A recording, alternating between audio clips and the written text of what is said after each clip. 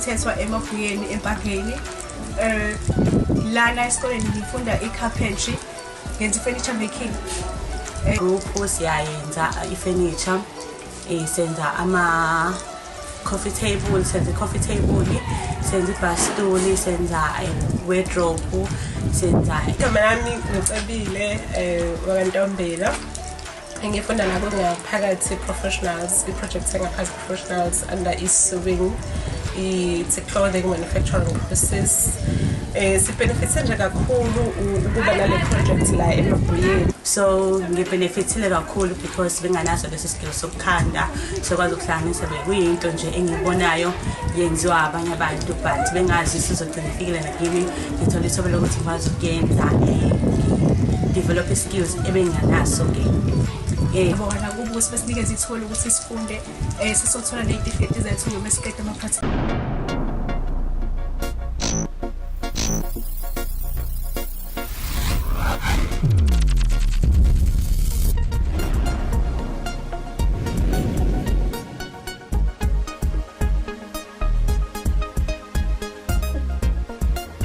Hi there, I'm Dr. Peter Kilbourne, the Acting Head of UJ's Department of Transport and Supply Chain Management, or better known as TSCM, and it's my pleasure to welcome you to the department. TSCM is housed in the School of Management, South Africa's management school of choice, within the College of Business and Economics at the University of Johannesburg. Since 1968, the Department of Transport and Supply Chain Management has developed programs that allow learners from diverse educational backgrounds to specialize in logistics management, transport management, and transport economics. At its core, the department's purpose-driven values and principles guide the provision of comprehensive and excellent education, training, and research programs to the domestic, continental, and international transport and supply chain community. Today, TSCM is a large academic department offering a rich portfolio of well-articulated diplomas, undergraduate and postgraduate degrees, continuing education programs, and specialized industry-targeted programs. The department's continuing education programs, for example, attracts thousands of annual enrollments. Of further significance is that all programs were developed in close collaboration with South African, continental, and global higher education institutions, industry partners, and local government. Moreover, these initiatives were strengthened and their stature grown through productive agreements with local and international universities. Being true to our UJ brand focus, the future reimagined, the department has adapted to the technology-driven society through the development of 2 online advanced diplomas and 1 online diploma in logistics. We also offer simulation training opportunities for our postgraduate students to experience a real-life business environment through an online simulation program. The department understands the importance of 4IR and the impact it has on the changing world of work. Therefore, we have implemented 4IR concepts.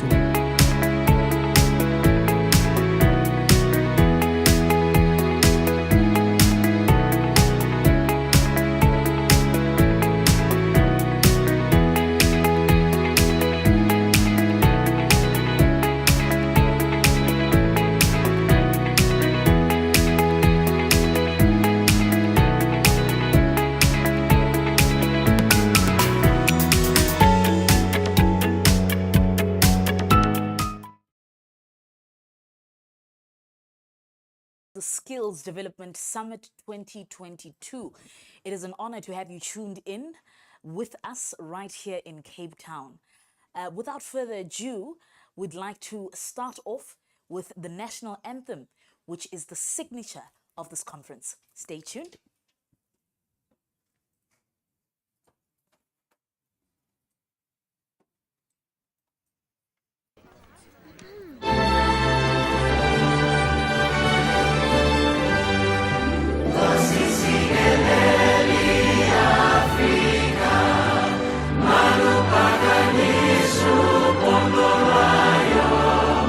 Israeli, Tanda, Soyetu,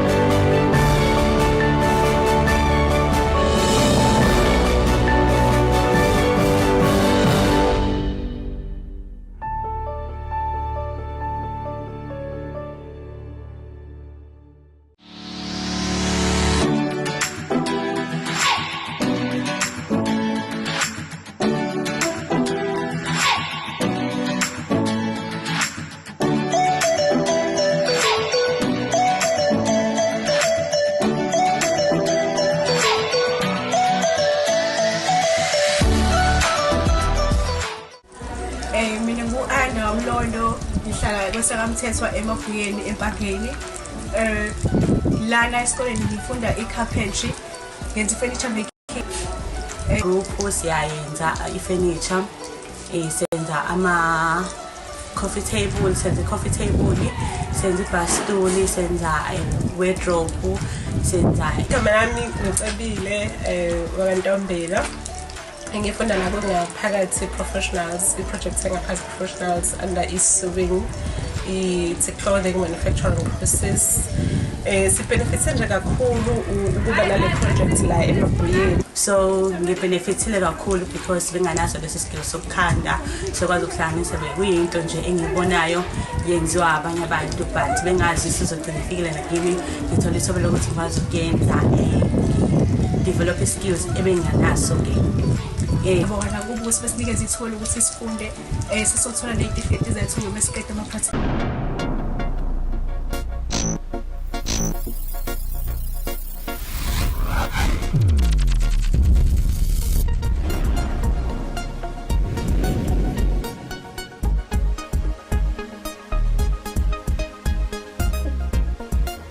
Hi there, I'm Dr. Peter Kilbourne, the Acting Head of UJ's Department of Transport and Supply Chain Management, or better known as TSCM, and it's my pleasure to welcome you to the department. TSCM is housed in the School of Management, South Africa's management school of choice, within the College of Business and Economics at the University of Johannesburg. Since 1968, the Department of Transport and Supply Chain Management has developed programs that allow learners from diverse educational backgrounds to specialize in logistics management, transport management, and transport economics. At its core, the department's purpose-driven values and principles guide the provision of comprehensive and excellent education, training, and research programs to the domestic, continental, and international transport and supply chain community. Today, TSCM is a large academic department offering a rich portfolio of well-articulated diplomas, undergraduate and postgraduate degrees, continuing education programs, and specialized industry-targeted programs. The department's continuing education programs, for example, attracts thousands of annual enrollments. Of further significance is that all programs were developed in close collaboration with South African, continental, and global higher education institutions, industry partners, and local government. Moreover, these initiatives were strengthened and their stature grown through productive agreements with local and international universities. Being true to our UJ brand focus, the future reimagined, the department has adapted to the technology-driven society through the development of 2 online advanced diplomas and 1 online diploma in logistics. We also offer simulation training opportunities for our postgraduate students to experience a real-life business environment through an online simulation program. The department understands the importance of 4IR and the impact it has on the changing world of work. Therefore, we have implemented 4IR concepts into curriculum and research projects. Being student-centered, we give special recognition to our top-achieving students on an annual basis. The department also houses a student association, TALSA, which is aimed at offering industry engagement opportunities and a networking platform for its members. Other achievements over the past decade include the department having entered into a funding agreement to host 4 annual Transport Forum special interest.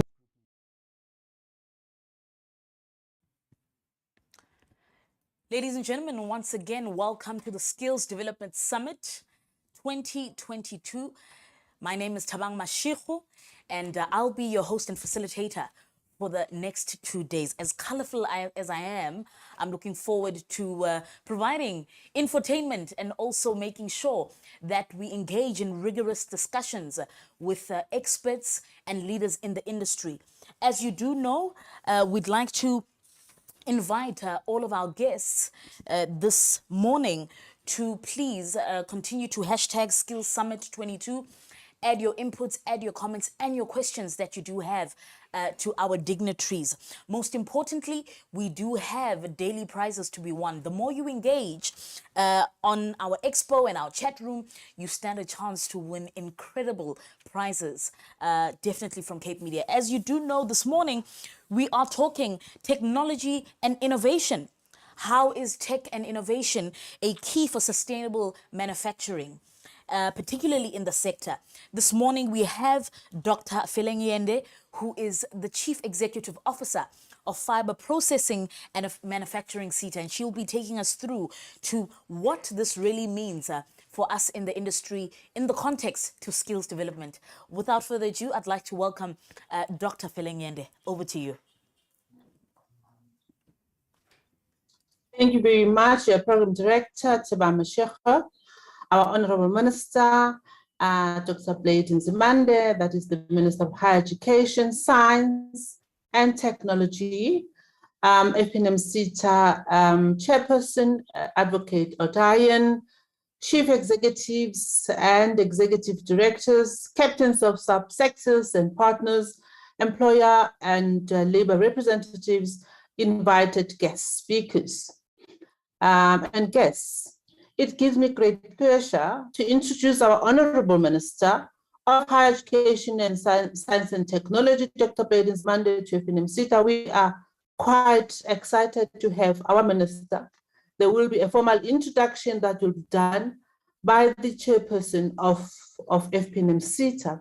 Mine is to really welcome everybody that is here and wish everybody the best, and we hope that the discussions today will actually pave a way in terms of clarifying the concepts that our Honorable Minister speaks about from time to time, ERRP, we have got master plans, and really we are urging our employers to open the doors for our young people.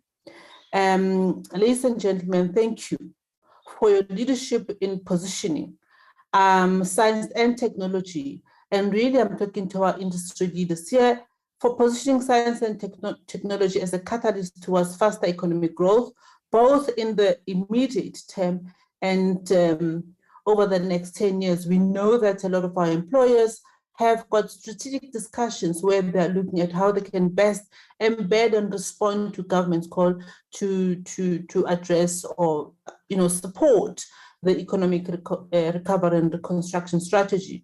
Given our economic and skills challenges, ladies and gentlemen, I'm glad that the overarching theme of this year's summit is most apt, and that is future perfect digital and innovation skills for business recovery and reconstruction that I've already mentioned. The COVID-19 pandemic has clearly changed how people live, work, study, perform basic tasks, and communicate.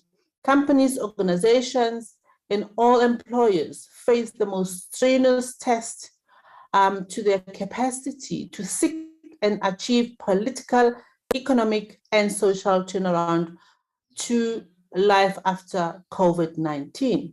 Without delving into the duty of the array of specialists, expert speakers, and panelists, I personally believe that, or argue that by the end of the summit, all of us would have had a glimpse of the skills that we need to focus on business reconstruction and recovery, but to also support the master plans that our Honorable Minister advances and ensures that we respond to from a skills development perspective. For me, there will never be fewer numbers of jobs. Instead, there will be new jobs opportunities to serve differently. That is when looking at the digitization concept and digital transformation. That is what we are here to discuss today as well, and tomorrow, looking at how we then respond to digital changes and how we digitize the skills that we are offering, and making sure that business is also lucrative and businesses grow so that our young people are placed in the right positions. Ladies and gentlemen, if we cast the net wider outside our manufacturing sector and look at our partners, I believe we will need more positions in the academic and research institutions as well to tell us what we can expect in the future years. It is for this reason that FP&M Seta, Fiber Processing and Manufacturing Seta, is excited to host this summit. I would like to welcome everybody once more, Honorable Minister, and wish you all of the best in the next 2 days. And we hope that this will provide tangible, actionable items that we can then be able to, as a sector, work towards or work in partnership to make sure that we deliver on relevant skills, and critically, we encourage the opening of employers' doors to absorb our young people. Thank you very much, Program Director. Everyone is welcome, and wishing all the speakers all of the best. And of course, we are pleased to have you, Program Director. Thank you.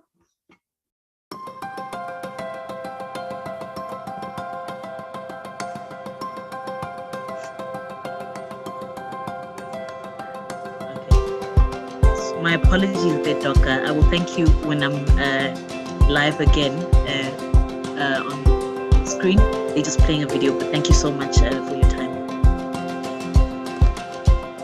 Hello, my name is Amy Ben. I work for an organization called Innovate Durban. We're a non-profit who supports innovation and innovators in Durban specifically, but in KZN in general.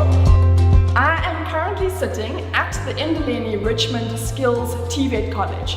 We have set up a beautiful innovation center within the college that is open to students studying here at the TVET, whether they're studying furniture, design, textiles, business studies. The facility is theirs to use. The centre is funded by the FP&M Seta, and it's here to service the students who study and learn at the TVET College. And the different machinery we have here, we've got things like 3D printers, laser cutters, very advanced embroidery and sewing machines. We've got acrylic benders, resin printers, as well as computers, laptops for the students, and good internet, obviously.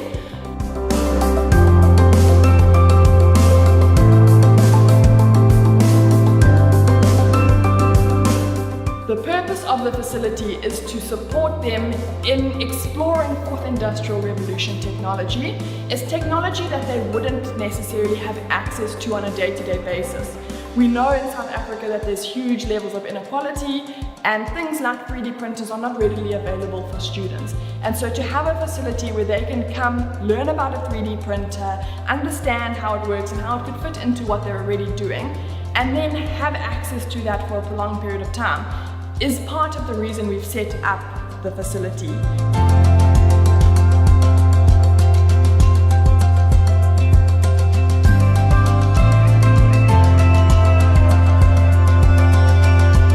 Another thing we will be doing is we'll be running a 12-month startup support program or an innovator support program.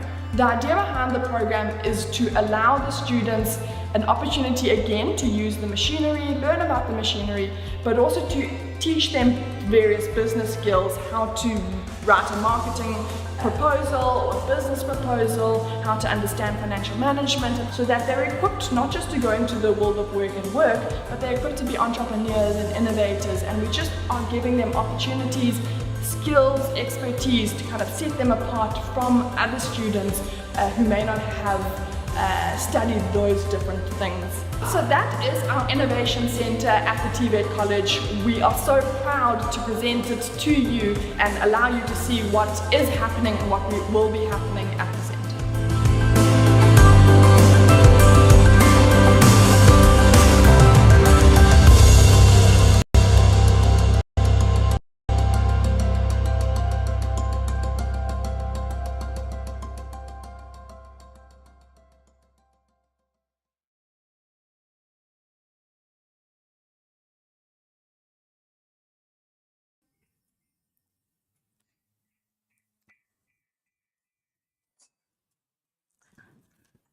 Welcome back, ladies and gentlemen. That was Dr. Feleng Yende, the CEO of Fiber Processing and Manufacturing Seta.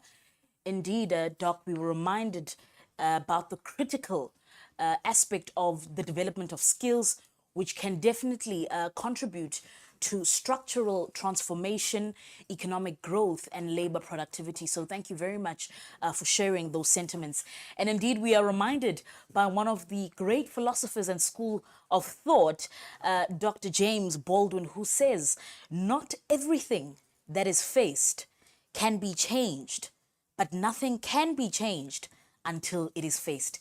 And with that, ladies and gentlemen, under technology and innovation, I wish to invite Advocate Michelle Odeyan, who is the chairperson of FP&M Manufacturing Seta Board, and we would like to invite her as well to introduce our Honourable Minister. Over to you, Advocate Michelle.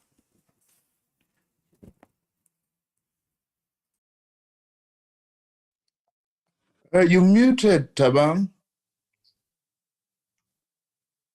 Hi, Honourable Minister. Okay, we will sort that out. I think we had crossed.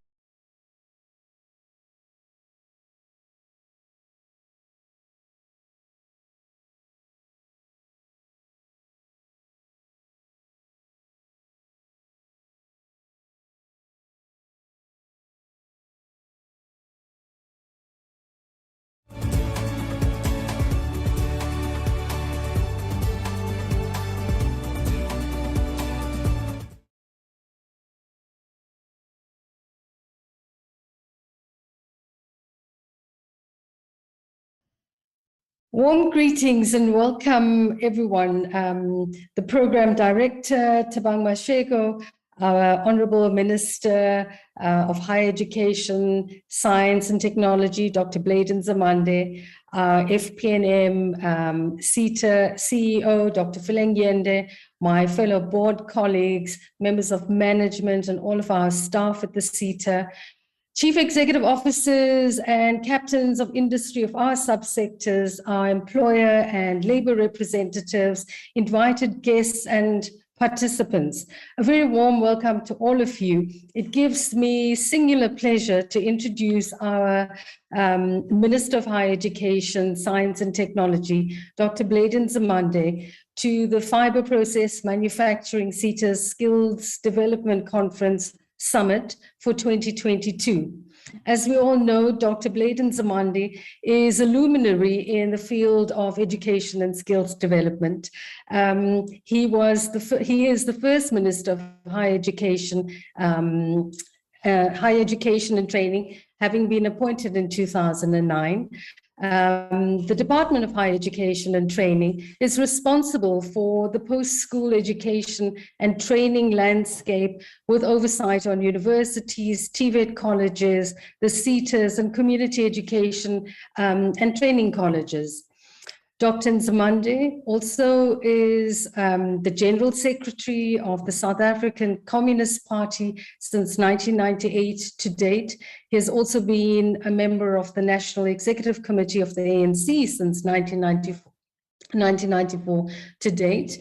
He holds a doctoral degree in philosophy from the erstwhile University of Natal's Sociology Department, having been awarded this in 1993, and with special focus on industrial and labor studies. Prior to his current position, Dr. Nzimande was the Minister of Parliament and the first chairperson of the Portfolio Committee on Education in our post-democracy between 1994 and 1999. In the early 90s, Dr. Nzimande was part of the SACP delegation to CODESA and has been instrumental in contributing to the reconstruction and development of our country.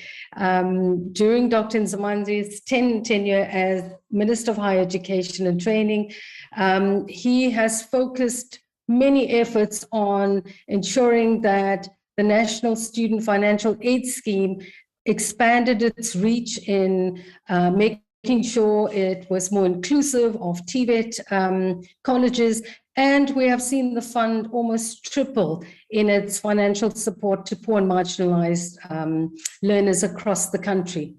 Dr. Nzimande is a scholar and political activist whose political, personal, and intellectual outlooks have helped shape the skills development environment, as well as helped focus our efforts on making social justice a reality for students, learners, and employers who are able to accommodate the many learners that we have in our environment. Ladies and gentlemen, without further ado, I now hand over to our esteemed Minister of Higher Education and Training, who will provide us with his insights and perspectives on skills development and how it's anchored and connected to an economically viable and thriving economy for the country. Thank you. With those few words, Ms.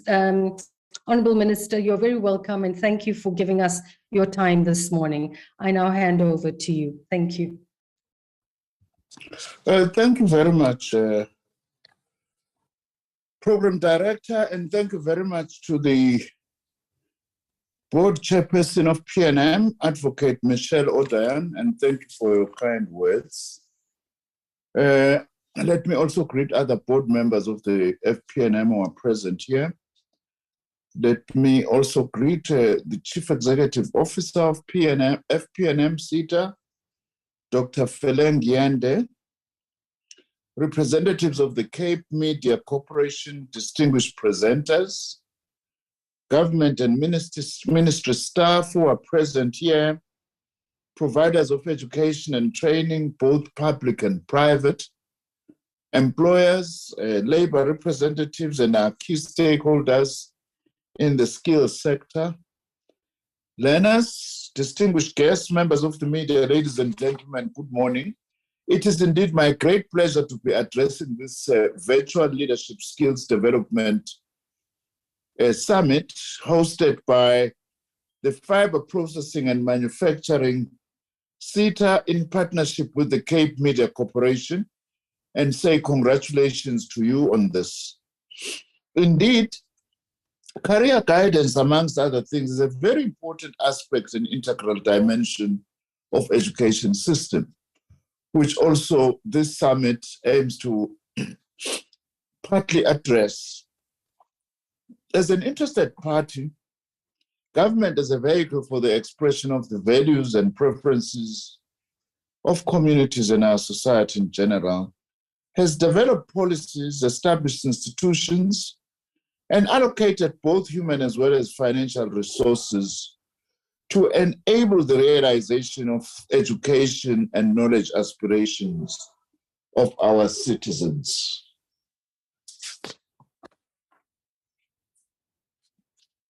Ladies and gentlemen, like many developing countries, South Africa's labor market, in anticipating the demand for what is regarded as the 21st century skills, operates within the context influenced by global trends in technology, including migration, urbanization, demographics, foreign direct investments, education, agriculture, and so on. These trends changes the nature of work and access to it.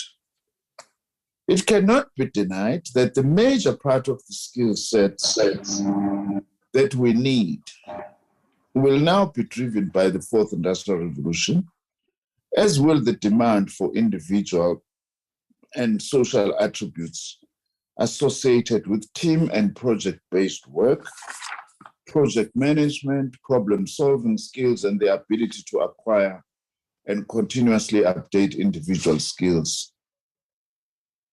When looking beyond the drivers of demand for 21st century skills, estimates show that the global labor market workforce of 2030 will comprise something like 3.5 billion workers. Unfortunately, most of whom will be unskilled and based in developing countries. According to the Organization for Economic Cooperation and Development, the OECD, it is anticipated that the labor force will decrease in Central Asia, China, Europe, North America, and high-income countries in East Asia, while the Sub-Saharan Africa labor force is projected to increase by 328 million. Based on this, therefore, there will be a predicted shortage of an estimated 38 to 40 million highly skilled workers in developing countries, with the greatest demand being for graduates in science, technology, engineering, and mathematics, what we call STEM disciplines. This is a shortage of nearly 45 million medium-skilled workers by 2030 in our developing countries, also brought about by low rates of high school enrollment and a global surplus of 90 million low-skilled workers. For developing countries such as South Africa, this implies that we ought to equip our low-skilled youth with foundational literacy, numeracy, and STEM skills. That's at the heart of the challenge that we have. Indeed, in addition to those, we also need to produce youth that can actually be upgraded, upskilled, and with the necessary social skills to adapt to fast-changing environments. However, the attainment of these objectives remains a challenge as South Africa continues to face, as we speak now, an ever-increasing number of people who are not in employment, education, or training. South African government has taken a decision that in the light of all this, we must expand access and diversify what we call highly articulated education and training provision, as well as improving the quality of our post-school education and training systems' responsiveness to the world of work. I like to just emphasize, Program Director, this issue of an articulated post-school education and training system. In short, what this means is that we must get rid of any cul-de-sacs in our education system. In other words, no one must be able to pursue a program that then becomes a dead end at some stage. Like you go through a TVET college, you acquire, for instance, what is called National Certificate Vocational. You pass and do well, but you can't be accepted at university because it's taken that even at universities of technology, that you are actually coming from a particular stream. One of the biggest challenges that we have in our country is to have a flexible system that allows upward movement for those who want to do that, but also allows sideways movement for people who want to pursue other skills areas.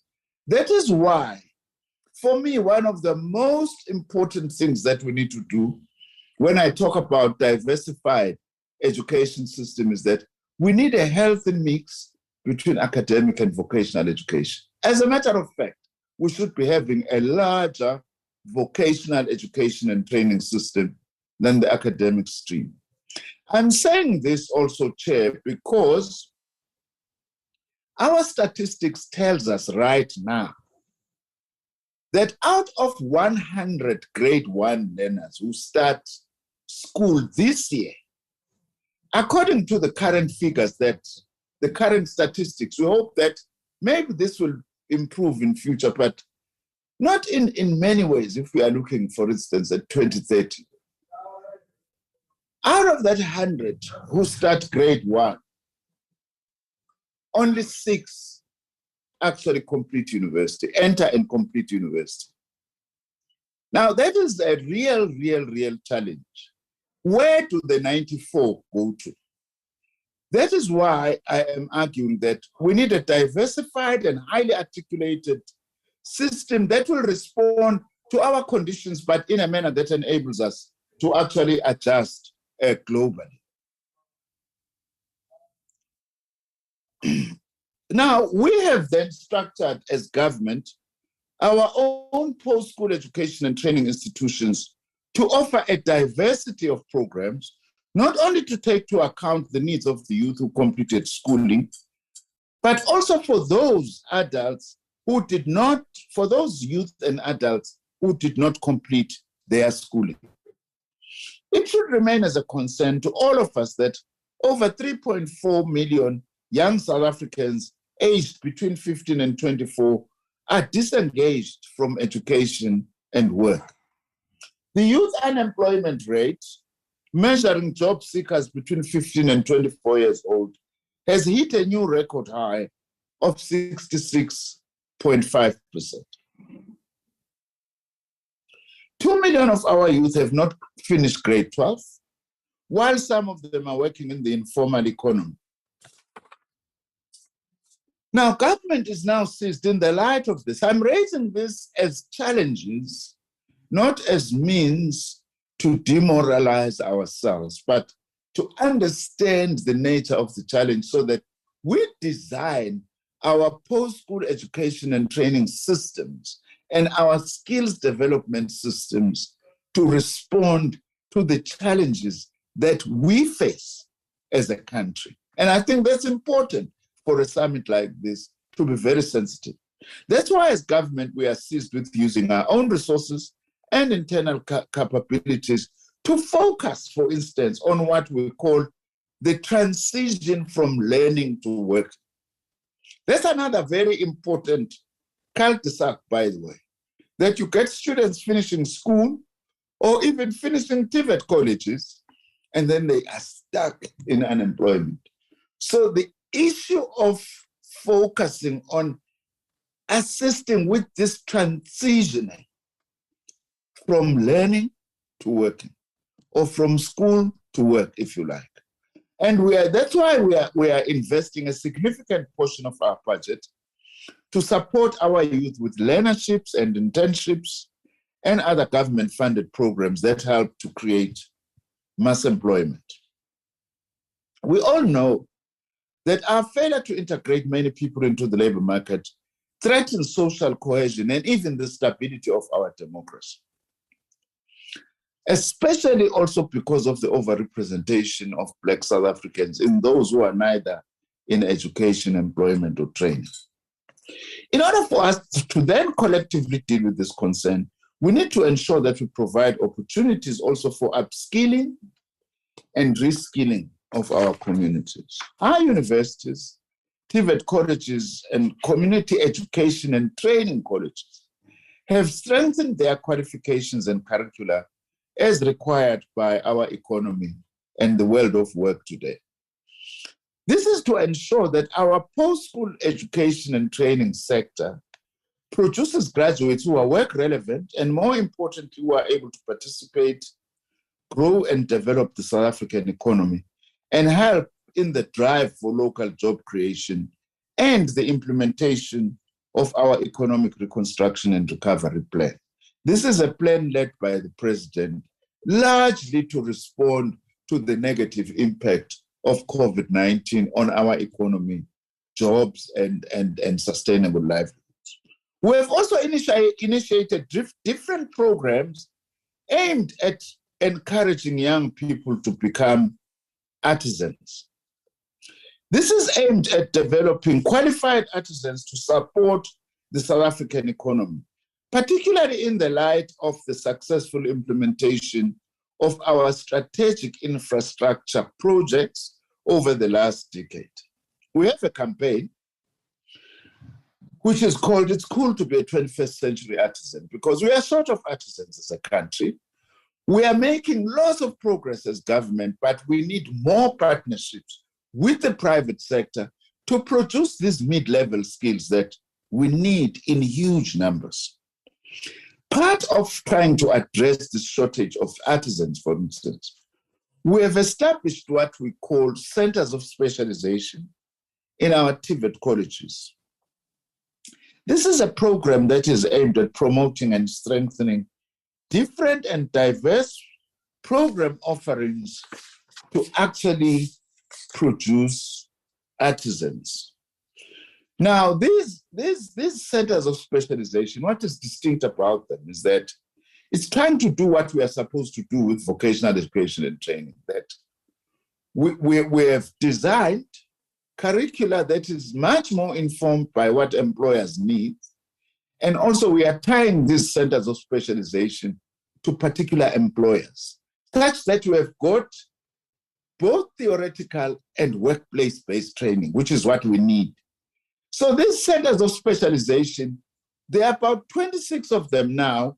We are piloting them in particular trades. Some colleges are specializing in plumbing, others in welding, others in electricians, and so on, tied together such that then we are in future we are able to massify this such that all of our colleges operate like the centers of specialization that we are piloting.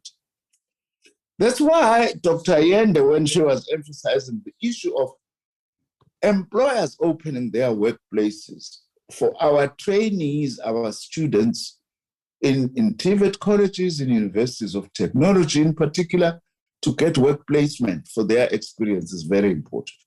In other words, one main message I just want to leave with you here for now is to say, it's not enough just to blame government to say we are not producing the skills we require. How do we produce those if employers are not closer to our colleges and universities, for instance? If they don't sit in our councils of TVET colleges and universities to be able to actually say, here is the kind of curricula that we need for the place of work today. Yes, we must take our own responsibility as government for what we are not doing okay, but we cannot be able to do that completely unless employers come closer, not only to influence curricula, but also to provide work placement exposure. And work placement exposure, by the way, is not only for students, important as that is, but also we have a program that is seeking to expose, for example, TVET college lecturers in the workplace. Because we still have this challenge in our sector where you have got some lecturers, a lecturer who teaches at a TVET college public relations or human resource management, but has never seen public relations in action, has never seen a public relations department in a company in the private sector, but is teaching our students who actually supposed to graduate and become public relations practitioners. That is why also we are saying that this partnership that we need with employers must also extend to lecturers and not only to students. We have also, as a Department of Higher Education and Training, produced a list of critical skills and occupations in high demand so that we guide program offerings by our students, by our institutions, in the post-school education and training sector. Many of the occupations on the list mentioned, critical skills, can be associated with key areas and sectors identified as crucial for the reconstruction and recovery plan. Sorry, just a second.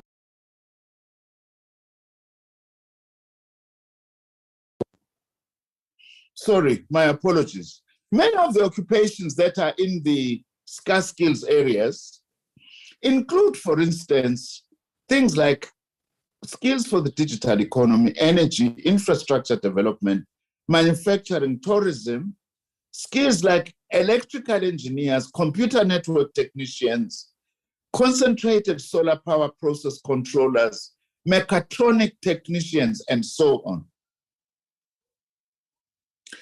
I am mentioning some of these things because I think that for all the participants here, I would request also that you familiarize yourself with our scarce skills list so that you know what are the skills that we need in our economy. Now, let me just say something briefly about the role of our SETAs in training. We are saying that as a country, we are very lucky, by the way. Many countries envy us that we've got these entities called the Sector Education and Training Authorities, the SETAs. We have 21 of them operating almost in every sector of our economy. And our SETA landscape is characterized by boards that represents, in the main, both organized business and organized labor, operating in designated sectors of the economy. The President in the State of the Nation address this year mentioned that, amongst other things, we need to focus on placement of students, those who require work placement, to effectively guide or realize this transition I was talking about from learning to working. President committed that not less than 10,000 TVET college graduates who need what we call in-service training must be absorbed. But in addition to that, through our skills initiatives with the SETAs, we are going to be having more than 100,000 learning opportunities, which includes learnerships, apprenticeships, as well as internships for this year. There are also, in addition to that, targeted numbers for artisans. For this current financial year, our National Skills Fund, in partnership with the Presidency, has allocated a further 100 million rands towards what is called the Presidential Youth Employment Initiative, which will benefit about 4,500 learners in the digital learning space, for instance, which is another area that we need more young people to go into. The National Skills Fund has further committed 200 million rands to employment creation initiatives between the Department of Higher Education and Training and the Unemployment Insurance Fund. And this project will benefit more than 5,000 unemployed youth. Now, I also need to add the fact that our SETAs are also doing a number of other, are also embarking on or engaged, rather, sorry, in a number of other very important initiatives. I've been saying to the SETAs, rise to the occasion, tell us more about what we are doing in order to counter this negative narrative about our SETAs, which in fact are doing a lot of important work. Let me just make one example, and there are many of them. With this very SETA that is hosting this platform, the FP&M Seta, which actually has got a wonderful skills center at Ndaleni in Richmond, in KwaZulu-Natal, working with the TVET, the Mkumundo of TVET colleges, offering occupational qualifications in skills like garment construction, furniture making, ICT, and that center in Ndaleni also has got free Wi-Fi. Now, this is a rural area, by the way, also an area that was ravaged by violence in the late 1980s into the 1990s, giving hope to young people who ordinarily would have been lost because many of them left school, did not qualify for university. That's amongst the 94, by the way, of the 100 that I'm talking about. Also, I must extend my appreciation to the FP&M Seta for having placed approximately 2,200 learners in the FP&M Seta over the last 5 years, and for fully supporting our TVET graduate placement program. FP&M Seta is one of our best performing Seta, and over the past 3 years, it has been achieving 100% of its target, including its 5th unqualified audit opinion for the financial year 2020 to 2021. I'm also pleased to say, which is another important issue that I need to mention, that our Setas are also collaborating, by the way, with one of the most organized institutions in society, which is the church. For instance, the FP&M Seta initiative in Ndaleni is in collaboration with the Methodist Church. We are also having extensive collaboration for community education and training with the Catholic Church, for instance, which has got Tabiso skills centers in many parts of the country, doing a lot of good work in empowering young people with skills so that they can get employment or start their own initiatives. But also the Setas who have agreed that it's important that they support the high-end skills.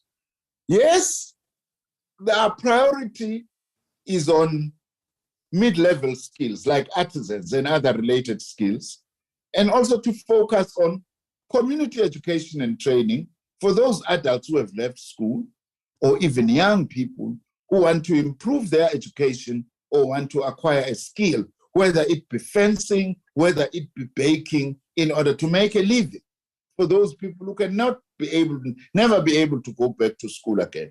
But there are other high-level skills that are very important in a modern society today in the light of technology.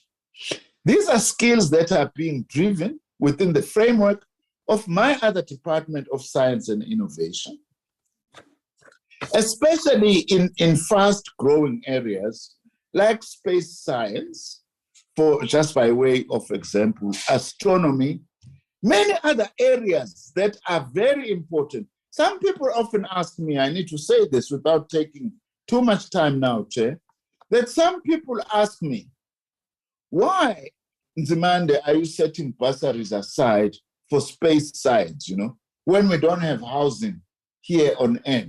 Why are you bothering about space?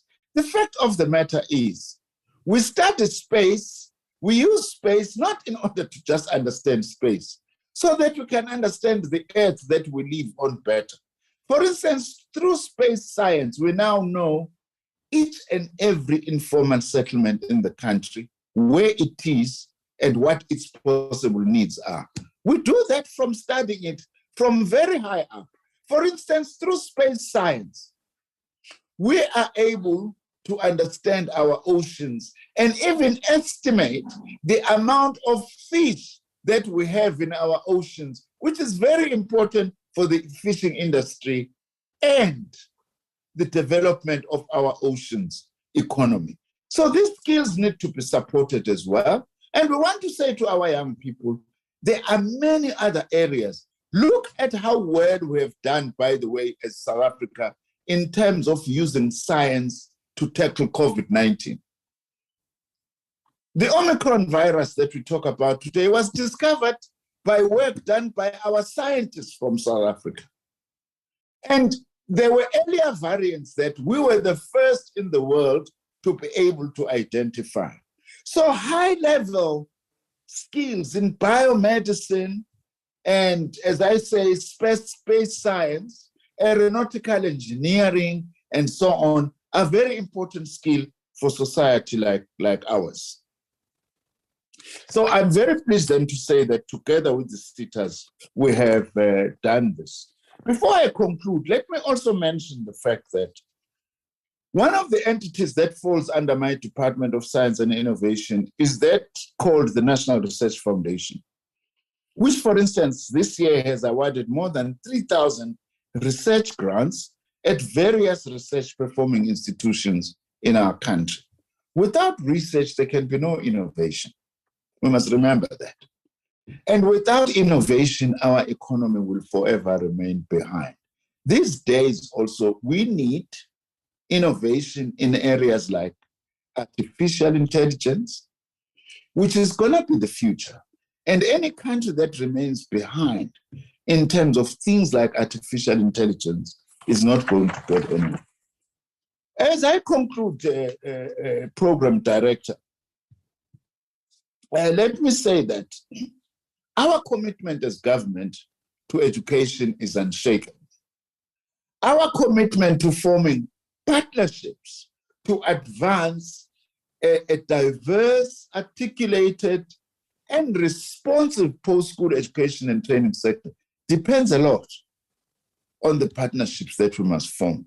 That's why I'm here addressing this platform, because I want to say to all of you, this government is prepared to partner with you so that we provide the skills that we need as a country so that we are able to grow and develop our economy. And I must say also that much as the focus of the country has rightly been on 15 to 24-year-olds or 18 to 24-year-olds, we focus on that, by the way, because that period for young people is the most critical. You either break out of poverty or you remain trapped in poverty if you don't make it just between the ages of 18 and 24. It's a very sensitive, it's as important as the first 5 years of a child. That is why we are focusing on this. But not only that, our skills provisions are also meant for adults who are out of school, who are working, who are not working, who can go to community education and training colleges, which we are expanding, as well as into all our other post-school education and training institutions. Let me take this opportunity then to thank you, Advocate Odaya. Thank also the board of the FP&M Seta and Dr. Feleng Yende and the entire personnel of FP&M Seta and the leadership of the Cape Media Corporation for hosting this Skills Summit. I hope my input, which attempted to cover a lot of things we are doing in areas that require attention, I hope that it has given the appropriate and relevant context to the issues that we are going to be dealing with in your summit, and also in trying to identify education and training opportunities that are being pursued by my ministry and my two departments. I wish you all a very successful summit. Thank you very much.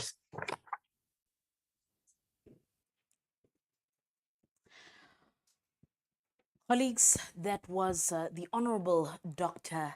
Blade Nzimande. I'd like to thank the Minister for truly dropping gems that remind us of why it is important for us to be patriotic to our country. Honorable Minister, you reminded me of the words by Dr. Neil deGrasse that says, ignorance is a virus.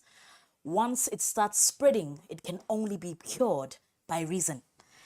And for the sake of humanity, we must engage and we must be that cure. You mentioned, the importance of having STEM disciplines and also the centers of specialization, which I think many of the private sector representatives that are logged into the summit look forward to engaging with your office and with the department to find out more. And I think we can't emphasize the importance of vetting our service providers, particularly the lecturers, as you mentioned, to make sure that we are appointing the right people and the right service providers to transfer the skills.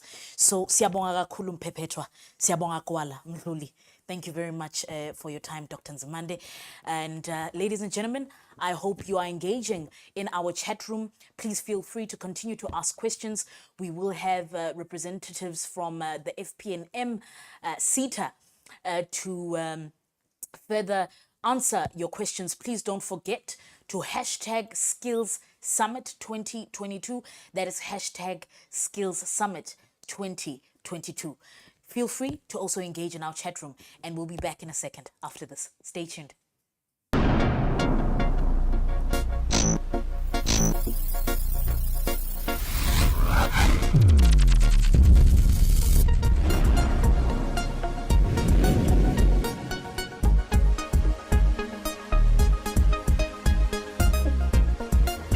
Hi there, I'm Dr. Peter Kilborn, the Acting Head of UJ's Department of Transport and Supply Chain Management, or better known as TSCM, and it's my pleasure to welcome you to the department.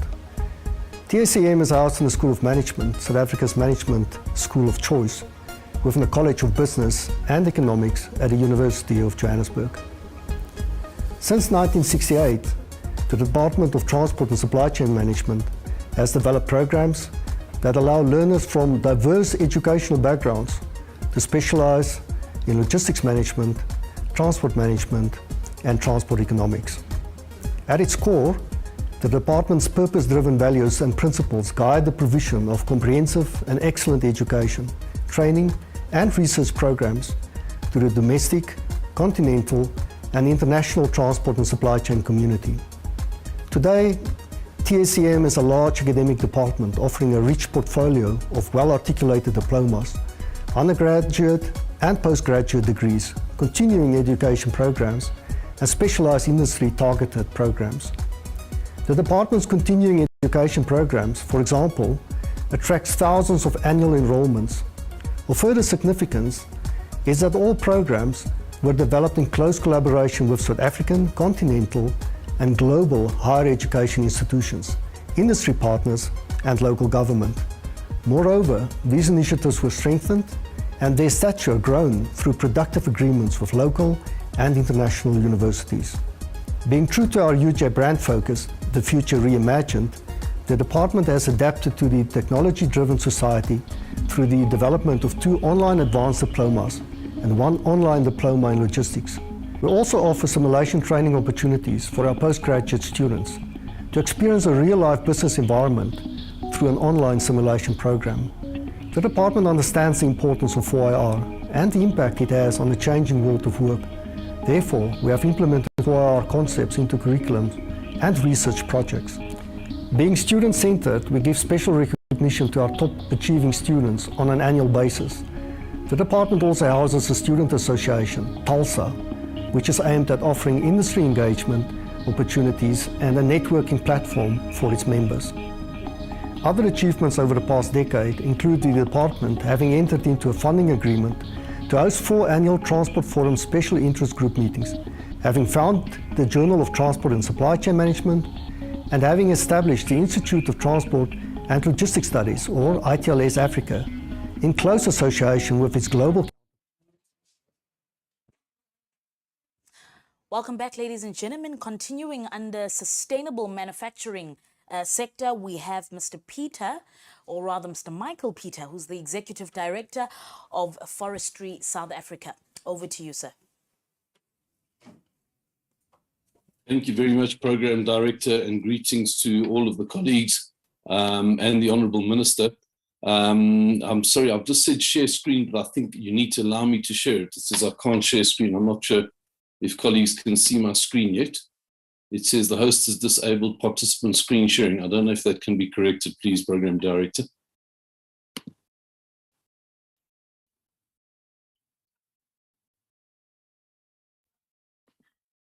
There we go. Yeah, I'm in. Thank you very much. Please let me know if you can see that. Is that visible to everybody? Yes, we can. Thank you. Thank you very much, Chair. So thank you very much to the FP&M Seta, to Dr. Yende and the colleagues for inviting me to make this presentation. Big shoes to fill after the Honourable Minister's address. He didn't mention it in his address, but there's a banner on top that the Honourable Minister is the executive for the Human Resource Development Council that's chaired by our Deputy President. So, everything he said is of extreme importance, not just for this skills summit, but I think across business in South Africa. Chair, I was asked to talk about the ERRP. And I think before we talk about economic reconstruction, we need to talk about what are we reconstructing around. And the Deputy Minister made reference to COVID-19, but in actual fact, there are a number of other, this is not forwarding. I wonder why that's not going forward. Let's try that arrow. There are a number of other issues from which we are trying to recover. And these go back as far as 2008. In fact, in 2007, with the introduction of the National Credit Act, which was actually a very good thing that government did, to stop reckless expenditure by consumers. But the impact that had on our industry is that the number of new houses that were built in 2008 compared to those in 2007 halved. And the consequence of that is that our timber volumes used to be around that time 22 million cubic meters per annum. And they dropped quite sharply within the next couple of years, in the next couple of years to 16 million cubic meters per annum. And they are still around that level today. So it's not just COVID that has impacted our industry. We then had what I call the decade of disaster. And on a daily basis, we see more horror stories coming out of the Zondo reports. To be fair, our industry wasn't badly affected by state capture. If you read the Zondo report, it suggests only 5.7 million was stolen from Safcol during the state capture exercise. But the impact on the sector through state capture more generally in the country has been massive. And you can see here the figures that have been thrown around, possibly as much as R1 trillion has been misappropriated, misspent, and so on. And this is money that didn't go to the people, in whose name it was misappropriated under radical economic transformation. A lot of it has been salted away offshore. Hopefully, Minister Gorongwana will use his powers to try and repatriate some of that money.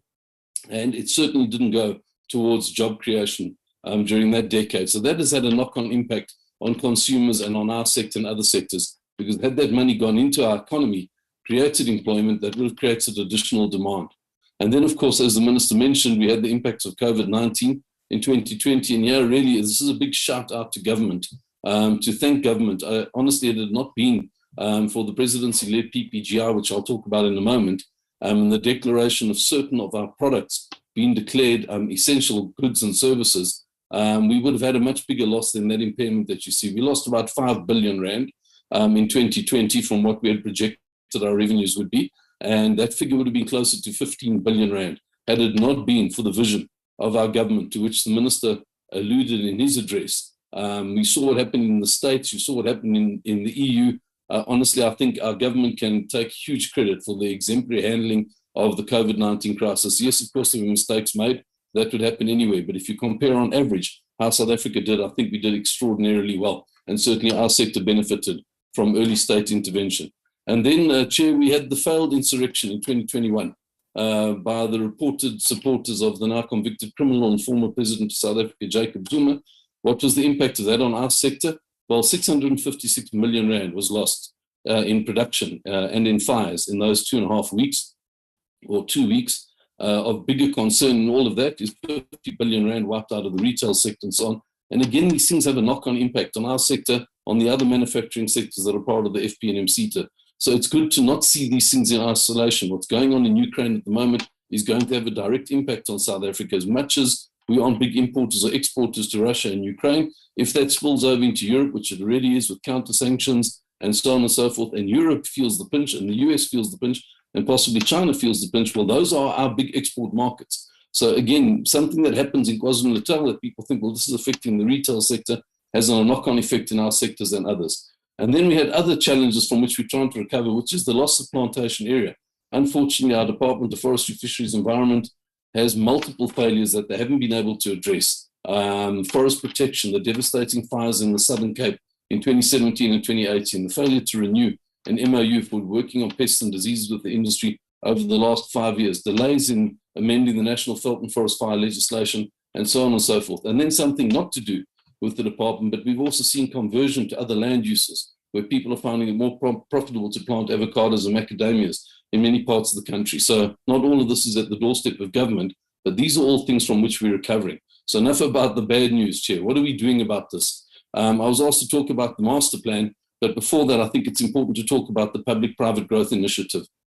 This is a presidential-led initiative, which in 2018, following our President's first State of the Nation address and his reference to Hugh Masekela Song Tumamena, he moved a number of people in business, the late Dr. Johan van Zyl, who sadly passed to COVID last year, with Dr. Rolf Meyer, approached the president in 2018 and said, we've been moved by your speech. What can we do as business to turn around this lost decade under the previous administration? And so the president said, go and talk to business and find out what investments you can muster together. Business collectively agreed to muster over 500 billion rand in new investment to support the president and his administration. From our sector-specific inputs, we have committed 23.9 billion in new investments with a potential additional 14 billion rand in new capacity, provided government can unblock the things that have been blocking that investment over the last decade and in fact longer.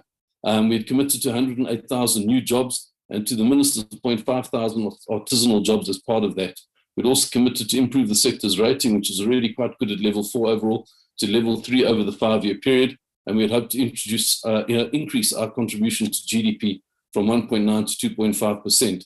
In terms of what were these PPGR commitments, well, from industry side, it was upgrading of pulp and paper mills, expansion, modernization of sawmills, investments in renewable energy, and the planting of 151,000 hectares of new plantations.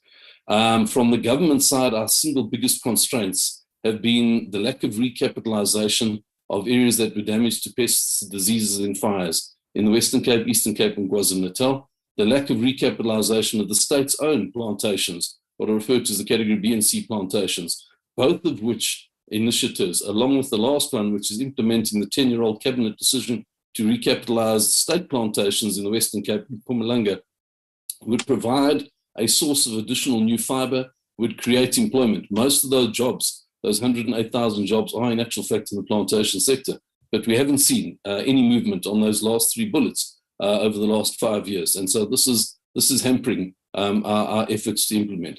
So what did we do from the PPGR? This was then channeled into the Forestry Sector Master Plan, which I was asked to talk about. These are plans which the DTRC put together, but that sector lead departments need to take forward.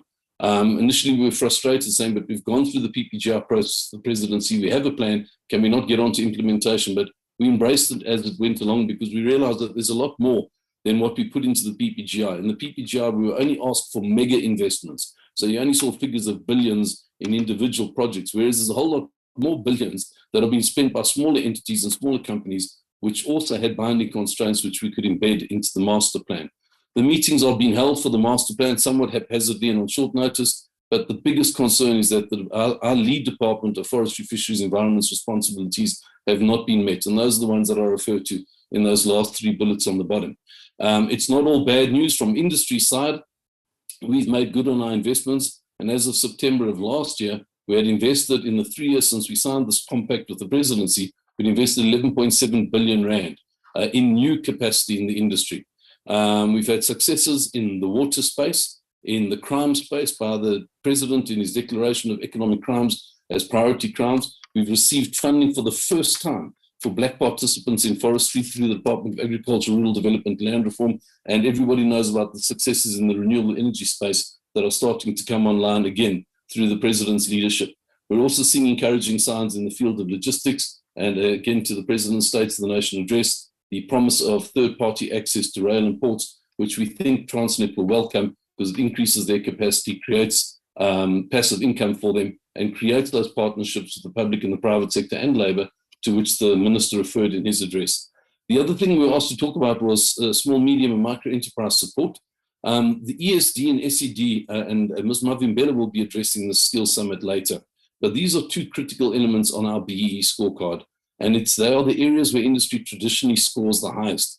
And I always say to people, people get caught up on ownership, but ownership is a double-edged sword. When you own equity and the business gets into trouble, you lose money and you become liable. Whereas when you're supporting other enterprises to support that business and your business might get into trouble, as the minister said in his address, once you've skilled people up and trained them in business with other skills, they can take those skills into other companies or even other sectors. So we think those are the most important things that we should be focusing on as part of our SMME support. We produced an extremely encouraging CSR narrative. Mr. Norman Dlamini, who's our Business Development Director, updated this last year to also, by the way, include the impacts of COVID-19 and our sector's response in partnering with government to address it. And that's available on our website, which I'll put on at the end of the presentation.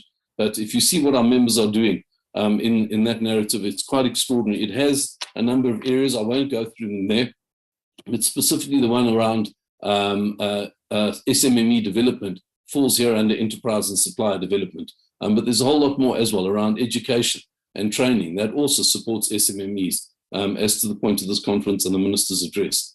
Then beyond company-led programs, and there are many of them, and please do visit our website to have a look at what Sapien, Mondi, and York and Marinsky and all of our larger companies are doing. And by the way, that's just obviously the big programs. There's a whole lot of individual farmers and timber growers around the country helping communities, uplifting SMMEs, but those initiatives aren't big enough to make it into the CSR narrative. So there's a great deal going on.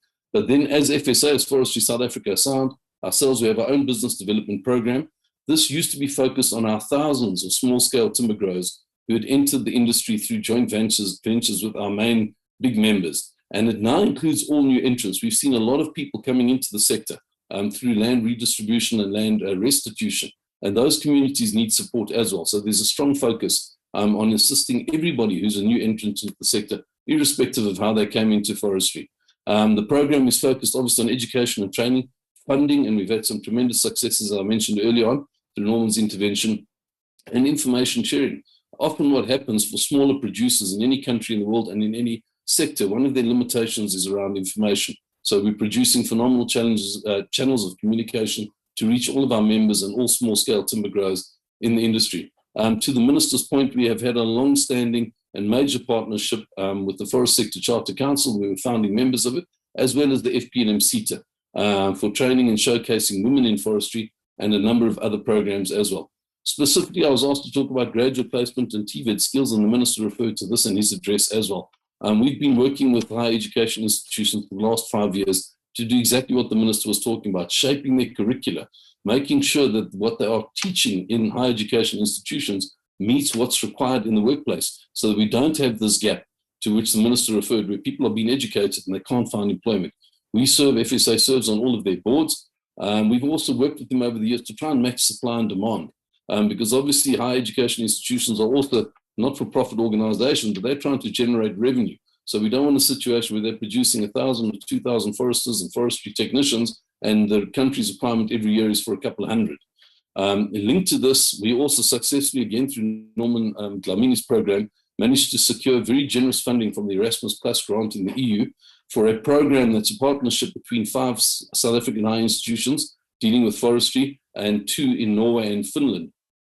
And importantly here, and this is to the Minister's point, there's also a very strong focus on entrepreneurship, because we're all focused on how do people find employment once they get qualified, how do they get employment, and we want to try and change the narrative from people being job seekers to helping people use those skills maybe to start their own business. This is what we've done in the Forest Sector Charter Council, supporting entities to form their own businesses and provide those services back into industry rather than simply being employees for companies. And this is really important because to what the Minister referred around the changing world of work.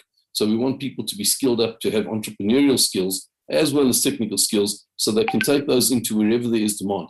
You know, if you're skilled up in artificial intelligence or coding, you can use those skills in any sector versus when you've been streamed into a very narrow focus. In terms of the TVET skills, well, exactly the same thing is happening. You know, the nature of forestry of work is changing, and I'll talk about it in a moment, but also in our master plan, this requires us to develop a skills order for the sector, which we are busy doing with the FP&M Seta, so that we can assess to what extent our TVET colleges and our higher education institutions are producing the sort of skills and graduates that are needed in the sector.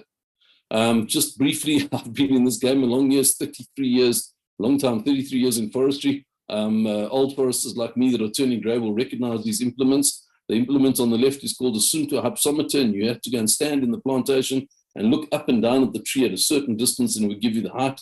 And the DBH caliper on the right would tell you the average diameter of the tree. And then you'd use tables to work up the taper and try and determine the volume.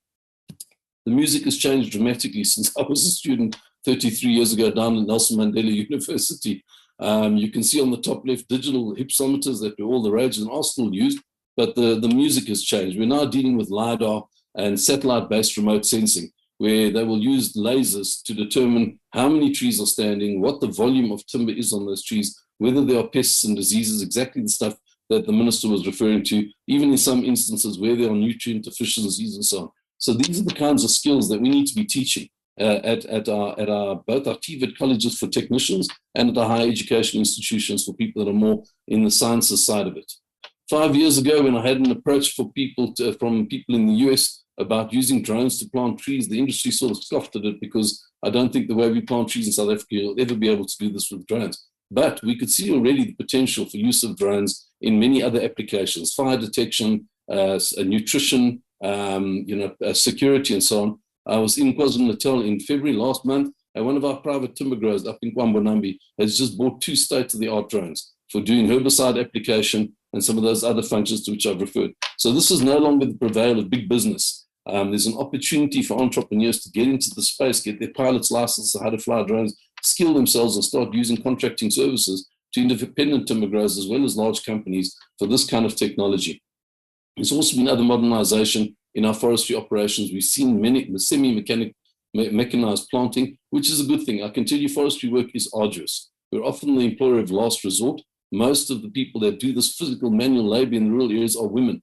And by age 36, they are not in good shape. Their backs are hurting and so on. So we've developed systems to try and produce, have a hybrid between human and mechanical planting, big machine that goes along with the planters, and they use these mechanical augers to plant. And the same thing in the harvesting space. FSA also led the development of a mobile winch. That was a partnership again with the Seta, DSI, the Minister's other department, UKZN, and ourselves. And this was developed for small scale growers. But as I've said there, as we saw with other toolkits that we developed, as soon as you develop this to try and support small scale enterprises and so on, you often find there's greater uptake by large companies to use with their contractors. And then importantly, not all artificial intelligence is around the replacement of manual operations. There are great opportunities for using AI in training. We have a highly successful VR chainsaw application that FSA developed, again with support from the FP&M Seta. And this is proprietary information available to our members, where we can reduce the risk to people when they're being trained. Chainsaws are extremely dangerous pieces of equipment. So we reduce the risk. People, by the time they've gone through this VR training, they don't have to travel long distances and stay in a training center. They can do it at their workplaces, and then they do a practical application sort of over 2 days at the end of the course. So we anticipate more and more of the use of artificial intelligence in training and not just in the replacement of manual work. And then briefly here, the HRDC to which I referred states that the foundation, therefore, for a dynamic and successful post-school education training system is a strong job-creative economy as a first imperative. We have way too many people out of employment.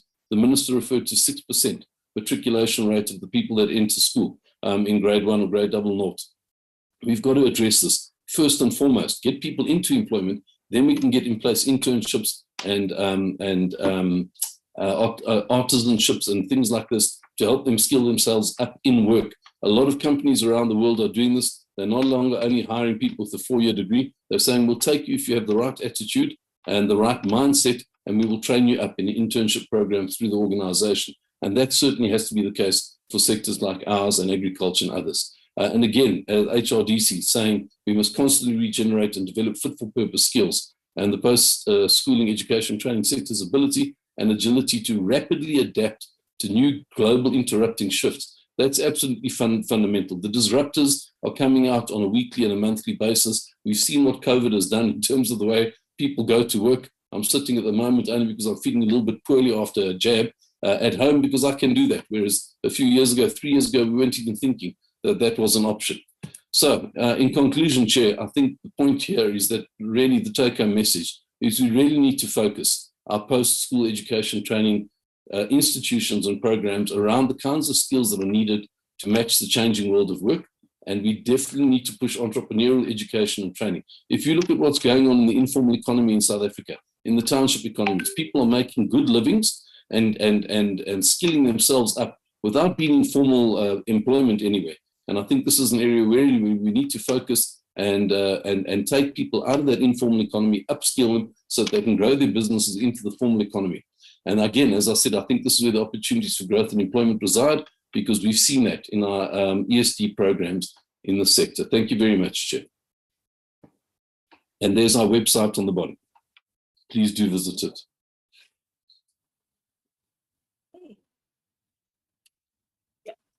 Thank you very much. Let me just tune in. Ladies and gentlemen, that was Mr. Mike Peter, Executive Director for Forestry South Africa. Thank you very much, Mr. Peter, for the knowledge that you shared. Most importantly, just to re-emphasize some of the sentiments that you mentioned, it's very important for us to upskill, because we know that upskilling increases knowledge, and as a result we have productive levels that contribute to economic transformation and development. So thank you very much for that. Ladies and gentlemen, after this we'll have our last guest speaker for the segment before we proceed to the panel discussions. Stay tuned.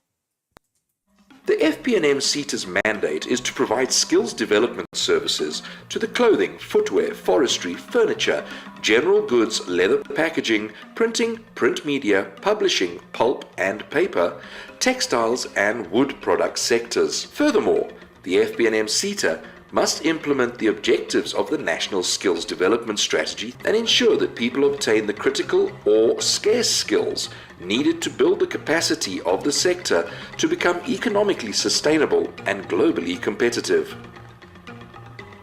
The intention of the National Skills Development Strategy is to increase access to training and skills development opportunities, to transform inequalities linked to class, race, gender, age and disability, to address the challenges of skill shortages and mismatches, and to improve productivity of the economy, and to increase the focus on skills development linked to rural development. Welcome to my Space Academy.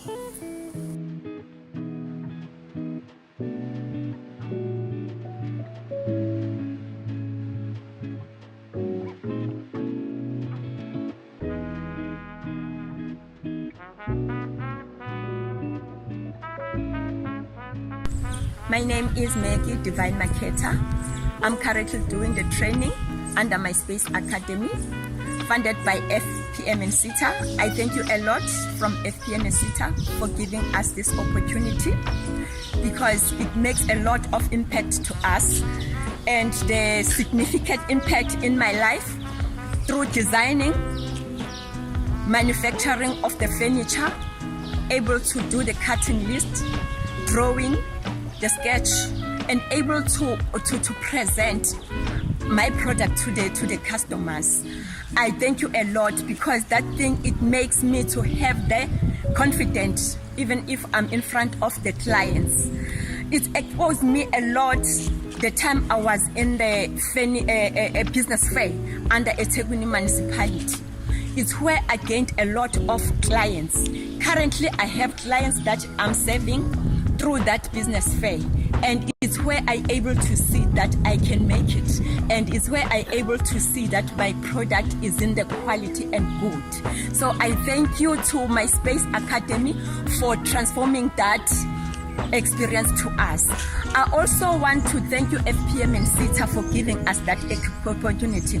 So going forward, I want to see myself to have a workshop where I can able to grow my business and able to create more jobs opportunity and transfer my skill to my community, because there's a lot of unemployed youth who are not working. So I think my passion is to transfer my skills to them and to create more jobs opportunity. I also want to see my country, South Africa, to economy is growing up more special in furniture industry, and to have more relationship with other countries, and to learn other countries how they do their furniture making to be in the best and in the quality. So I also need a lot of funding to have more equipment, the machines that I can do my machine, my product. I thank you a lot. I thank you a lot. Thank you. So.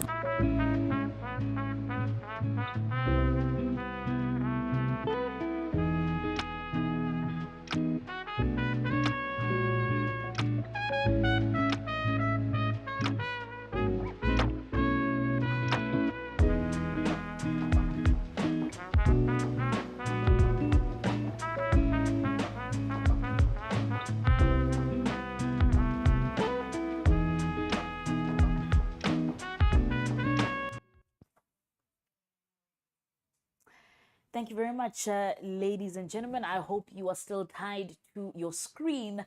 We are back and running. We did have our former speaker, Mr. Michael Peter, who was giving us an overview around forestry, or rather the forestry industry in the country. Now, without further ado, still talking key tenets for sustainable manufacturing sector, we have the CEO of Printing SA, Dr. Abdul Majid Mohammed.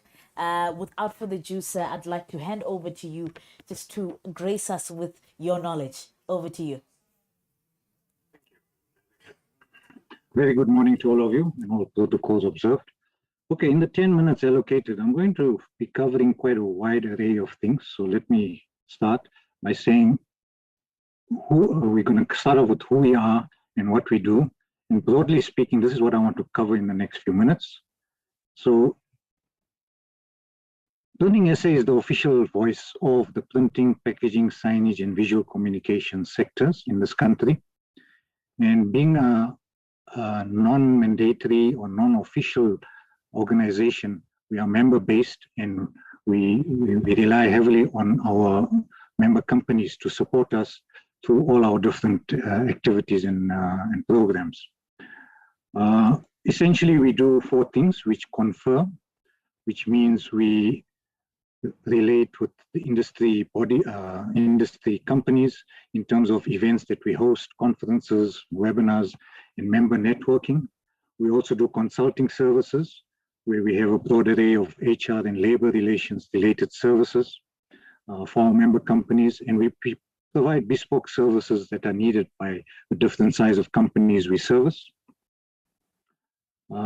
We also campaign or lobby in a big way with government, in that we simplify complex legislation that is promulgated and made, and we make it easy to digest by providing regular communications to our members. And I think I just want to touch on 3 important acts that came out recently. The first one is the Waste Management Act, which is now in place since November of last year. Now, this act aims to minimize landfills and encourage a circular economy. So all member companies that produce waste to that extent of over 10 tons per annum have to register with the Producer Responsibility Organization. And these funds in turn are collected by the PRO, and they will be used to assist in the product's recovery and achieve recycling targets that have been set. The other one is the Air Quality Act, in which owners of factories need to ensure that any emissions over 25 tons per annum, they need to actually put in mitigation equipment at huge costs, either carbon absorption or thermal oxidizers in their plants. Now, Printing SA has, on behalf of the industry, engaged specialist consultants, spending over R1 million to make representations, suggesting alternatives to the government to how the proposed legislation can best be implemented without the negative impacts or effects of higher production costs. So the Department of DFFE, Forestry, Fisheries, Environment, is looking into our proposals. Also, in terms of the DOEL, they've proposed new employment equity targets for all sectors. And what we have done as an industry body is we've developed a comprehensive response proposing more reasonable targets to be achieved. And this is also currently receiving attention. I then move on to what is the print value chain. Now, essentially, this explains that we in print are also very closely tied up with publishing, packaging, signage, and the visual communications. So if you look at this graphic, the raw material supplies include all the different substrates, which is paper, board, plastics, vinyls, polystyrene, metal and aluminum cans, PET, etc., and inks of all kinds. The equipment also comes from diverse manufacturers. Then we move on to the actual concept and who originates it and develops the design of the product. That includes the pre-press and the marketing elements of that product that's going to be manufactured. Then we move on to the third yellow block, which is the manufacturing stage. That is how it gets printed or produced, on what surface or substrate does it do that, and what kind of specialized equipment does it use. So this includes the actual press and post-press stages of the production cycle.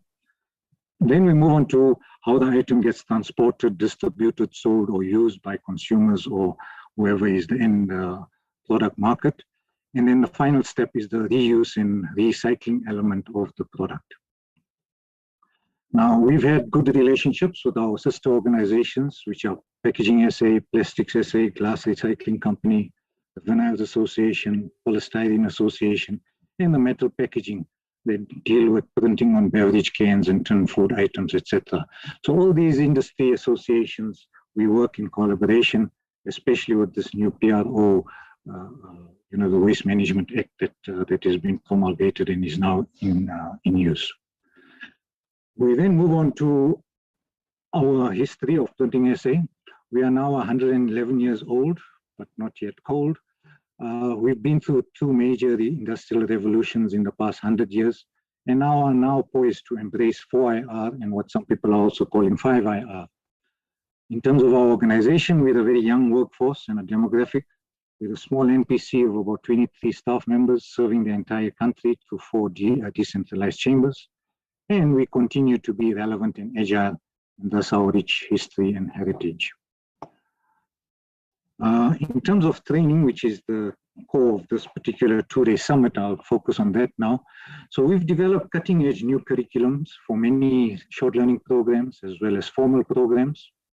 So as part of making printing an exciting career, some even say like a more sexier career, the prospect for matriculants, we do career sort of counseling for them, or we attend career expos to encourage them to join this vibrant sort of sector. And for this particular group, we've developed the foundational learning program. And this program focuses on unemployed youth who have been identified through rigorous psychometric and color perception testing, so that they can make career print their choice in terms of a career. It is offered as a 5 months of intensive training, either face-to-face or through Google Classrooms, followed by 3 months of an internship at a company that provides workplace training. And we are proud to say that over 160 learners have been through this program so far, and over half of them have secured full-time permanent employment.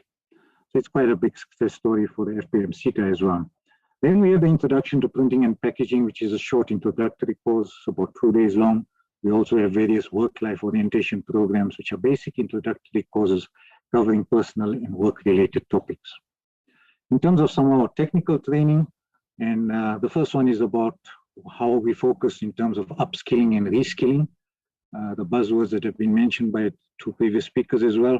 So we've got the Adobe Creative Cloud, which is aimed at designers and creatives who want to up their game and to be more proficient in how they function in the pre-press environment. So these are many short learning programs, short courses offered by a specialist and offered through us as Printing SA. We also have other wider array of programs on offer, and this is just a list. And one of them, the Color Management e-learning, is a 20-hour course now being offered internationally, and it has received international acclaim and has been so successful that it is being considered to be offered and translated into other European languages as well. In terms of other specialized short learning programs that are linked to qualifications, this is part of our list, and this is the other extended list. So we also offer the International Computer Driver License, which gives learners basic computer skills, Word and Excel. We've even got our own team leader program, which is a 1-month duration of 5 core modules aimed at supervisory level positions within our factories.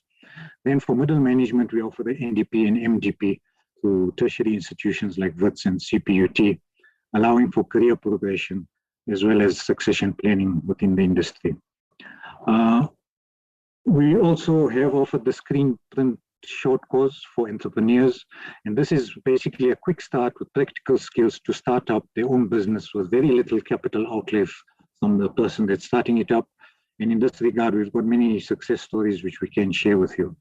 In terms of mentorship training, we've paired up with the National Mentorship Movement, and currently 50 mentees are being mentored by skilled mentors from our industry. And we have many other programs. You're free to visit our website and look at our full calendar and prospectus. It's there, as well as our costs of all the programs. And we are very proud to say that we offer many bursaries offered through the generous grants received from the FP&M Seta.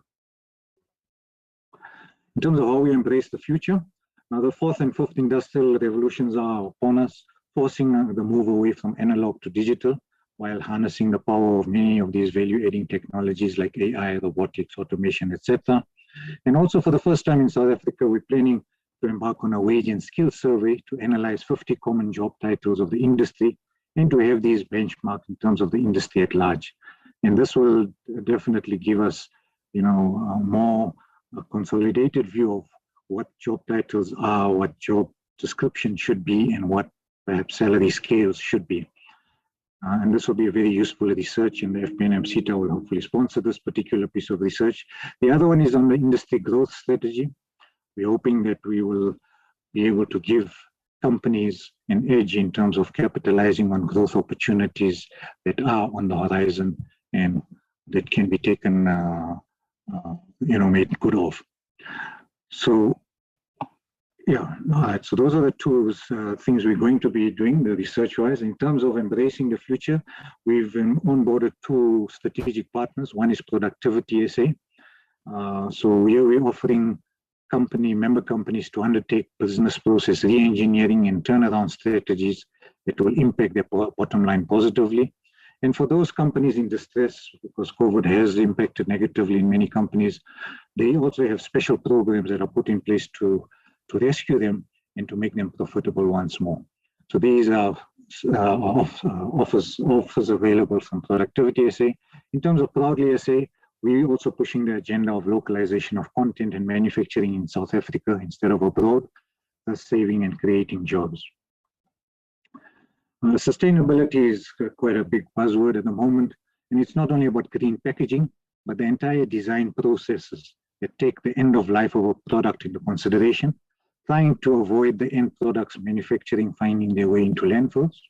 So the design of both the product and the packaging will be environmentally friendly, using the least amount of harmful components and maximize its reusability through recycling initiatives.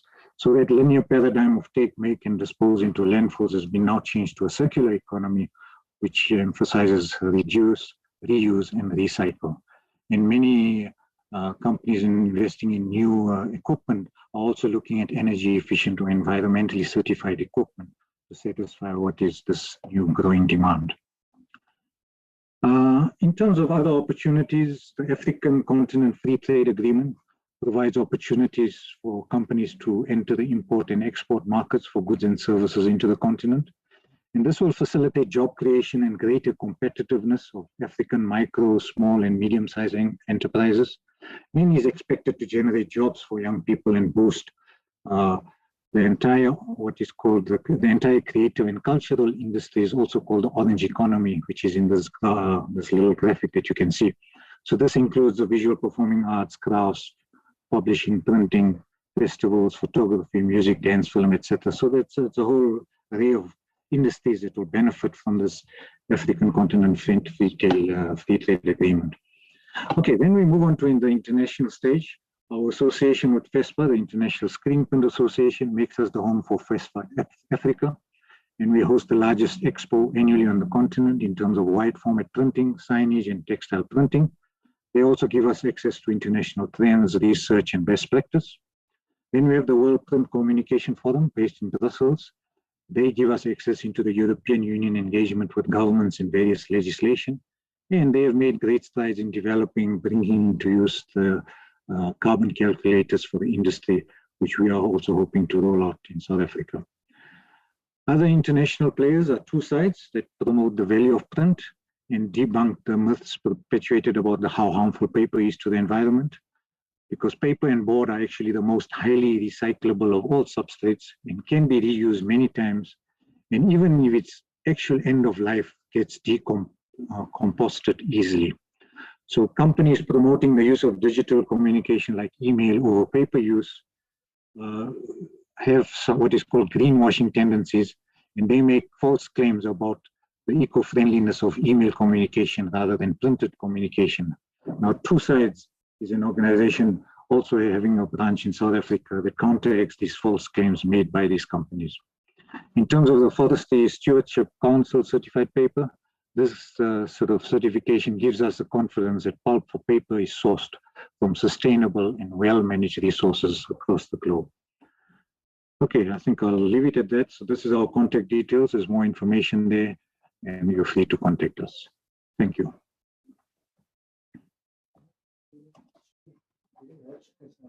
you. Okay.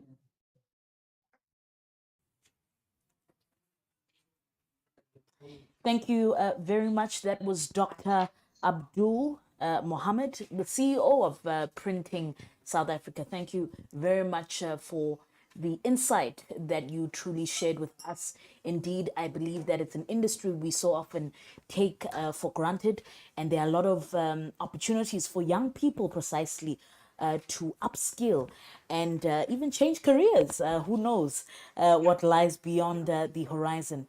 So thank you very much, Dr. Abdul, for your participation. Once again, reminding us of the great sponsor and partner that FP&M Seta has been to the Skills Development Summit. After this, ladies and gentlemen, we will be engaging in our panel discussion called The Rise of Artisan Careers. Stay tuned, please.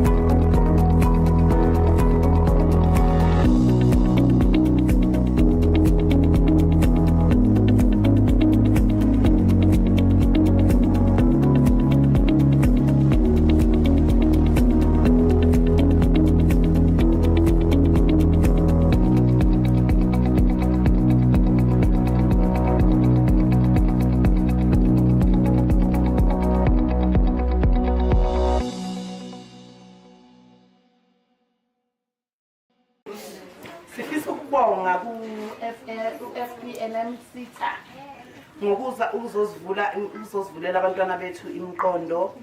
Ngiyacabanga ukuthi bazosizakala kakhulu because abaningi abazi ukuthi after matric benze njani, kodwa ke for suka today ngiyacabanga bazokwazi ukuthi bazokwenzani, and ne platforms ningeziwe ngiyazi ukuthi bazosisiza kakhulu since besinike nama addresses nani sizothintana nabo siyabonga.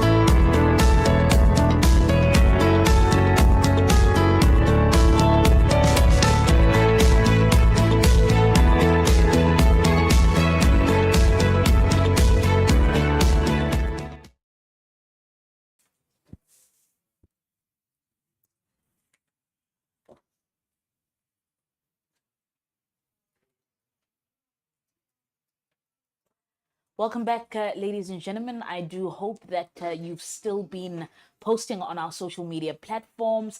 Please continue to engage with us on hashtag Skill Summit 2022. That is hashtag Skill Summit 2022. And also feel free to visit our expo exhibition and chat, interact. We want to hear from you, whether it's grievances, whether it's concerns, or even recommendations. And the more you engage, you stand a chance to win amazing prizes.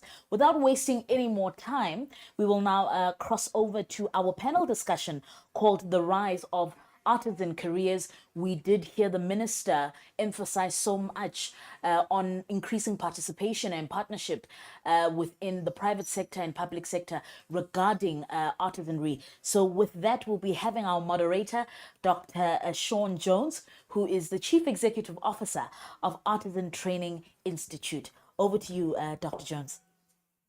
Thank you very much. I appreciate it. I have the privilege of hosting this panel. I've had a look through the CVs of the panel, and there's some impressive experience amongst them. In opening up, we have with us Ken Lead, who's the Director for National Training and Development with the printing industry of South Africa. We have Manuela Prina, Head of Skills Identification and Development for the unit of the European Training Foundation, Roseanne Marcel Kampfer, Head of Training Solutions for Kendua, and Celeste Leroux, CEO of React Group. Ladies and gentlemen, thank you very much. Could I ask each of the panel to just share for a minute some of your background and professional interests and a little bit about the organizations that you lead? And perhaps we could kick off with you, Ken. Thank you very much. As you've said, Ken Lead, I'm Director of Training and Development for Printing SA. I started as an artisan in the newspaper printing environment in Zimbabwe a couple of years ago, and came to South Africa, as I've said in my CV, with a bag of clothes, a guitar, and 700 Rand, and made my career in the printing sector. So I've always been passionate about training. I came to South Africa to further my education and training, and unfortunately was a little bit disappointed with that, but set out to improve matters. I joined the newly formed Industries Training Board in 1990 and set about developing competency-based modular trade training programs for over 25 trades in the sector. And as you all know, those all converted into, or were supposed to have converted into learnerships with the introductions of Setas. And now we're in a new era of developing occupational qualifications via the QCTO, for which a project that we are partnered with the FP&M Seta to make sure that our industry training and career pathways of occupational qualifications leading to artisanal qualifications are developed and aligned to industry's needs. So that's a project that will keep me busy for at least another 18 months before we introduce 25, well, let's put it 12 new trades and with 25 derived occupational qualifications. That's my pet project at the moment. Wonderful, appreciate it. Thank you very much. Manuela, could you share a bit of your background? Good morning to all of you, and thank you for inviting me and inviting the European Training Foundation to be part of this important event. Just a couple of words about the ETF. ETF is an agency of the European Union that has been there for more than 25 years and is focusing on supporting countries in skills development, in particular looking at vocational education and training, as well as the labor market reforms. We have been working with countries that are around the European Union, but in the last few years, our cooperation with, especially with the African Union, is increasing. In particular, as regards the work on looking at qualifications, and we are working with the African Union and all countries in Africa on the African Continental Qualification Framework. Why is this important? It's important because we know that looking at qualifications is not only an exercise of, let's say, maintaining a system in an order, but it's an exercise that allows us to look into excellence and into looking into the future. And this is what matters to us. So to do that, on top of qualifications, we really pay a lot of attention on promoting the concept of excellence in the world of crafts in particular. And when I say craft, I mean a large number of professions. In the last couple of years, we have been also looking a lot in the world of artistic crafts, in particular, looking at those professions that are very specific, but that retain a lot of value for our communities, our societies, and the cultural heritage of the unicity of each community in this world. So I would like to share with you some stories in relation to those three areas. And thank you for inviting us again. Pleasure. Thank you very much. If we could hear from you, Roseanne, from Kandua. Perfect. So I'm head of human capital solutions at startup Kandua, but I also dabble in operations. And as an operations professional for many years, there's a lot of areas where I get my hands dirty. So from training to new business development, et cetera, et cetera. I'm really passionate about culture and how this impacts our overall team and intern productivity. I've dubbed myself the Chief Vibes Officer at Kandua. So I take care of the team behind the team. At Kandua, right now, I think we have over 35,000 artisans on our platform. And Kandua builds easy tools that empower people professionally so that they can make an impact, so that they can make money. We believe that we need to build this amazing product to a technology-based product that can help artisans acquire jobs so that we can help them introduce them to new markets, new customer bases, etc., etc. We've made over 400 million rand worth of work happen to date, and we're only just getting started. We really, really care about not only the product, but the people who use our product. We believe that it's the future. We believe that tech is the way to go. And I'm super excited to be here and have this conversation with you. Wonderful. Thanks, Suzanne. And finally, Celeste, if you could share a bit of your background. Yes, thank you for having me, and good morning, everybody. So I'm the CEO of React Group. And what we do is, one of the businesses, React 24, we render site services incorporating artisans to facilities management companies, to parastatals, insurances, and so forth. Then my baby that I'm really passionate about is React Training College, and it's the first Black woman-owned Seta accredited plumbing training college within the Western Cape. I also sit on as a director on the board of the CIDB, which is the Construction Industry Development Board of South Africa, as well as IOPSA, which is the Institute of Plumbing South Africa, as well as SAVIP, which is the South African Wine Industry Professional Body.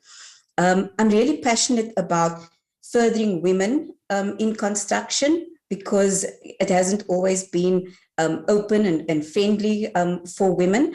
And I also do feel that societal biases are doing women a disservice by saying that artisans, a job as an artisan isn't for them, and women can't do this and that and so forth. So I'm very passionate about that, but also about putting artisans back into their own communities, and in so doing, encouraging entrepreneurship, which is extremely important.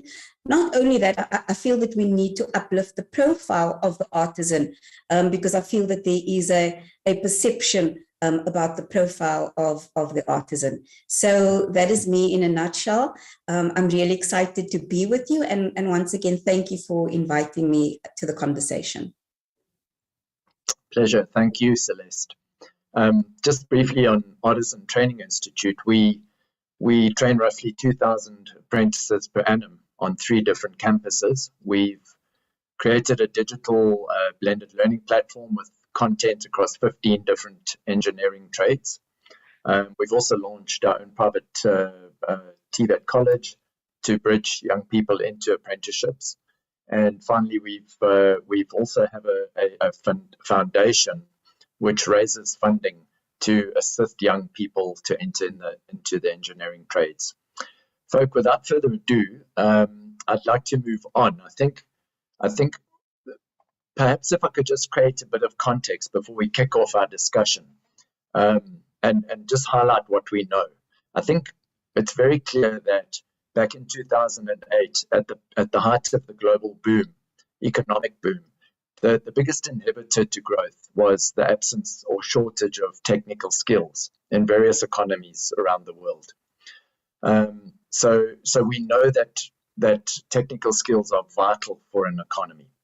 In addition to that, in our environment, in a developing economy context, we have a massive challenge in that we're still a highly unequal society. We've just, in terms of the latest World Bank report, South Africa still ranked 164th, which is last, basically, out of all their countries surveyed in terms of inequality. South Africa is also haunted by staggering unemployment, sporadic civil unrest, rampant crime, and poor education.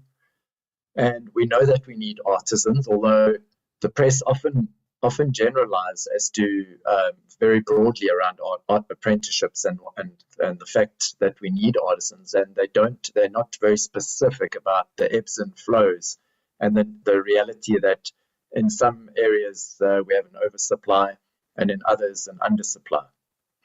So against that backdrop, you know, the other potential barriers that we are facing, which is anecdotal at this point based on my experience, is that, you know, I don't believe we have effective career guidance. And Michael Peter, who spoke earlier, also suggested that there was a mismatch between skills development and supply in terms of supply and demand, and I have to agree with that.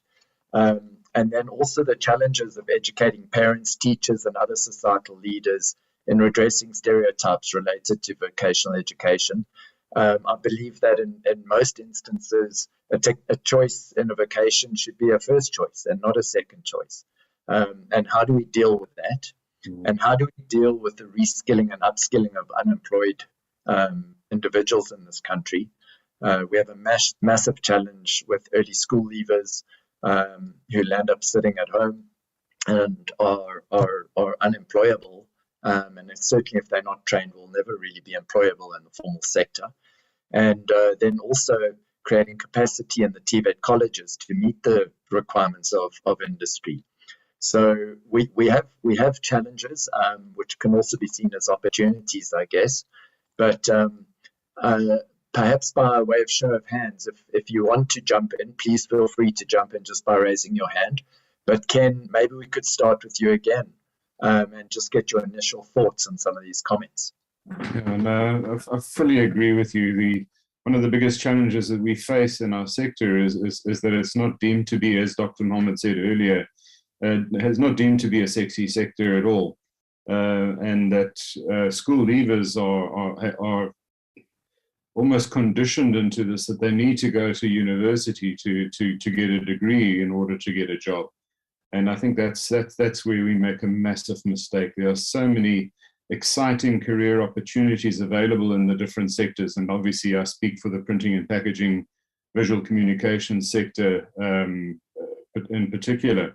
So I really believe we need guidance of young people at school to say, these are the opportunities that you have available in the sector. And this is why we've designed and developed in partnership with the Seta a foundational learning program. So young people who may not have an advantaged educational background or may not even contemplate or could afford to go into university could come on this program as an unemployed learner, get to understand our sector, get to go through our array of work-life orientation programs, our occupational health and safety programs. We showcase we've created a beautiful array of occupational videos in a project with DHET a couple of years ago. So we were able to showcase these occupations without taking kids on tours to different printing and packaging factories. So they're really, really helpful in terms of providing career guidance. And then there's an internship that's plugged onto the end of that. So they get to understand and feel this is what the sector is all about. And these are the exciting or potentially exciting career opportunities open to you. And we found over the years, over the last couple of years, that we've partnered with the Seta in this project. We started in 2018, and Dr. Mohammed quoted that we've trained over 100 learners, and over 50% of those young people have got jobs today. Which I think is fantastic throughput as far as Setas are concerned. I know that Dr. Fileng is passionate about this program as well.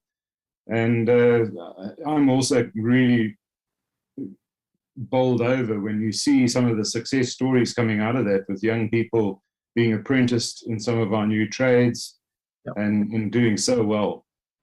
Yeah. So I think we really need that. You have a focus on artisanal training, but there's a pathway that they need to go on. So one of the things that I find lacking in the new QCTO structure is that there isn't this crawl, walk, run scenario, and that we focus on developing curricula, but we don't focus on developing learning programs. So that we can start with a foundational learning program, we end with a team leader program, but there are a whole lot of other, what I call off-ramps in between, where you have jobs. If I look at bookbinding, maybe an easy one to articulate. If I've completed my foundational learning program, I can become a guillotine operator and off-ramp there with a qualification. I could carry on my pathway and become a folding machine operator with a qualification. I could carry on and get saddle stitching, adhesive binding, and then ultimately have all the knowledge, skill, and experience required to gain access to a trade test and get an artisanal qualification as a mechanized bookbinder. So that's what we're creating. We're creating occupational qualifications and pathways to enhance career advancement and opportunities in the sector. And I think that's really something that I'm extremely passionate about and want to see happening before I sail off into the sunset one day soon. There's some great wisdom in that, and I think you definitely on the right path there, Ken, without doubt. Absolutely. Roseanne, you want to make a comment as well? Yeah. Great initiative, Ken.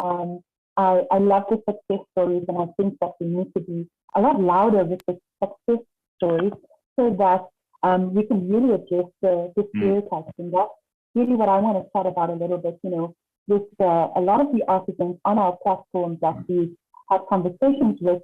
They end up in the space as a last resort, very often as a last resort, because I really didn't have anywhere else to go. And where I would like to see us going is that it becomes aspirational more than a last resort. And I think that will come from us just being louder about, the success stories, as well as, this is an amazing route for a potential entrepreneur, because there is money to be made, and we need to be really, really loud about these stories. Manuela, you can probably provide an international perspective on some of these issues that we face on a local level here in South Africa. Would you like to share? Yeah, with pleasure. First of all, I would say that really the world is a small town when it comes to issues we are facing as regard training and also the attention that is given to crafts. Now, I have to share my personal story. When I started to work 22 years ago,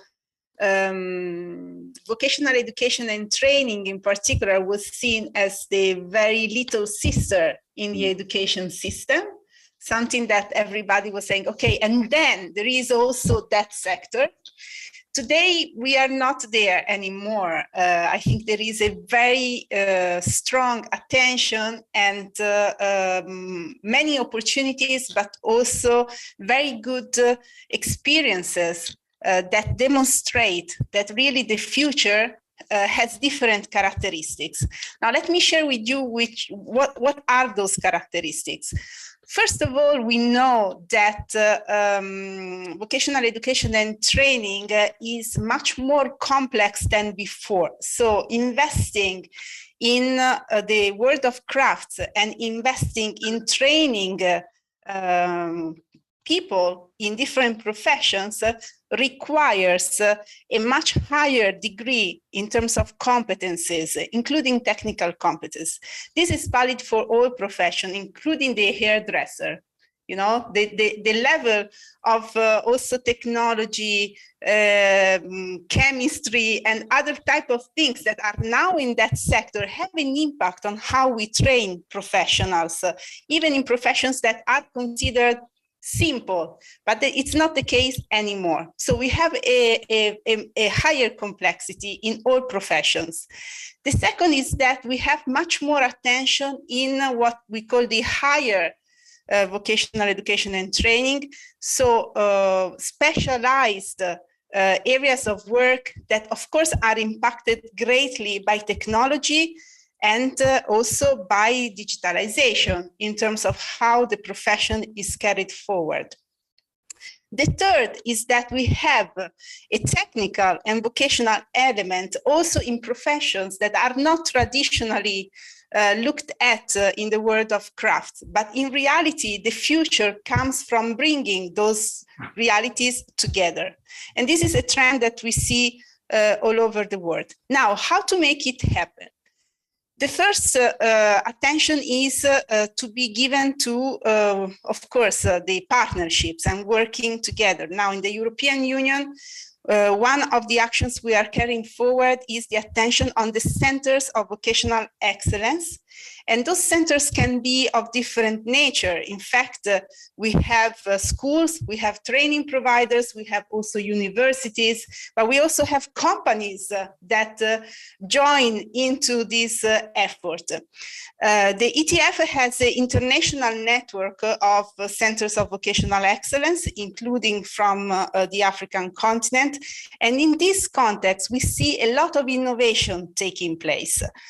So one lesson is really partnership and its attention on the sector on one side, but on the competencies on the other, and bringing up those new profiles or hybrid profiles that we didn't have before, but that will be growing in our societies. The second point I wanted to share with you is the focus on what I call the rare professions. Professions that are important in the society, but are maybe disappearing. And here I refer in particular to the work of artisans that again benefits from the union between tradition and innovation. And when we look, for example, at some questions that we have as regards our societies like greening, sustainability, cohesion, inclusion, we see that the crafts professions and the stories of crafts have a lot to contribute in many of the problems that affect our societies today. So giving the attention to the world of crafts and ensuring that crafts has this access also to innovation and how to bring forward those professional elements and traditions is extremely important. And we see that more demand is there in terms of this specific area of work. Thank you very much. That's very interesting.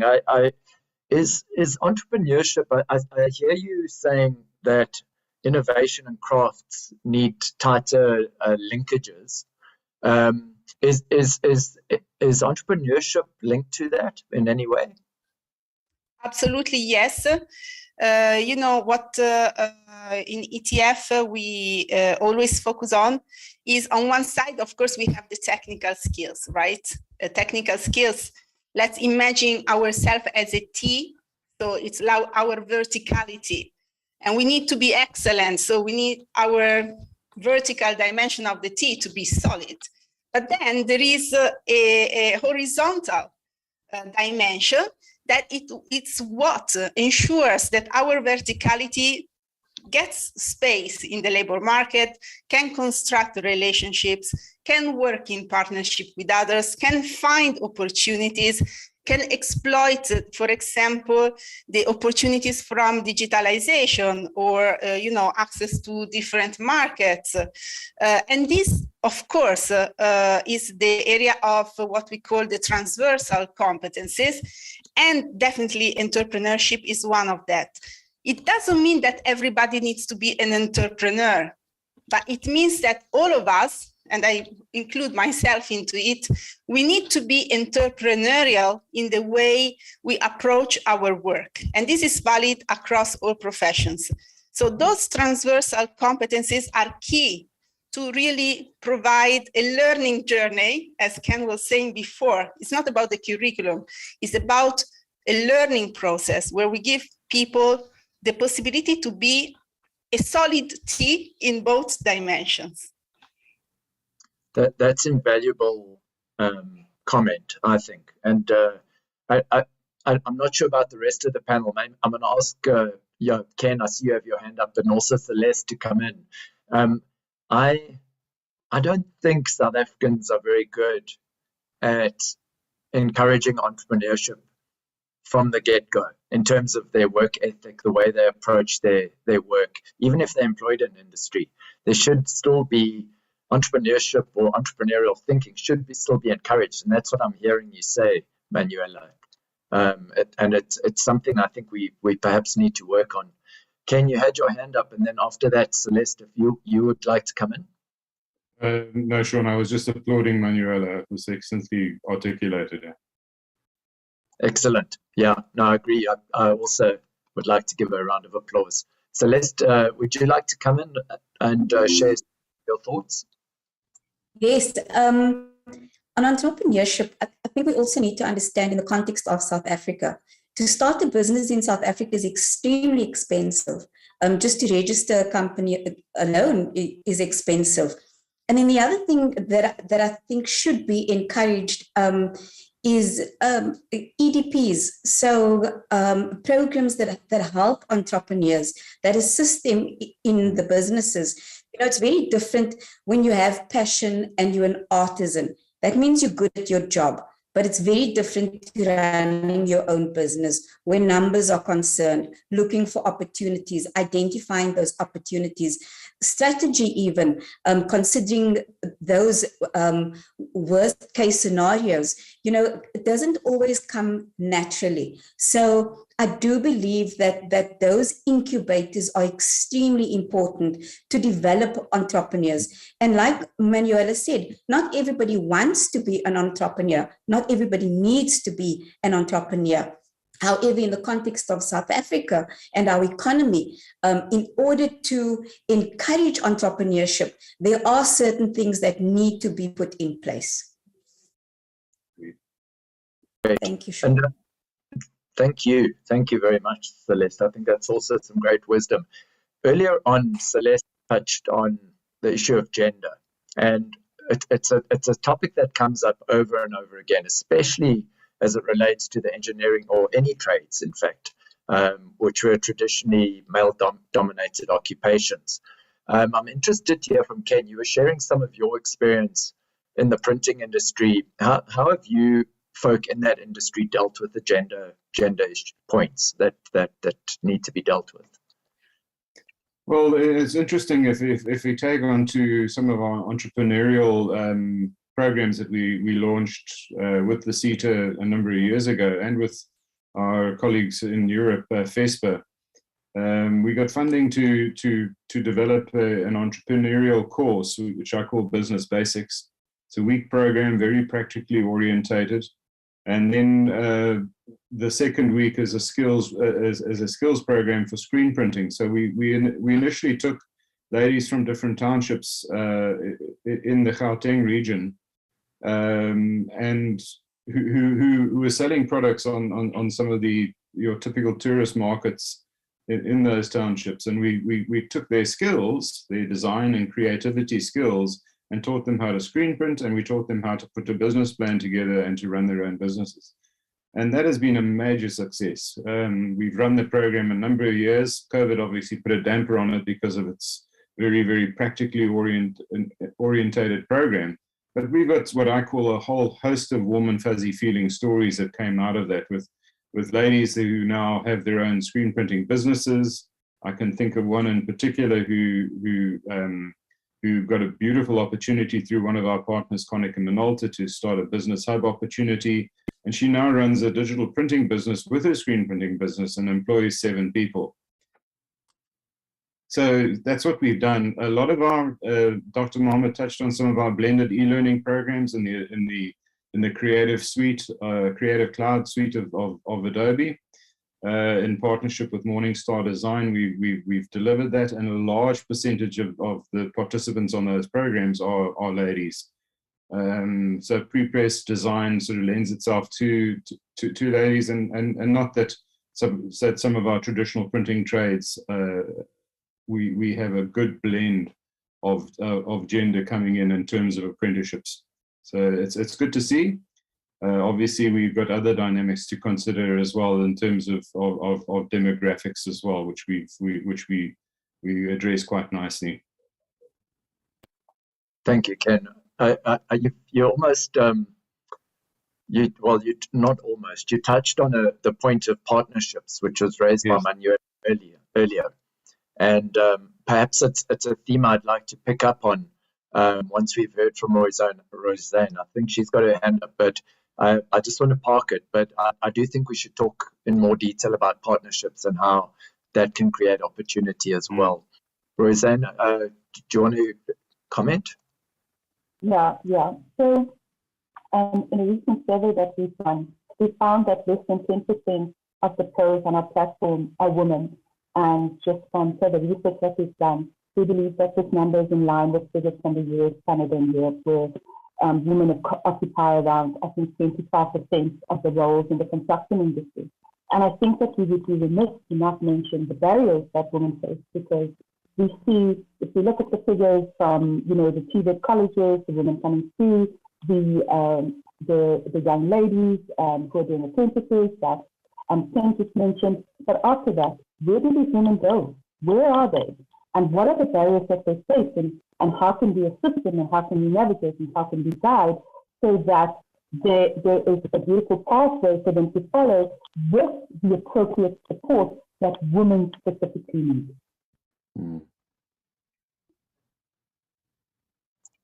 I do tend to agree. It is there definitely are barriers, and a lot of our customer segment is in mining, which is a very harsh environment, and there are undoubted barriers for women and even young men who have to work in difficult conditions. So I do think it's a challenge. Celeste, do you also want to comment on the gender issue? Yes, please. Especially in construction, women face sometimes insurmountable obstacles. But the one thing that I do feel, and Roseanne mentioned it earlier, is to highlight those success stories. So, for example, in the construction industry, the DPWI, the Department of Public Works and Infrastructure, together with the CIDB, have come up with an ERWIC Award. So that is recognizing women in construction. And I can't tell you how wonderful it is for women to be together, to celebrate each other. Another thing that I found is women network differently to men as well. If you walk into a room, and the way men network is, they will talk about their successes and the experience. When women get together, they will share stories. they will share their struggles. So we need to bear that in mind as well, that men and women have different needs. And so they do business differently. But also, I just want to go back a little bit to vocational choices, and something that I don't want us to miss out on as well. You know, historically, when we look at artisans, they were maybe people that couldn't afford to go to colleges. And so what they did is they'd go to site, they'd start building, they'd start doing plumbing. So 30, 40 years in, their salaries haven't been raised because they don't have that formal qualification. So it's important to recognize that artisan recognition of prior learning, because what that means is we have people in the industry that have been there for 20, 30 years, that have all the knowledge, that have the on-site experience, but because they haven't been formally trade tested, they're not earning what they're worth. And so I'm finding in our industry especially, you know, it's a challenge for us to get funding for that particular group of people. And I wouldn't want to leave them out as well. Thanks, Sean. Yeah, great. I do think it's a challenge. We've got so many unemployed individuals who do have prior experience. So what you're raising is invaluable. Absolutely, Celeste. On the issue of ARPL, you know, it's almost now entrenched in what we do from a legislative point of view. And what I'm really pleased with is that it's almost been very specifically outlined in terms of process, because it was a terrible loophole historically where that got abused by fly-by-night training providers. So you know that ARPL, artisan recognition of prior learning, is now almost regulated, and I'm excited about it. I think it can make a difference to a lot of people's lives, and I'm glad you raised that, Celeste. Thank you. Could we touch on partnerships? I'm really interested to know, you know, what type of partnerships your different organizations leverage in order to make a difference on the ground. You've got your hand up. Do you want to make a comment before we go on to that specific topic? Yes, I just wanted to tag on to the ARPL process. I think I agree with you to a certain extent that now that it's embedded in the entire qualification development process, especially as far as the trade is concerned, where you have this, well, artisan trade, absolutely. But one of my concerns is that whilst it is an excellent toolkit that is developed, you end up with what I essentially call a gap analysis toolkit. So you're finding out through that process where is a gap in the candidate's knowledge, skill, or experience, and setting about filling those gaps in order to provide that candidate an opportunity to actually do a trade test and get that qualification that Celeste was referring to. So I think it's great, but I don't think we've applied our minds sufficiently to the cost and time of that process. And I think we really need to be speaking to NAM, we need to be speaking to the QCTO to see if we can't fast track that in cases where we have deserving candidates. Yeah, that would make sense. It would make sense. Look, what you're touching on there is absolutely correct. It is an expensive process and time consuming. But I think post-COVID, where there must be thousands of young people out there that have experience that need to be fast tracked back into employment, and I think this could be a valuable process to apply. Absolutely. Yeah, Ken, thank you.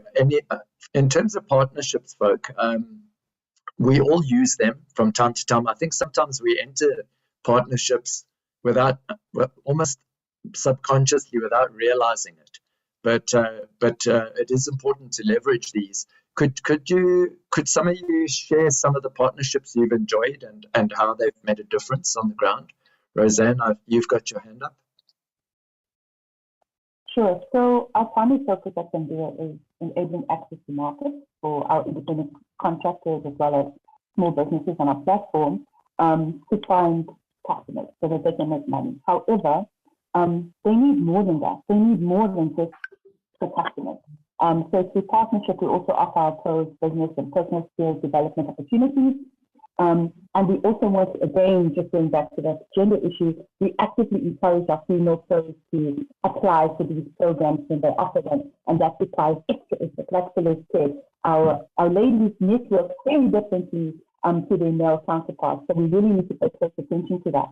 And the one partnership in particular that I want to highlight is a program called the Make It Hub program. So the Make It Hub program is a partnership with Team Pandora, and Make It Hub is an incubation program that focuses on enabling artisan-based businesses to formalize, grow, and succeed. And this includes peer and mentorship support. And I just want to highlight support because yes, I can come to the program and it's all groovy and it's great, but I need more than just coming to a class. I need more than just to be taught whatever you're trying to teach me. There's a level of support that I also need when I'm coming there. I need an ear. I need, we have this thing called, I think it's called business hours or office hours, where we offer our office space to our service providers to come and chat to us in a mentorship capacity, use the printer, use the internet, there's a computer for you to use, and support comes in different shapes and forms. And we need to stop having these conversations in boardrooms about what our service providers, our pros or our artisans need, and go out and have conversations with them and get the accurate data about what kind of support do you really need so that we can have real, sincere, true conversations and bring to the table what they actually need.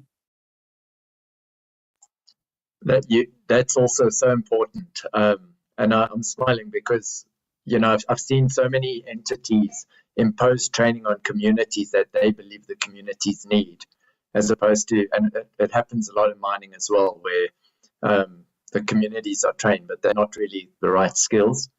So you're touching on a great point. And the other anecdotal thing that I'd like to point out is that there's so much goodwill.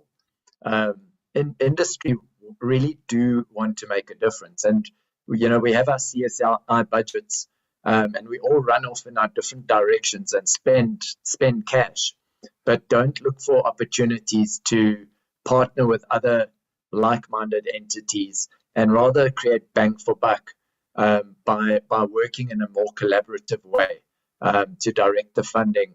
So there's a lot of money being spent, but it's almost like a shotgun approach. And I almost get the sense that lack of partnership type approaches is possibly an inhibitor to success. I don't know if any of you agree with that. Absolutely. And Manuela, your partnerships in Europe, besides purely government-driven partnerships, what other types of partnerships exist? Yes, I'll give you some example. The first is a level of partnership, as you said, where we actually work with different countries. So, of course, with public entities or those that are have responsibilities for specific areas, one of which is qualification, but also validation. So I shared with you, and I hope it can be shared with all participants, the website of the African Continental Qualification Framework, where there are all those information regarding how countries are working together as regard, more macro issues. Then there is a second level of partnership, which is among training centers or those who are actually providers and engage in skills development. And here, one of the things that we are supporting a lot is the creation of networks on different subjects.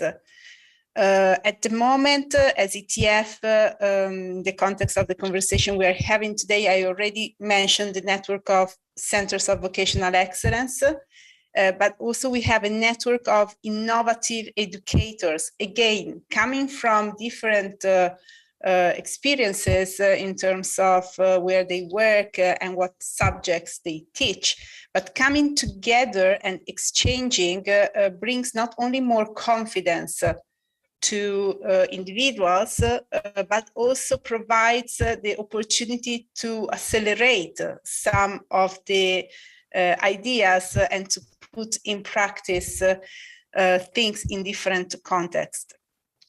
Finally, there is a third level of partnership, which I am a very fan of, which is the creation of partnership within the community. Now, very often we know that the right hand doesn't know what the left hand does.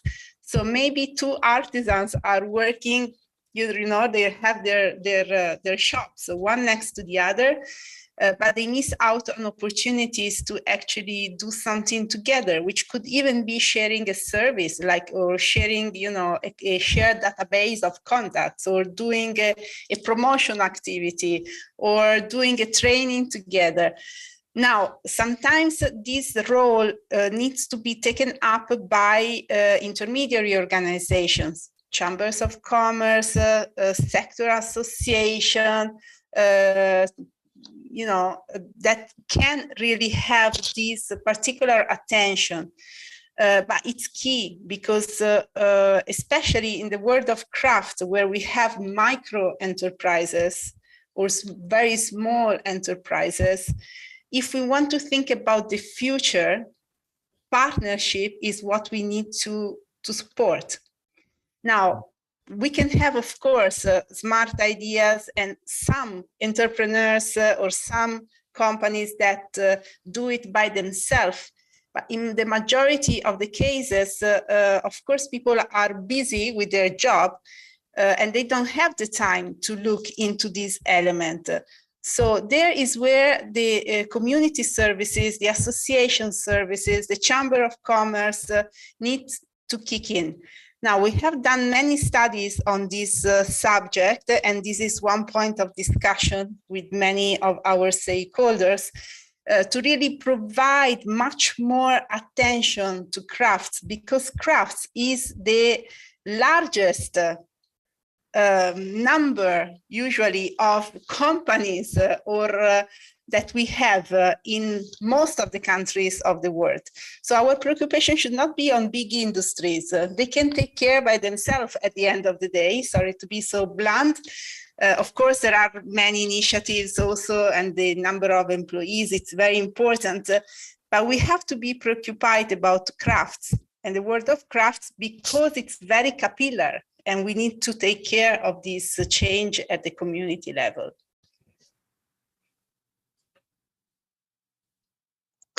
Thank you. Thank you, Manuela. Appreciate that perspective. I'd like to have a little bit of fun with the South African delegates, Manuela. Maybe we can kick off with you, Celeste. If you had an audience with the Ministers of Labour and Education tomorrow, what would you want to discuss with them in terms of unlocking artisan careers?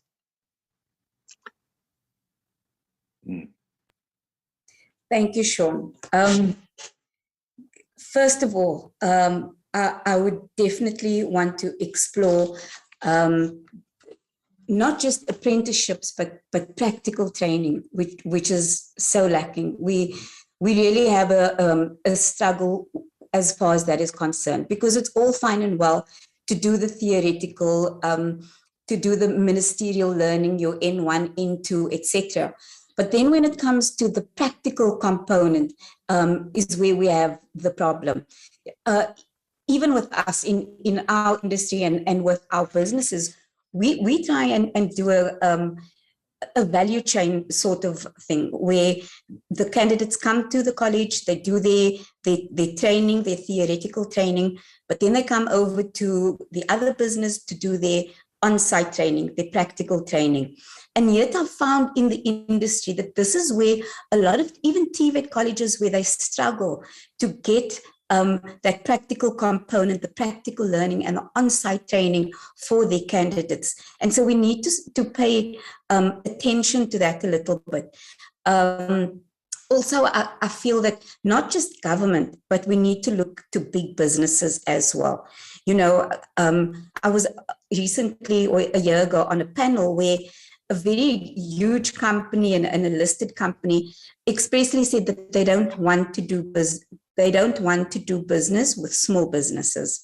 And I was really taken aback. And I believe that big businesses, their duty is to show smaller businesses how they want those smaller businesses to do businesses with them. And so they need to do those incubations that we were talking about. So we can't just leave it up to government. I don't think that it's fair. Big businesses need to get involved as well, where they say, this is how we want you to do business with us. These are the tools that we are willing to give you to do business with us, to sort of give those businesses an advantage. And then the other thing that I really liked what Manuela was talking about, in the communities, to sort of build an ecosystem of skills so that people don't, again, wait on government to help them with housing, facilities, etc., where we can support each other as entrepreneurs. So we have a painter in the one street and we have a bricklayer in the other street and so forth, to build that ecosystem in the communities, I feel is extremely important. So yeah, there's a lot to unpack. There's a lot to discuss, especially even at grassroots levels as well, where we teach our kids. My concern is that when they're in the younger grades, grade 1 and 2 and maybe even 3, they play and they tactile, but then what happens to those kids afterwards that show a real interest in that? And then it becomes the theoretical, the formal training, and not all kids excel at that.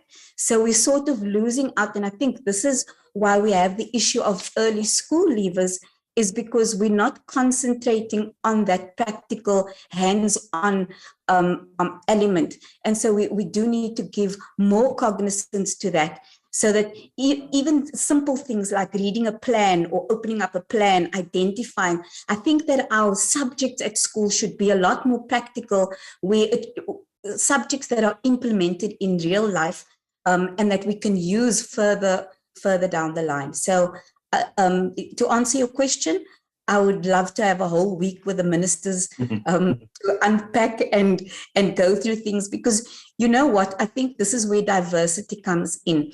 And the beauty of diversity is where we get different ideas, where different cultures and different communities think about things differently.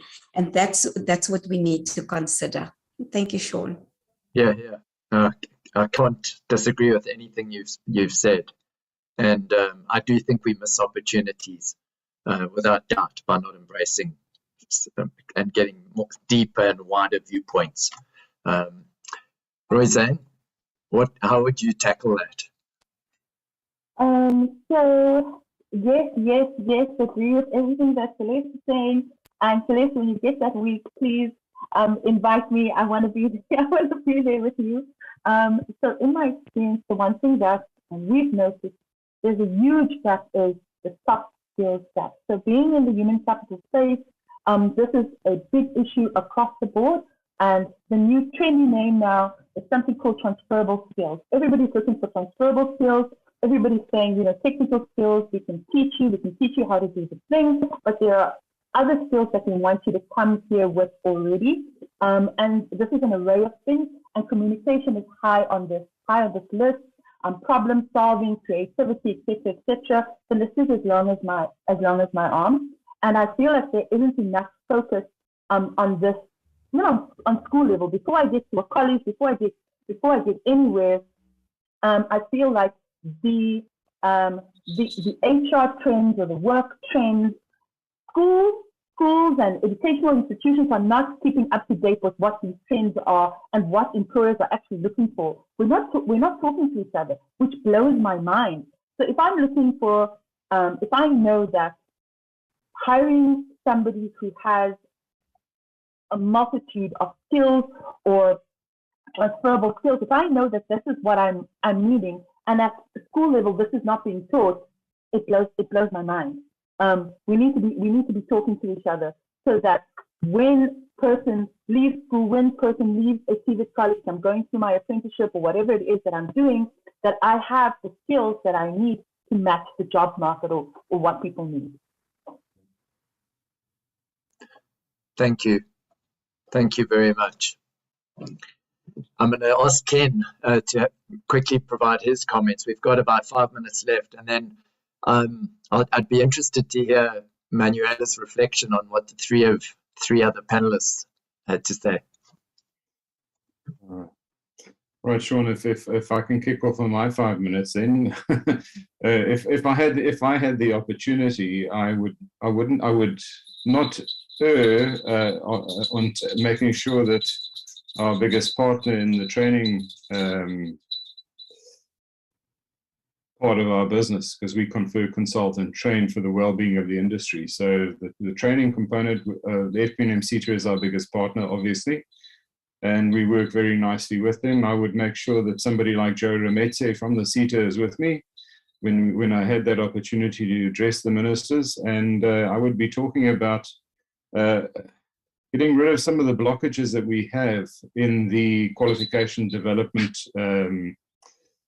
process. The QC, we really need to look at speeding up the processes of developing qualifications, of registering qualifications on the NQF, in getting the trade tests developed, and getting regulations in place that would see the linkage in those career pathways that I was talking about between those occupational qualifications that are derived from those trade qualifications, so that we would have a speedy development of all the external integrated summative assessments for those derived occupational qualifications, that they would count towards that artisanal final target of becoming an artisan in that specific trade area. There is a clear linkage, and that is not clearly regulated and needs to be. So that would be that would be a really practical, get rid of those blockages in your system discussion about let us advance the artisan.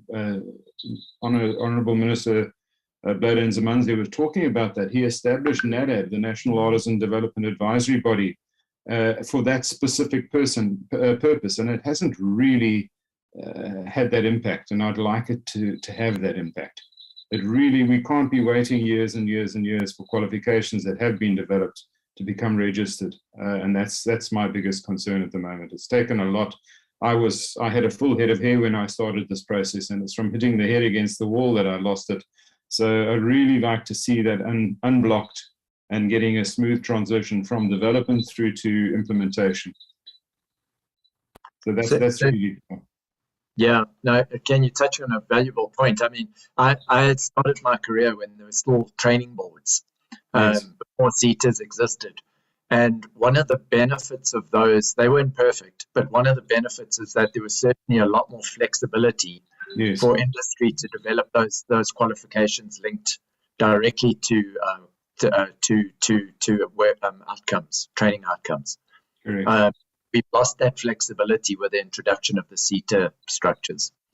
So, Manuela, your reflection on the comments?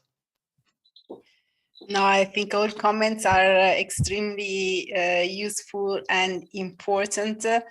I have to say that thinking about public players, on those who have responsibilities, I think there is one message that it's important to convey, and this comes from a study we did a few years ago at the ETF called Entrepreneurial Communities, where we were looking for experiences of communities, so actors that were coming together to address skills demands or skill gaps or issues related to skills. So what we found out there, and I can imagine that this is also something that will resonate with you, is that good things happen, be in the government there or not. So people, especially those who really have a strong vision and ideas, they find ways to crowd different partners together and get things done. Now, the question to the policymakers is, do you want to be part of this or not? So do you want to actually make sure that this energy and this empowerment of communities is used at its maximum or not? And generally, what we found out is that all communities need is the ability to come together. And sometimes that's the biggest blockage, is that those elements of ideas, of innovation, of partnership, but also working on, qualifications, on professions, on learning journeys are not supported. So everything we need to do is to open up to that and give the space for this to blossom. So what I always recommend to policymakers is really to reserve some of their time to be part of the community, because that is the way they can really be in contact with real life and real needs. And through that also accelerate the decision-making process that can be very slow, absolutely. Ken was referring to that. But which is also extremely challenged at this moment, because we know that also when we look at qualifications, people don't wait for the official recognition. There are many other things that are happening in the market that make it more flexible and more diversified. And this requires also some decision-making to be activated. So this would be my advice. Manuela, thank you so much for that. And to the rest of the panel, and Manuela, thank you guys so much for your inputs. I wish we had a couple more hours to spend chatting, but we have run out of time. And thank you once again. All the best. Thanks for your contribution. Thank you, Sean. Thank you. Thank you so much, everybody. That was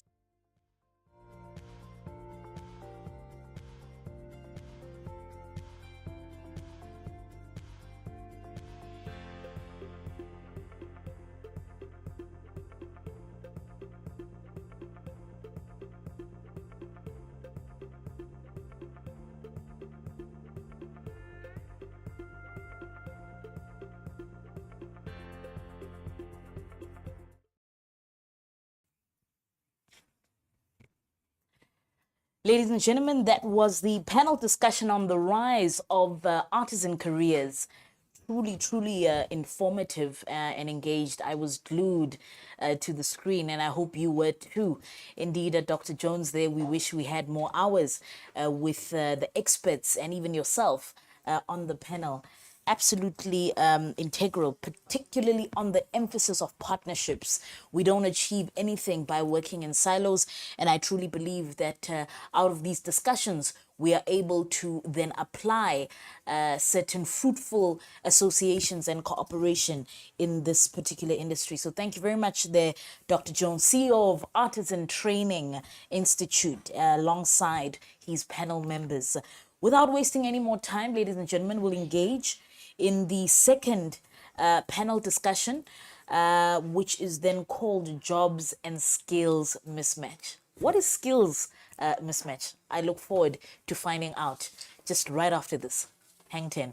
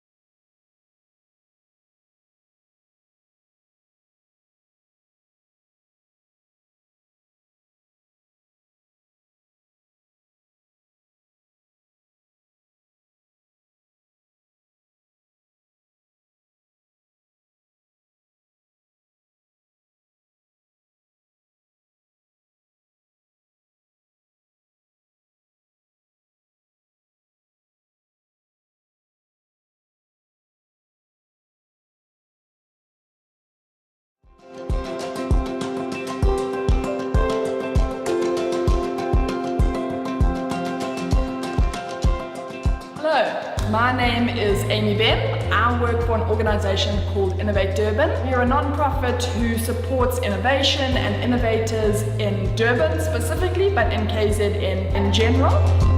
I am currently sitting at the Indoleni Richmond Skills TVET College. We have set up a beautiful innovation centre within the college that is open to students studying here at the TVET, whether they're studying furniture, design, textiles, business studies. The facility is theirs to use.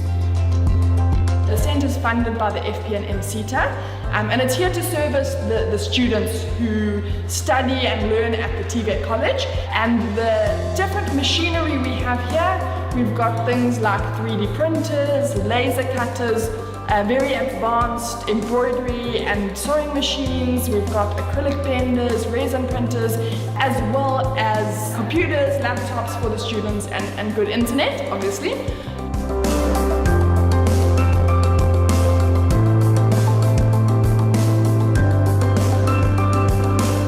The purpose of the facility is to support them in exploring fourth industrial revolution technology.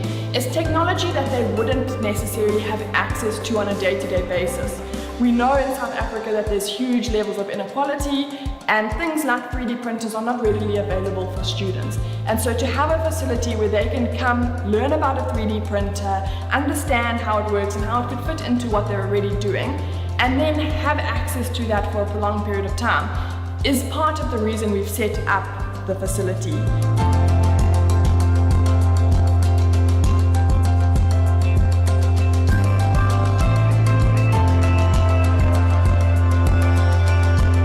Another thing we will be doing is we'll be running a 12-month startup support program or an innovator support program.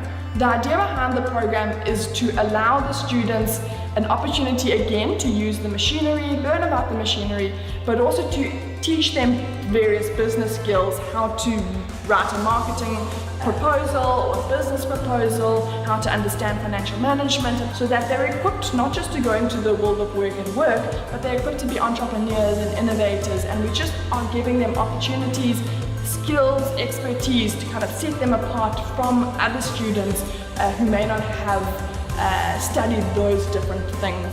So that is our innovation centre at the TVET College. We are so proud to present it to you and allow you to see what is happening and what will be happening at the centre.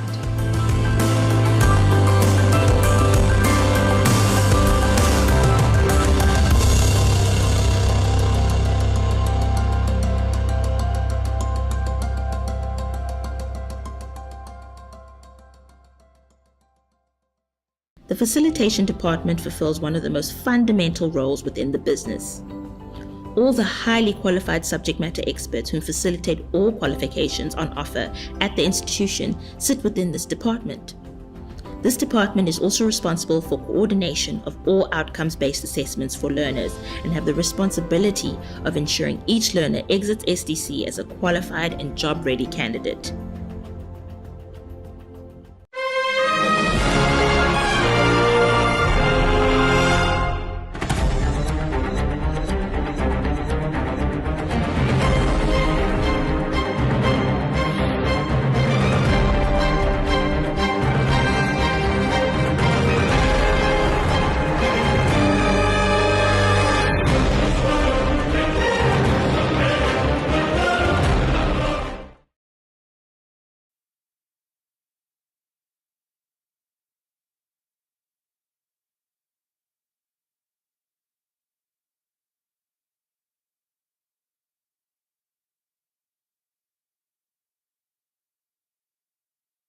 Truly hope that you are still hashtagging Skills Summit 2022, and we are receiving your comments on our chat room. Please feel free to visit the expos and also our exhibitors, and remember, you stand a chance to win great prizes. Without wasting any more time, we are now going into the second panel of the day. called Jobs and Skills Mismatch. Earlier on, I'd asked, what is a skills mismatch? And we did find out that the International Labour Organization has truly created documentary and policies around that. So I'm not alone. We will be facilitating a discussion with Ms. Olga Stritska, who's the Senior Skills and Employability Specialist, an area lead at the International Labour Organization. We have Mr. Seamus McGentis, who's a research professor for the Economic and Social Research Institute in Dublin.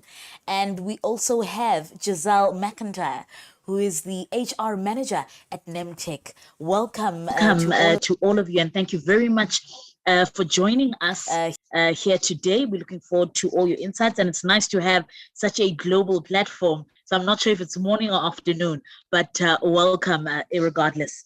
May I ask Olga, maybe you can kick us off. Please do introduce yourself and your organization. We'll then have Giselle, and we'll then have Mr. Seamus. Over to you, Olga. Thank you very much, Ms. Chairperson, and thank you for inviting for your event. So as I was already introduced, I'm Olga Stritska. I work in the headquarters of the International Labour Organization in Geneva. And here I lead the team, which is called Skills Strategies for Future Labour Market. So what we do, we actually look at different trends on the labour market, and we translate them into skills development policy, because we take into account current and potential skills mismatches, imbalances, or labour market tensions, if you want. So that's what I do. And of course, that includes looking into technological change and digitalization, looking into demographic change, trade and globalization, and we also have done quite a lot of work on environmental and climate change and the implications for skills demand and skills development. And what I wanted to mention at the beginning is that, of course, you hear quite a lot in the media about the potential impact of, for example, of digitalization, automation on job losses. And very often this situation is a little bit exaggerated. I have to say that if we take into account plenty of different estimates how this will affect actually the situation of the labor market, we can say that reliable estimates actually speak about overall positive employment impact, especially in the longer run, because there will be jobs created in the value chain, the so-called indirect jobs, and also jobs which will be created as induced employment. So out of profits and time savings, also there will be new jobs appearing. But in this context, I have to mention 2 points. One is that the nature of jobs will change, and therefore the skills composition of jobs will change. And that's why even the current skills mismatch might be like, the first signs of what is expected in the future. And therefore, of course, that massive change of jobs themselves, and there are different estimates, again, between 1/3 and 80%, we can safely say that more than half of jobs will change the skills composition, skills demand. So that will require massive reskilling and upskilling. And the second point, which I would like to make right at the start now, that of course, the positive impact on employment may be in the long run, but the immediate transition may be actually quite painful. And we see now with additional disruptions, such as the COVID-19 pandemic, it was basically, the accelerator of the trends which were already inherently present, but also the additional disruptor that affected inequalities on the labor market in a tremendous way. So we know that the global employment will not come to the level of the pre-pandemic situation, at least until the end of 2023. We know that women, and especially young people, were affected very negatively. And if you look actually at the situation in South Africa, we already know that youth has been affected in unprecedented way. So the group of 15-24 years old experiences around 63% of unemployment. This is incredible. And actually 1/3 of youth in South Africa are not in education, training, or employment. And we also know that roughly around half of the workforce of South Africa are mismatched by the level of education. That means they are either overqualified, especially women, or underqualified, especially those people in informality. So we did also a very rapid assessment of reskilling, upskilling needs in the context of the COVID-19 and selected sectors, came out with a range of recommendations of what can be done on the side of skills development. And the main conclusion is that what makes an individual more secure in these disruptive situations on the labor market and also more employable in the future is a good combination of technical skills, including digital, including skills for environmental sustainability, basic skills, that is numeracy, literacy, and core skills that are soft skills which are transferable across different occupations, such as interpersonal communication skills, teamwork, management, leadership, and this type of skills. So that's for the introduction. Thank you. Thank you very much. Truly gems there and some wisdom. And I look forward to engaging further on a couple of tenets that you mentioned. Giselle, can we have you, please? Yes, good afternoon. I'm Giselle McIntyre. I'm the Group HRD Manager for Nemtech. Nemtech is a global company, so we are the research and development, manufacturing, sales and distribution of electric fencing, so in the security environment. But I think the main thing is I've also been a consultant as a skill development facilitator consultant and learning and development practitioner and a chartered HRD for 20 years. And I think it always boils down to the same question of, do you look when you recruit for someone who has experience or someone who has education? And I think that's very much the crux of, we've just done a massive recruitment for the year as well. We've been in a very positive situation where we've actually been able to recruit people. And it is again and again, it boils down to the fact that honestly, I'm more likely to look for attitude than skills. If someone has the ability to think creatively and critically, to solve problems, to communicate properly. So a lot of what Olga said of the softer skills, I suppose. Whereas looking at someone who is a graduate, who has an MBA and is 23 years old, quite frankly, in all honesty, that person is not as employable as the 23-year-old who has been waitressing, has done some extra work here and there, has proven to me that they are someone who's going to have the kinds of attitude I would need in the future for a world of work.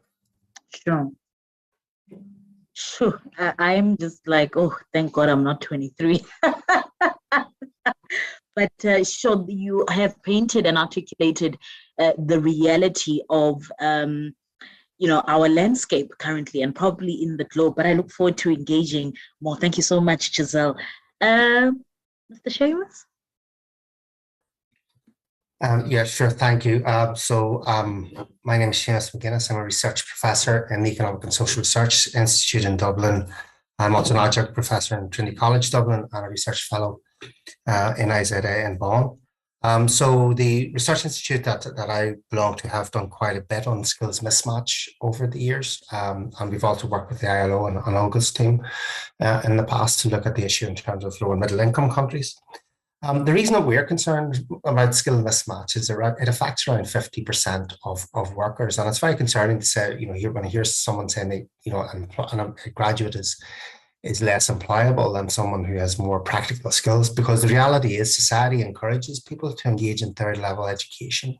Up to 50% of young people in developed economies are now attending third level and qualifications and universities. And the fact that the labour market does not seem to be able to absorb them very well is a big problem for policy. If we have 25% of young people who have too much education or too much skills for the jobs they're in, that's a problem. And we see that as more than a theoretical problem. It's a practical problem because they incur quite large wage penalties of around 15%. Compared to graduates who are in graduate jobs. And then that translates into the fact that we have workers who are underproductive. We have an economy that's underperforming. So it is important for us to sort of take account of these skill mismatches that exist. And unfortunately, whilst we have a vast amount of evidence about these mismatches at the individual level in terms of surplus education and skills, policy tends to be focused around the issues that firms report in terms of not being able to recruit the right people. And in fact, there's actually very little evidence to show that those skill shortages, those external firm level skill shortages, are particularly damaging. And some of the research points to the fact that 60 to 70% of those difficulties at the firm level are actually driven by inefficient HR policies, not offering the correct competitive wage, etc. So there is a disconnect between the evidence on skill mismatch and where the policy debate is. I would like to reiterate in terms of what Olga said. I think the whole rhetoric around automation is completely blown out of proportion. When we look at all of these, and we have studied the occupations that were supposed to disappear, that predicted to disappear in 2013, but particularly by the Fred Osborne paper. And we look at what's happened to them in the past 9 years, and particularly, I assume that these people that were predicting these occupations would disappear were talking about the next decade and not 2 decades on. There's been very little movement in those occupations, and many of them have actually grown.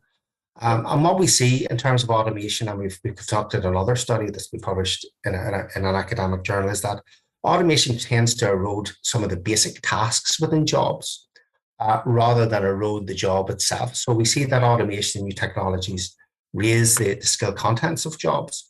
That can have positive implications for workers in terms of earnings, but what we also see is that the rise of new technologies within the labour market is resulting in increased levels of job insecurity, because as the labour market and jobs change radically, that creates uncertainties for workers, and they're not really sure to what extent their job will change in the future or even be there in the future. Thank you so much, Seamus. Maybe, Olga, you can come in here, because what Mr. Seamus has mentioned is a slight contradiction to your introductory statement, where you had mentioned that the impact of digitalization has not really, not that it hasn't affected job creation, but you had provided an anecdote of, misconceptions to say that the more digitalized we are, the more, labor force insecurity, like Mr. Seamus has mentioned. Maybe take us through that. Why do you think that is an exaggerated phenomena? Or why do you think digitalization doesn't have a heavy impact on job loss or the labor market, like you reiterated earlier on? No, I think actually there is no contradiction between what Seamus has said and I think we actually quite align on that. What I'm saying that in terms of pure numbers and occupations disappearance, it is the current discussion, the narrative in the media is completely over-exaggerated, and I think it's what Seamus actually says as well.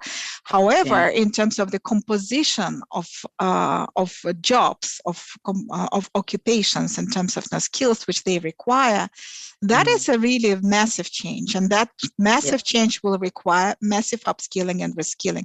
That means it's not really a complete alterance of the occupations and jobs. That means that the job is there, but the content of it is quite different. So the plumber requires quite different skills now. So the plumber has to be a little bit renewable energy installer, has to be a little bit electrician, has to understand a little bit the Internet of Things. So there's also very strong digital skills, has to be a little bit a marketeer, because he has to promote also all these new technology solutions to households.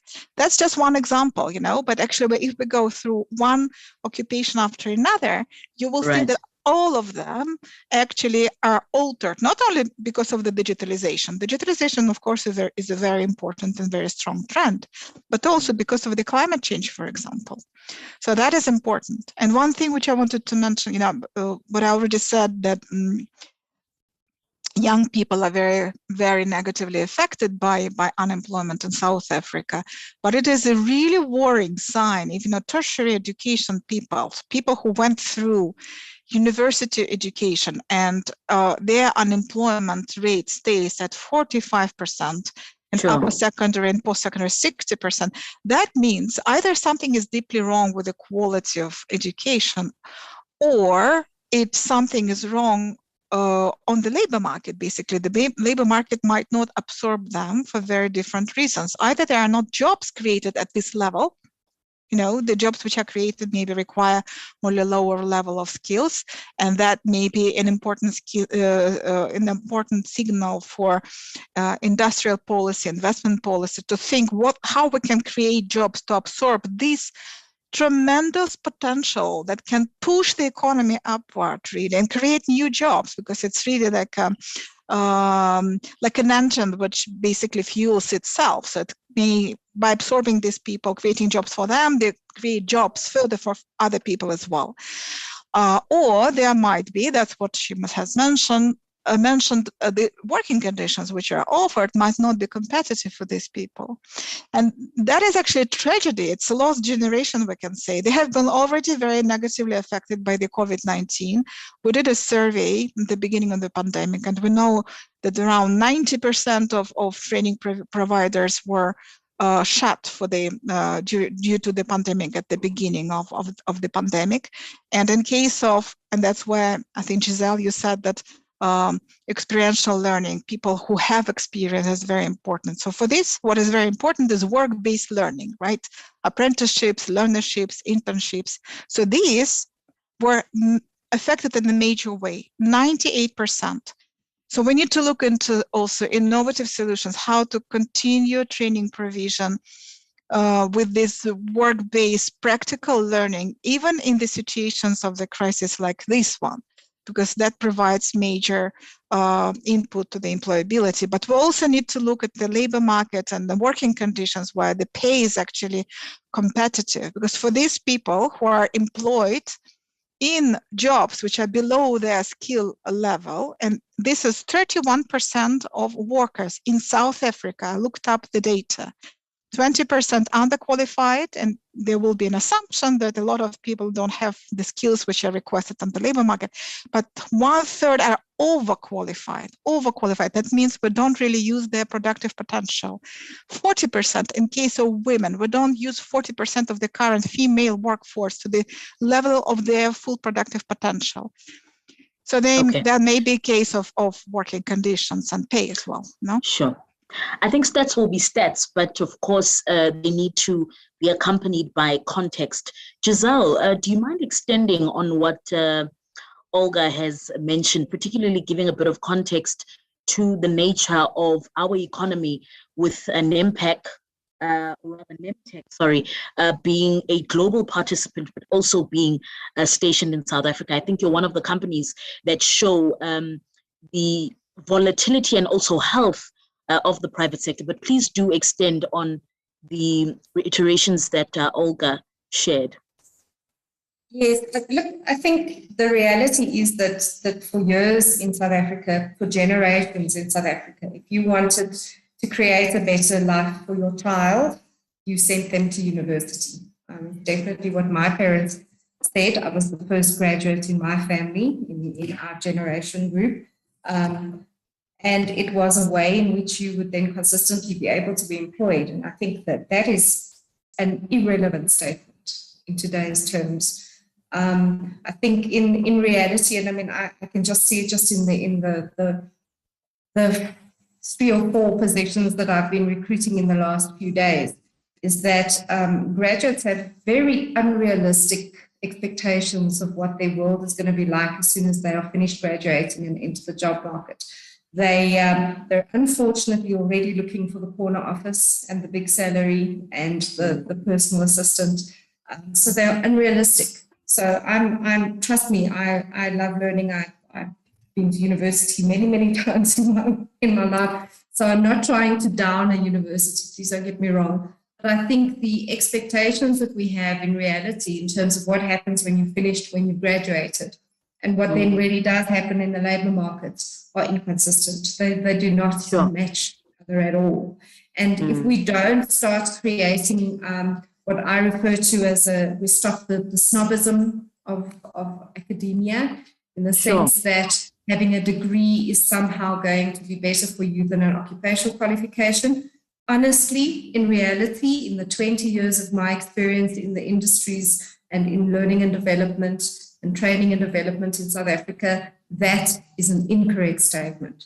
You are way more likely not only to be able to be employed, but also to become an employer with occupationally directed skills. And because you have a more realistic take on what it needs to be someone who can be successful specifically in South Africa or in Africa as a whole. So yes, we have overqualified people sitting in call centers. And the problem with that from a labor market point of view is that the majority of my clients in the past are stopping to employ them then too, because they then also come to the foregoing, but if I have a bachelor's degree or a BCom degree and I'm a client, I'm answering calls in a call center, I should be being paid more. And no, you shouldn't. If you're a call center operator, you get paid what a call center operator gets paid. So that fight between what people expect when they finish studying and what is actually going to happen is something that really needs an advocacy, that people need to start understanding. They need to be educated in the world of work. Absolutely. While they are being educated. Yeah. Absolutely. So I really appreciate the misconception that you painted there to say the higher the qualification, the better the pay. And we completely eliminate the experience part, the practicality part of the degree, which then proves truth to the importance of FET colleges, TVET colleges, or rather the practical aspect of education. So thank you very much for that. Seamus, maybe you can come in here. What are some of the most prevalent forms of skills mismatch, and how can they impact the informal economy in particular? Well, the most prevalent forms that we measure are overeducation, which is basically people that are in jobs that have an educational requirement that is below their level of education. So it will be a graduate in a job, as Gazelle said, that only requires a post-secondary education, for instance. And then under education is the problem where individuals do not have the correct level of education for their job. So in South Africa, as Olga said, that sort of is around 40%, and that's not out of line with other economies. It's quite in sub-Saharan and African economies, the drivers of over education are slightly different. So we know that a lot of the graduates so a lot of the people are less likely to be graduates than they would be in European countries. And the lack and the size of the informal economy is a big problem in there, in the sense that it is a lack of formal jobs that is a driver of mismatch. However, just to go back to what Gazelle said, I mean, the issue around vocational education is not specific to South Africa. It's that's a problem that we see in many, many countries throughout the world, particularly, and also in Ireland. So a factor that it does drive over education is the phenomenon whereby everyone wants to go to university and no one wants to take a vocational route. Now, there are two drivers of that. I think parental sort of preferences. Everyone wants, their kids to go to third level education is a problem. But also in some countries, you just have an underdeveloped and maybe not up to standard vocational system, so it's not a good option for them anyway. And then there's a lack of routes in many countries through the vocational system to the higher education system, well-defined pathways where people can engage in lifelong learning. And those are major sort of factors. And once you come to a situation where society is heavily invested in third level education and sending everyone to university, it's a big, tough task there to develop a vocational system that is fit for purpose, that is integrated with the rest of the educational system, and to convince parents and students that this is a valid way to go. And indeed it is, because what we've seen is that if you have a vocational education or qualification, you are less likely to be mismatched than if you have an academic third level qualification.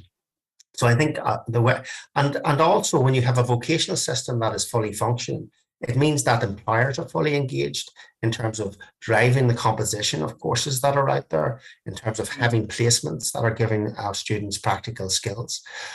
So I think in many countries, a way of tackling mismatch would be to have a rebalancing between the vocational and the third level systems, and investing as much within the vocational educational framework as they do within the higher education framework. But that's not popular politically, that's not popular with parents. And once a vocational system has a sort of Cinderella tag on it compared to the higher education system, that's very, very difficult to overcome. And it takes a lot of effort, it takes a lot of money, and it takes a lot of policy effort. Okay, thank you. So back to you, Olga, maybe you can even just infer from what Seamus has said. We know that the International Labour Organization really confronts the persistent gap between, skills that are required and also the labour market. According to you, how do we solve jobs and skills mismatch? How do we bridge that gap between the two? Yeah. So just building on what Seamus has said, and maybe also reframing it a little bit, the mismatch of over and under education that affects around half of the population of South Africa might not be too standing out compared to other countries. But if you actually look, in addition to this data, to also at the data of unemployment by level of education attainment, you will see that it's actually very problematic, because of course that mismatch only counts people who are in work, and there are already unemployed people with upper secondary and post-secondary training. That includes vocational education training. That includes apprenticeship training, learnerships, and all these work-based types of learning, which is so much actually sought by, at least declaratively, by employers. And they experience this 60% of unemployment rate, right? So something has to be done, clearly.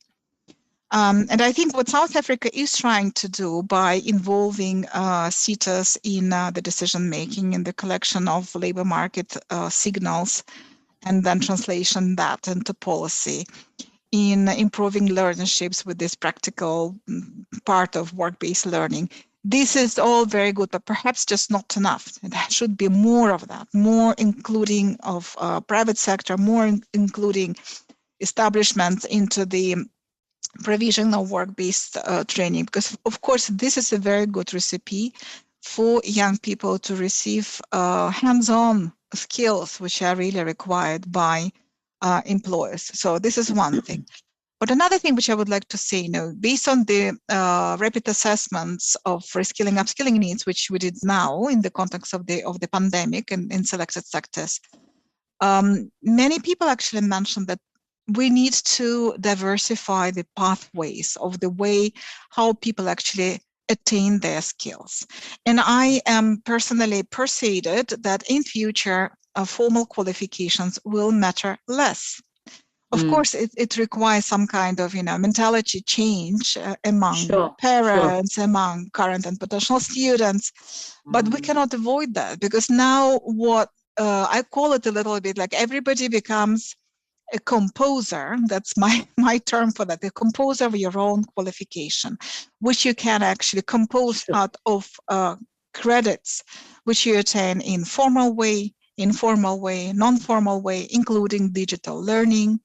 And therefore, I think SETAs also have to be involved in collaboration with government, thinking about digital credentials, micro-accrediting for parts of qualification that may eventually constitute the full qualification, and not necessarily really at the university level. So perhaps it's really vocational education training level, which is so much demanded by establishments.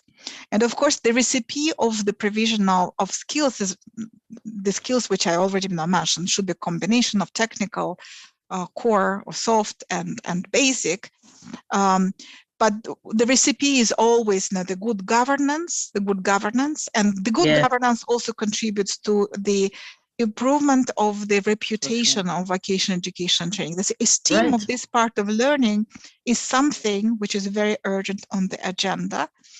And in addition to that, we shouldn't forget about short-term retraining, reskilling, upskilling for specific jobs through active labor market policies or through other types of policies that actually involve also labor market institutions, career guidance services. So that other part of governments that actually deals with the labor market directly. So that should be some kind of a complex approach in order to find that human-centered solution to provide the skills training, which is inclusive, which is sustainable, which is resilient to the change. Thank you so much. Giselle, maybe you can come in here. We've got a couple of questions from our participants who are tuned in. Lucas has asked, but how do we remedy this university versus, TVET or rather OETP education? I'm not sure if you understand the question. Good. Yes, I think the concept that both of the other speakers have spoken about is what we refer to as articulation. And the ability to be able to, so we have this beautiful saying in the NKF structure called the parity of esteem. I love it. It's just such a nice way to put it. And that parity of esteem is what needs to be advocated. The fact is that there is very little articulation. I mean, if you have someone who's done a management, NKF level 5 management qualification, which technically is a senior management qualification already, if you look at the skills that are needed in it. But that person, for example, would not be able to get even into a business school at a university if they didn't have a whole bunch of other stuff behind them.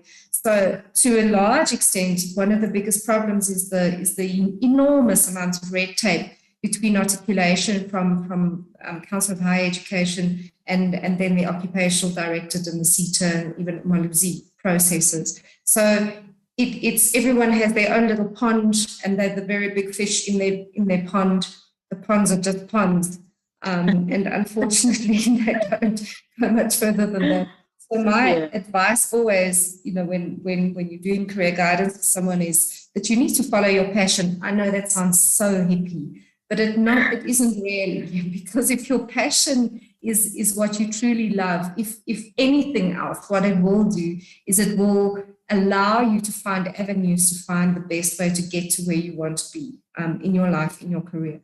And choosing a career because of the potential salary for it. I mean, a lot of programmers out there will agree with me that they started studying programming because everybody told them they were going to be the next Bill Gates, and there's only one Bill Gates still. So, there's all of these kind of issues connected to it. Whereas you have social media DJs who are earning almost as much as Elon Musk now. So, we need to follow a path. I like what Olga said about, I like to refer to it as a career jungle gym rather than a ladder, where you sometimes need to move horizontally, sometimes you need to move down, in order to find the skills you need to move to your next. And your next doesn't have to be up. The concept of that you need to be promoted in order to get more money or to be more acknowledged is old-fashioned as well. So there is a lot of movement. If there's one thing that South African can always celebrate is that we know how to move. We know how to make a plan. And it's part of what you need to do is stop waiting for other people to tell you what your career needs to be, tell you what to study. Find your passion, find what it is, find your jungle gym, and then move. Continuously learn, continuously grow. We die when we don't grow. Hey. Absolutely. So find your jungle gym and roar in it, eh? Be like the lion that commands its position of dominance in the jungle. Thank you so much. Seamus, maybe you can come in here before we have our closing remarks. We have Steady, who just asked a question.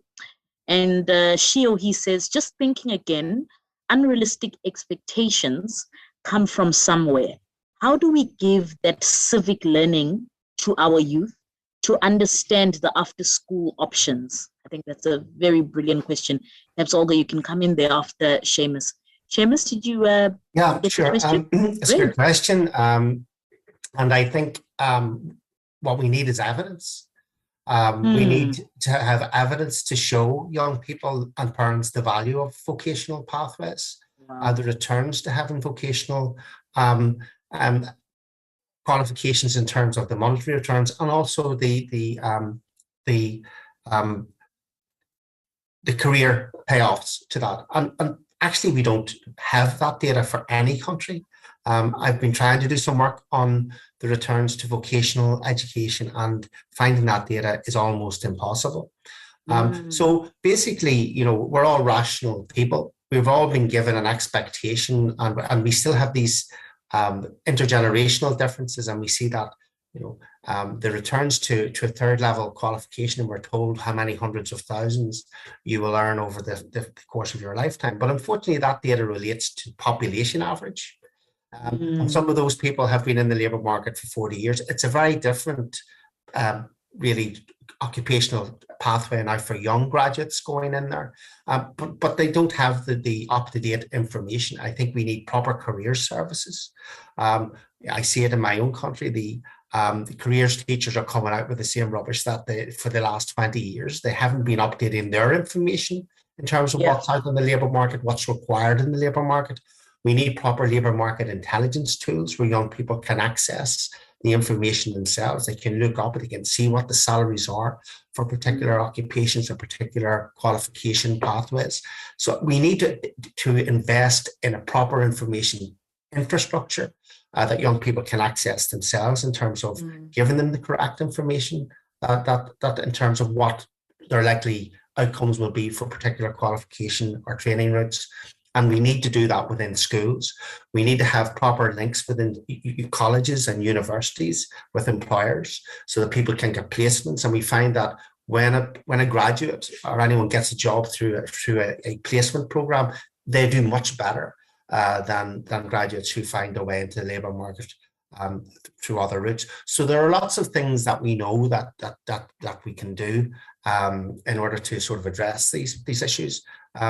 But it is a long-run problem, and as I said, it takes a lot of investments in terms of information and labour market intelligence right across the system. And I think that's really the way to go on this. Sure. Thank you very much for that. I'll now then request all of you just to provide your closing remarks. Perhaps I'll start with you, Giselle. As you provide your closing remarks, please answer the following question as part of it. Are skills mismatch a result of social inequalities, particularly given the African context, not only just in South Africa? And then Olga, in your closing remarks, I'd like to ask you that obviously we know, with the International Labour Organization, your key priorities as well is to focus on SDG 4 and 8, which is a focus on issues surrounding skills development and the development of relevant skills in the labour market. What are these relevant skills and how do we measure them? So just to provide a solution-oriented approach in that regard. And to you, Mr. Shimus, as you close, what you said was so profound just now, particularly around how do we make the vocational aspects or careers more fashionable? And you said providing evidence. What kind of evidence do you think this should be? Just bring in your expertise and your experience in that regard, or what you've seen in Dublin. How do they do it differently? So over to you, Giselle, as part of your closing remarks.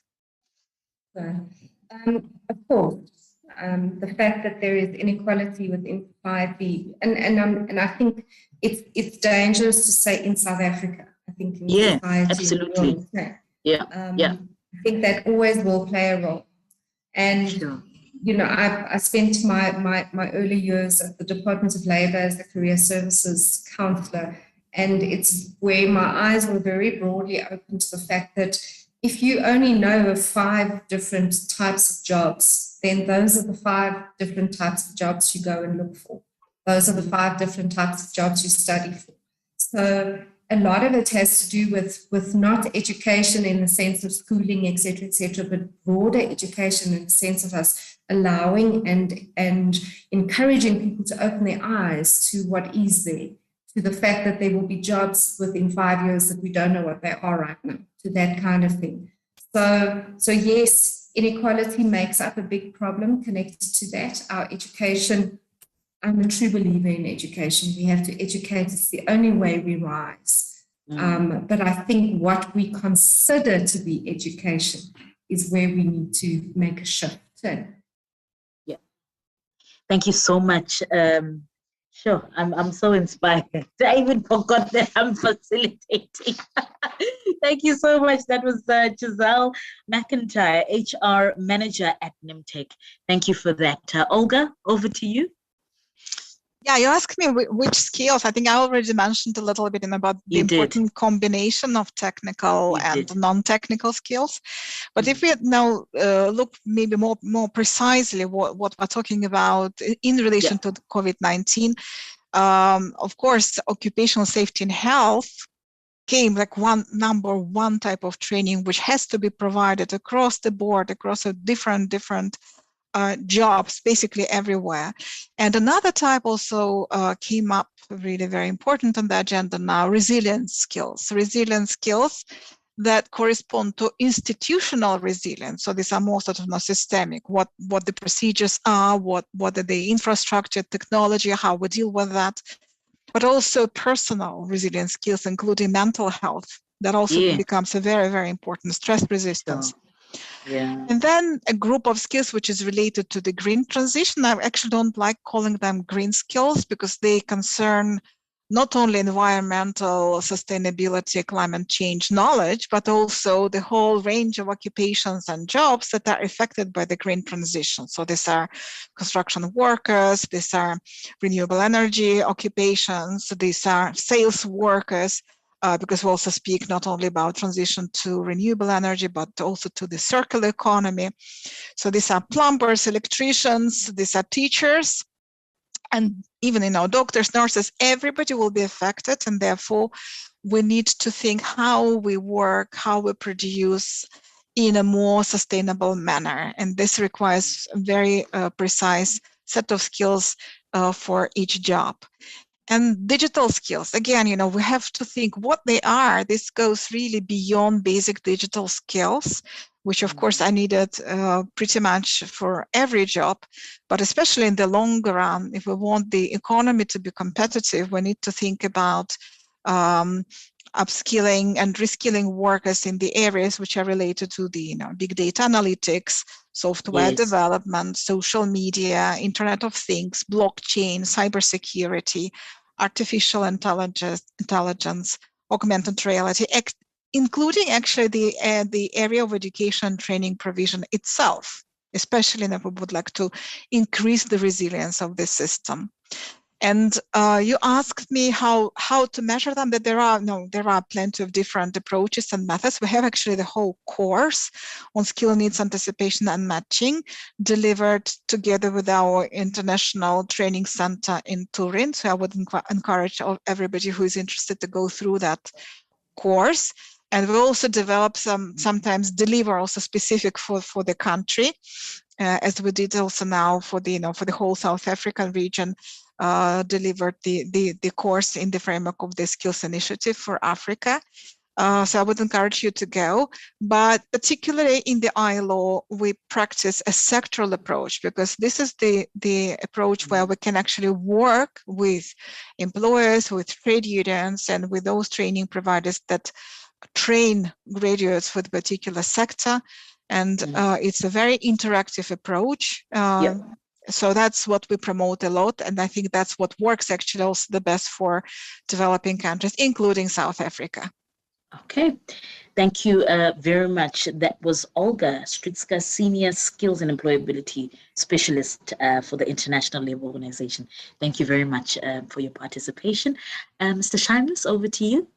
Yeah, I'll just quickly finish with one suggestion. So one thing that we do well in Ireland is that we do have a careers portal where young people can click on and they can look up particular courses, they can look up particular careers, they can see what the average earnings are from a particular, from each option, and also what the employment prospects are.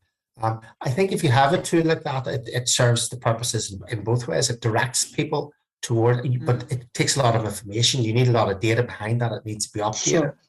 You need to have current earnings information in there. You need to have a system where you can also incorporate new occupations into the portal as they arise. And in some areas, that's rapidly progressing. And as Olga mentioned, blockchain, that's something that's getting a lot of attention.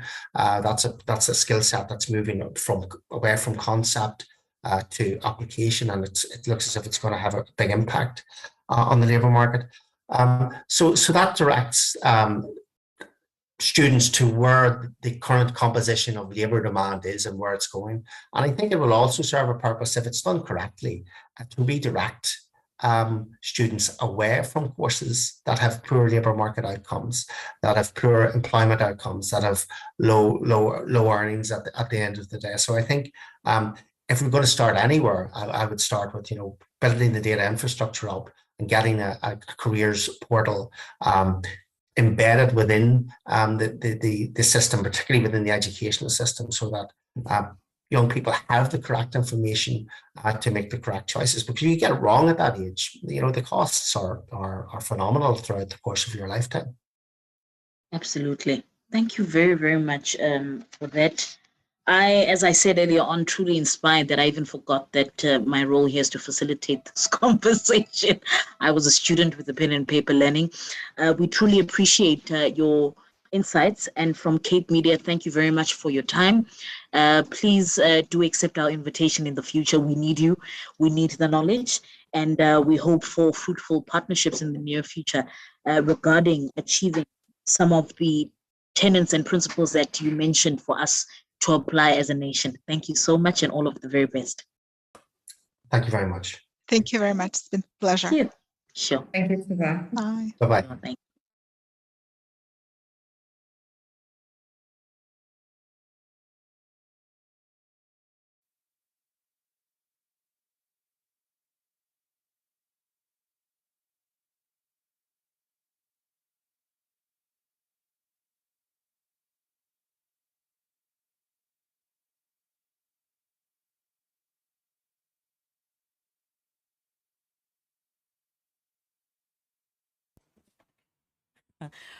Thank you very much for tuning into the panel discussion.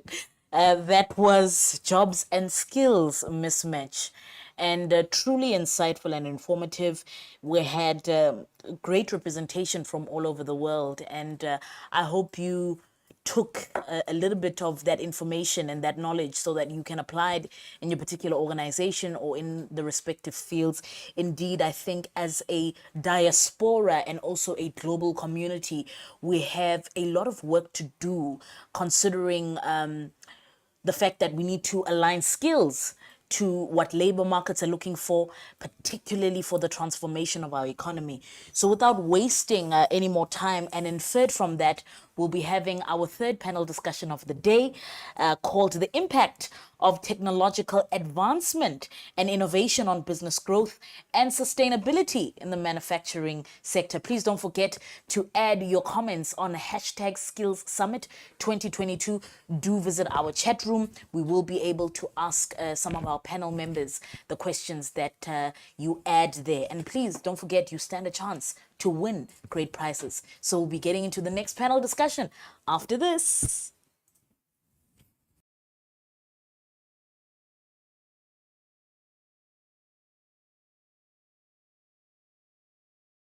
Undergarment making program that is funded by FP&M Seta. Learned how to cut the pattern and how to draw the pattern on top of the cloth, and how to take the same cloth that I've drawn the pattern onto the machine and make a garment. I am now able to make quality checking, I am able to embroider, and I am able to digitize. I am very thankful to FP&M Seta for the opportunity, and I thank them so much for the opportunity that they have given to me. I wish that they can continue to do the same thing to other kids that are out there at the street.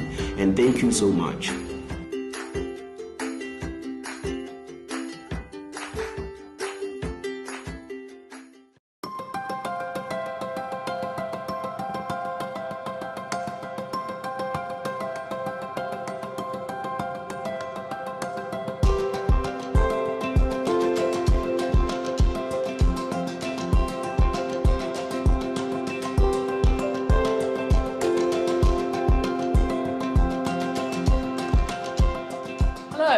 my name is Amy Ben. I work for an organisation called Innovate Durban. We're a non-profit who supports innovation and innovators in Durban specifically, but in KZN in general. I am currently sitting at the Indoleni Richmond Skills TVET College. We have set up a beautiful innovation centre within the college that is open to students studying here at the TVET, whether they're studying furniture, design, textiles, business studies. The facility is theirs to use. The centre is funded by the FP&M Seta, and it's here to service the students who study and learn at the TVET College. And the different machinery we have here, we've got things like 3D printers, laser cutters, very advanced embroidery and sewing machines. We've got acrylic benders, resin printers, as well as computers, laptops for the students, and good internet, obviously.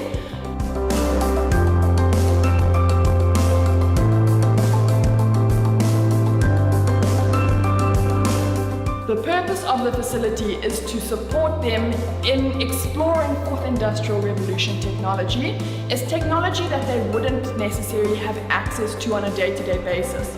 We know in South Africa that there's huge levels of inequality, and things like 3D printers are not readily available for students. And so to have a facility where they can come learn about a 3D printer, understand how it works and how it could fit into what they're already doing, and then have access to that for a prolonged period of time, is part of the reason we've set up the facility.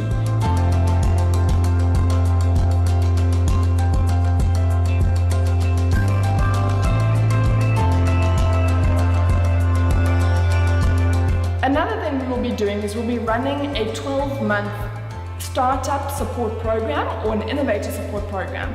The idea behind the program is to allow the students an opportunity again to use the machinery, learn about the machinery, but also to teach them various business skills, how to write a marketing proposal or business proposal, how to understand financial management, so that they're equipped not just to go into the world of work and work, but they're equipped to be entrepreneurs and innovators, and we just are giving them opportunities, skills, expertise to kind of set them apart from other students who may not have studied those different things.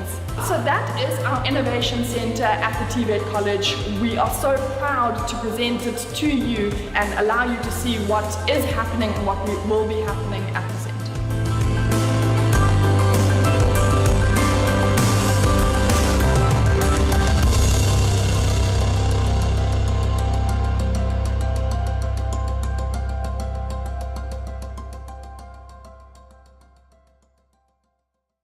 The facilitation department fulfills one of the most fundamental roles within the business. All the highly qualified subject matter experts who facilitate all qualifications on offer at the institution sit within this department. This department is also responsible for coordination of all outcomes-based assessments for learners and have the responsibility of ensuring each learner exits SDC as a qualified and job-ready candidate. The FP&M Seta's mandate is to provide skills development services to the clothing, footwear, forestry, furniture, general goods, leather packaging, printing, print media, publishing, pulp and paper, textiles and wood product sectors. Furthermore, the FP&M Seta must implement the objectives of the National Skills Development Strategy and ensure that people obtain the critical or scarce skills needed to build the capacity of the sector to become economically sustainable and globally competitive. The intention of the National Skills Development Strategy is to increase access to training and skills development opportunities, to transform inequalities linked to class, race, gender, age and disability, to address the challenges of skills shortages and mismatches, and to improve productivity of the economy, and to increase the focus on skills development linked to rural development.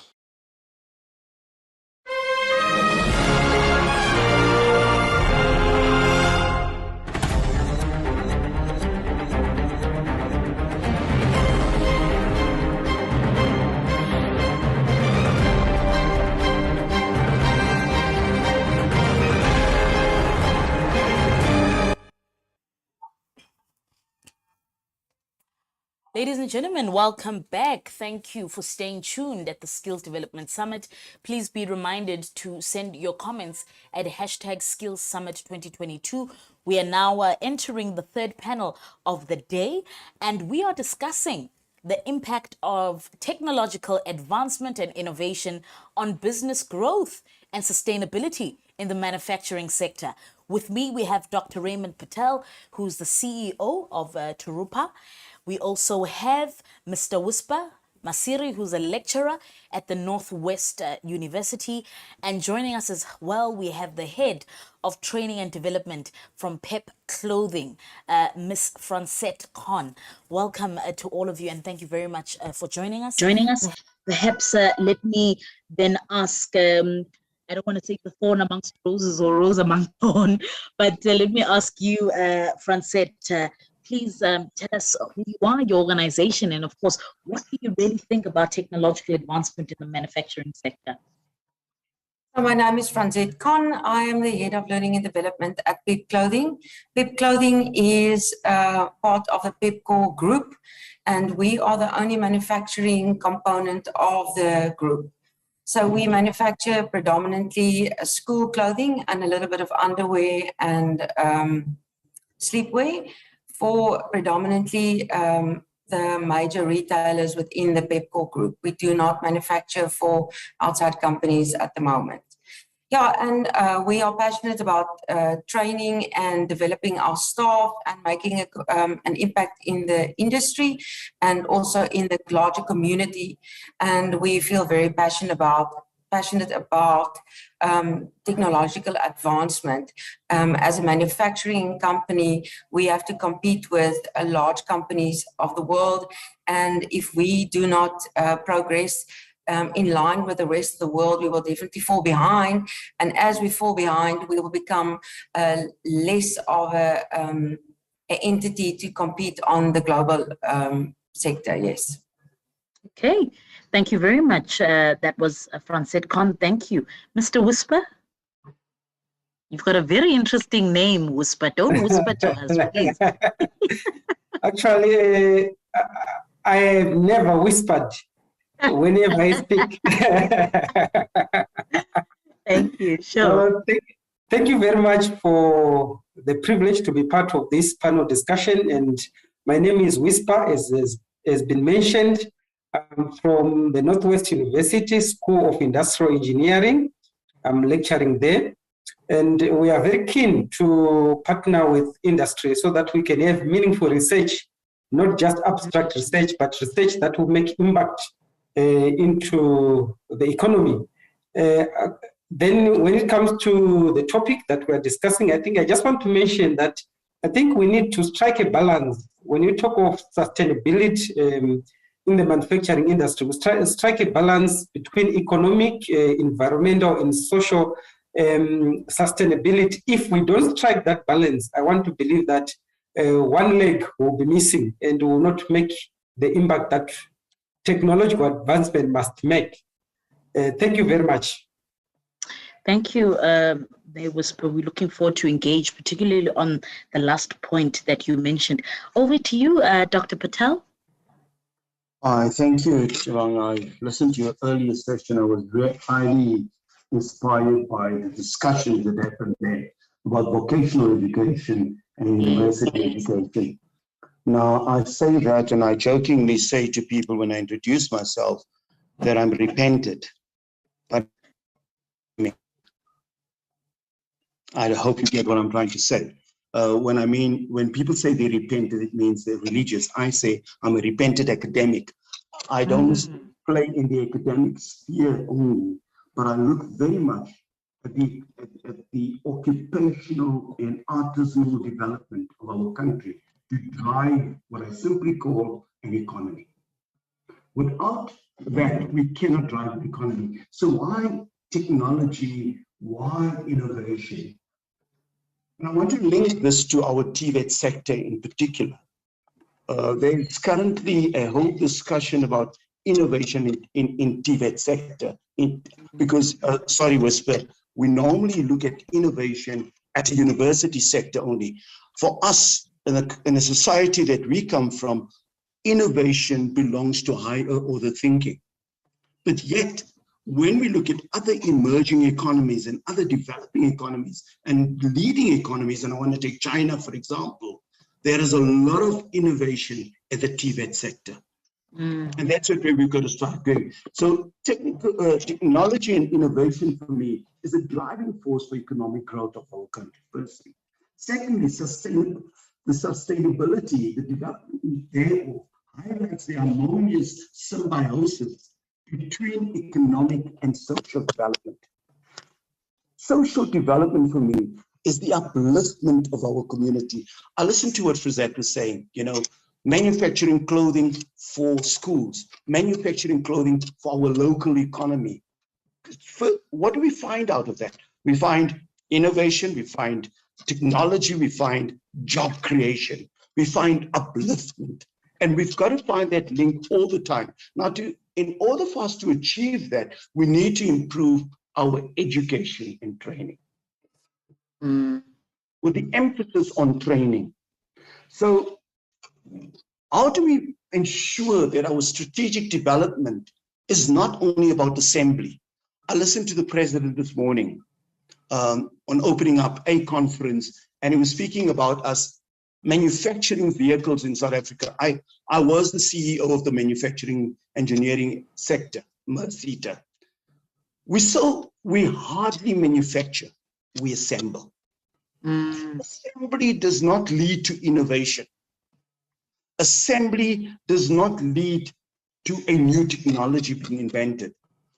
We do that, and in our country, the support, economic, political support dwindles, that we do not continue with the innovation that emerges. So I started my own business once I left Seta, and it's called Torapa. Torapa is simply for technology, occupational response and advancement for people who wants to achieve. Thank you. Absolutely profound there. Thank you so much, Dr. Patel. I look forward to also asking you a couple of questions with regards to that. Maybe we can go back to you, Francette. How is PEP clothing supporting rural and township economies, or rather the development of rural and township economies using technology? We are, our footprint is in the Western Cape. We do not have satellite factories. So we make a local impact in the surrounding communities in the Western Cape. And we are very strong on enticing the young people to join our company so that we can train them up. We're sitting with an aging workforce in the clothing industry. And let's just be honest, the manufacturing, clothing manufacturing industry is not the ideal space where youngsters that finish with school see themselves. They want to be in a fast-paced technological world. So we have to think cleverly about how we can entice them and be tech savvy and get those tech savvy youths into the manufacturing sector so that they can make an impact in technological advancement. We cannot keep on making use of manual labor. We have to do some technological advancements in order to stay competitive in the market. And that's where we are moving towards. Okay. I think there's also quite a huge opportunity there that your other panelists can advise in enticing young people, particularly in the fashion industry. It's something that is really booming in that regard. Thank you for that. Whisper, you mentioned earlier the importance between, or rather the dialectical relationship between building a healthy economy, the environment, and the social aspect. Maybe can you take us through what did you mean by that? Okay, thank you very much. I think let me just also, before I comment on that, I want to say, Dr. Patel, myself, I'm not a dependent one, but I always have a balanced view, because we should have a balanced view in this whole conversation. If we miss one leg, we'll miss the mark. So it's always good to have a balanced view. maybe let me say, I think we need to refer to the pyramid of the skills that we need. If I can just illustrate by my hand, I think the pyramid is like this.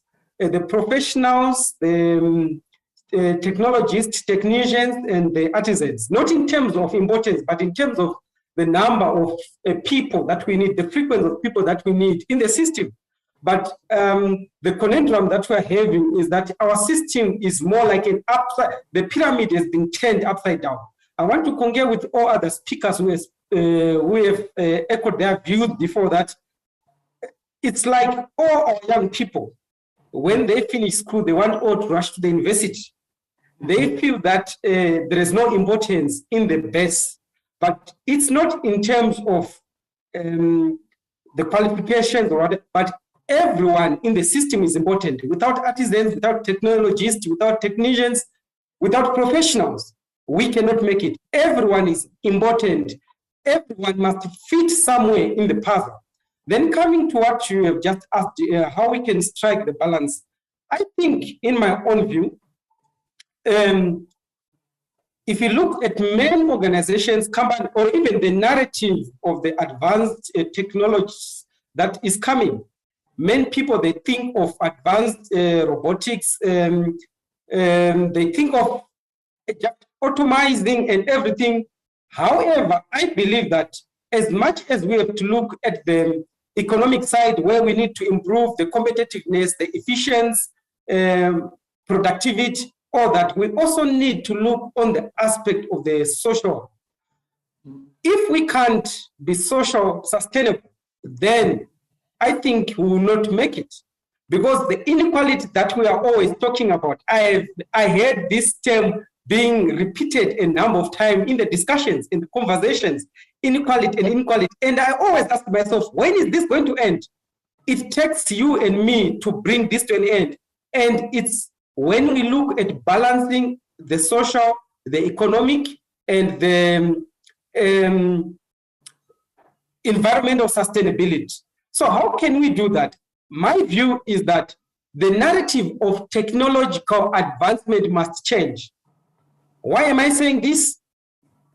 Technological advancement must come in to augment humans. That's my view. If we can't do that, and we have the narrative of technology coming to take the place of humans, then we'll always have the social imbalance. Now we talk of the artisans. I think most of the discussions was focused on the artisans, the skilled personnel.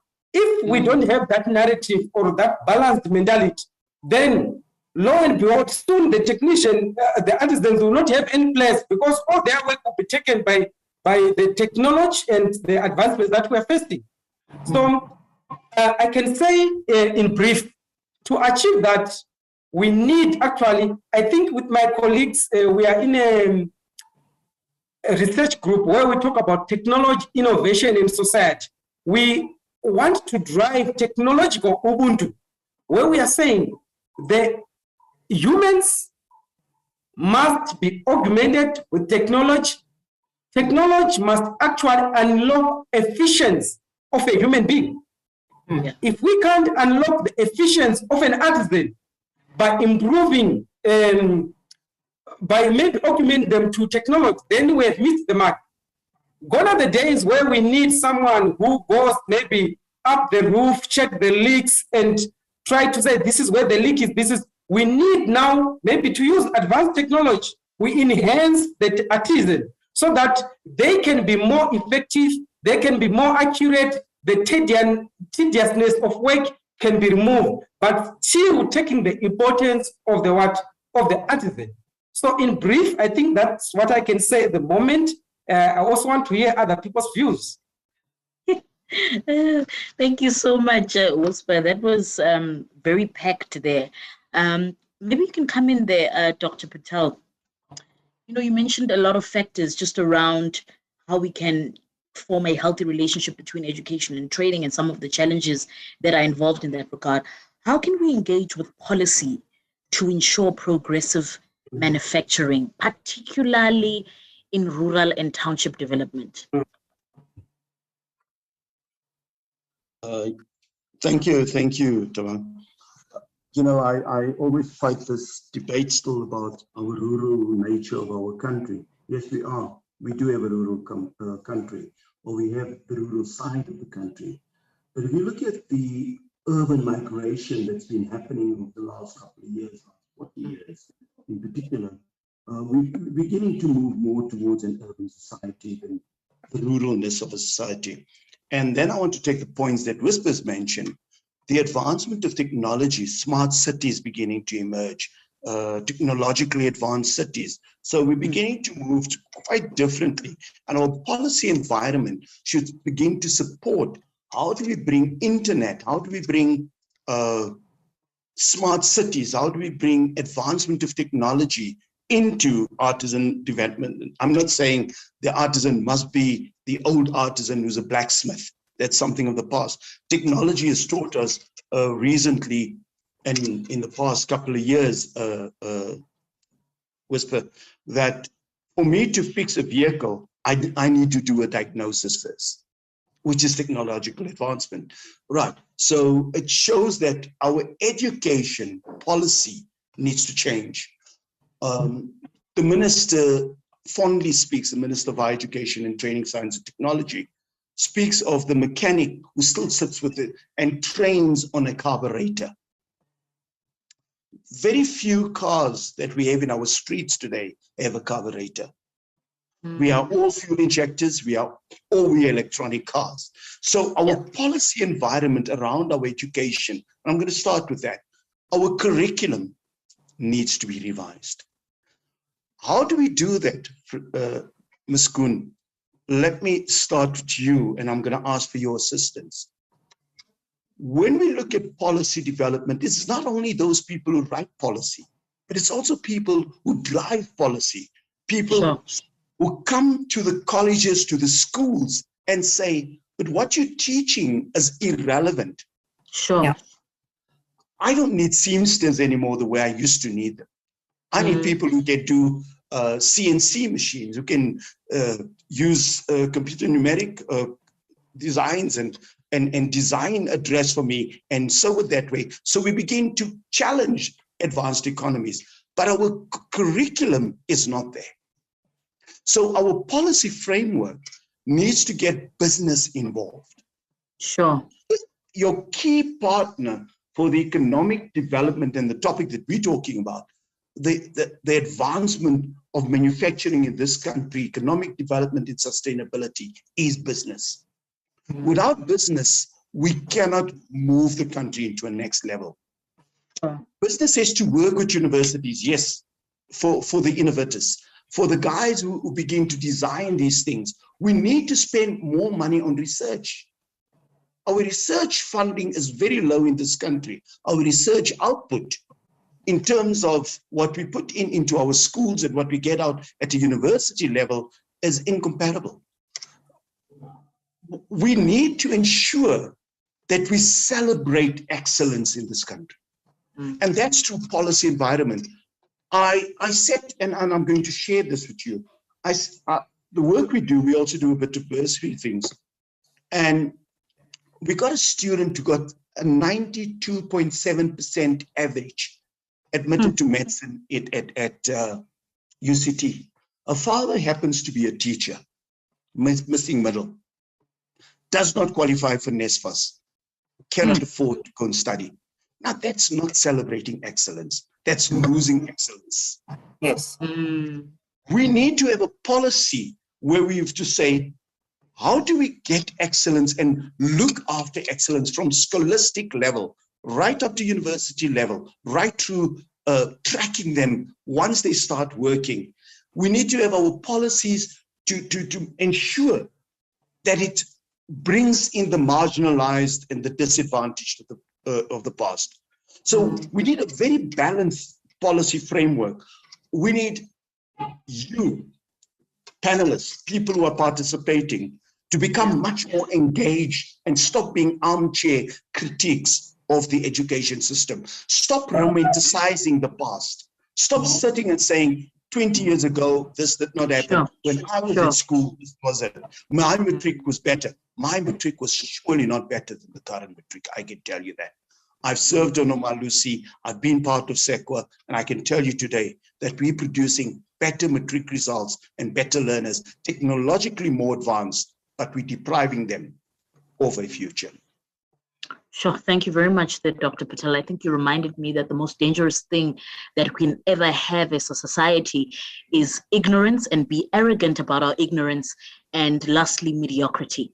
And you're so right in saying, how do we then preserve excellence, and not just from an academic point of view, achieving 92%, but you've got smart working people, you've got problem solvers in the world, you've got creative thinkers that are not being utilized enough. I'll just go there to you, Ms. Khan. There is a question by one of our participants. It's Oliswa, who then says, Ms. Khan, how can we involve skilled parolees, females and youth, on PEPCO manufacturing of uniform and underwear? Look, we are always looking for opportunities to involve all levels of the community, and Sure. if we can engage with a place that we can partner and support and also develop and train so that those parolees can reintegrate with society, that will be a perfect match, because we are always looking to uplift and partner with other industries.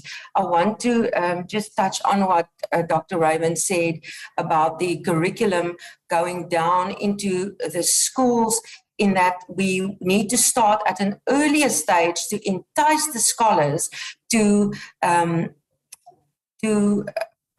embrace a trade and start at a young age to build up that trade. Because if they only start with the trade post school, we start at a very late stage to start to develop those skills, and it takes a long time. So if you can have mentors between schools and partner with teachers and business, so that you can integrate the two and take hands, so that by the time the student comes to Whisper in the university, they are already on a much more engaged level, and they are at a space where you can actually build on the foundations that's been set at a school level. So I think it's very important that we start that technological creativity on a younger age, where we not take them away from technological advancement, but take them away from the screens, because the youth that we are working with today, they are in an instant gratification space. They just want to sit in front of a screen, and we need to get them engaged at a younger age so that we can work with them and take hands. And I also believe that business plays an integral part in the long journey of a youngster, taking them from school into university or a FET college and then into the workspace. So there should be a long-standing relationship between the two. Business can't come in at the back end and just want to grab the top performers. We need to have a journey with these learners so that we can uplift an entire generation and not cherry pick from the group and the rest goes missing in between. Thank you so much, Ms. Khan. I'm just here having conflict with my mind and the questions that I really want to ask. And I'm going to come to you, Whisper, just now. I think just on your point, Fran said, there is a huge opportunity that PEPCO can utilize. The people that buy at PEP are the people that know how to sew the products that they buy. Yes. So there's a huge opportunity for PEP clothing to not really use, but to involve a lot of community centers, to involve, like Olisa's question is so critical, because the whole aim of rehabilitation, particularly in correctional services, is to upskill. That's a huge priority. So, I think there should be quite a lot of engagement regarding, even if you do a cost-benefit analysis in that regard for PEP clothing, I think it would be vastly beneficial, not only in terms of corporate social responsibility, but really expanding the brand on its own. So that was just an aside, and we're gonna wait for more questions. I think you got a lot of passionate people about clothing and fashion and so forth. Yes. Whisper, let me come to you there. You mentioned such a critical point about how do we use technology to drive and also to derive human efficiency. So back to that, how do you envisage that relationship using technology to augment human beings and their capabilities, like you mentioned earlier? Okay, thank you very much. Let me start by mentioning that there's a point that Ms. Conn has just mentioned there. I want to highlight that the society, we have young people who are much glued to the screen, but unfortunately, we become more of a social media society and not an innovative society. So we need to, in fact, educate our young people how to leverage technology for the good of the economy. With a phone in your hand, connected to internet, not just being on the social media, but you can innovate and do things that can contribute meaningfully to the economy. That's my first point there. I think it's very important to even when we take tablets to the schools in the rural areas, it's not for the young people to be on the social media, but it is for them for their mind to be opened and to start thinking at a higher level and start to be innovative, moving from being assemblers and people who can create things. Like Dr. Patel has said, that we are more of an assembling and maintaining what others have created. When are we starting to create our own things? Coming back to the point of augmenting humans with technology, I think my view, the focus should be on equipping the workforce to be more productive. There are things that we are limited to do at some level. And sometimes even also because of a background, educational background, there are things that we are not able to do. But if we leverage technology, then we empower the human to do more things that are more advanced. For example, maybe there might be, we know that we have areas that are very dangerous to work on, that a human, if they go there, they are unsafe. But we can leverage technology. How can they use augmented reality to be in a position to operate a machine that is underground when they are on the surface? They might not need necessarily to go physical into the workplace, but they can operate it in an augmented version. So this is how we can leverage technology. Just to see every technology that we have, how can we bring it in to help us? Someone mentioned, many people mentioned the challenge of unemployment that we have.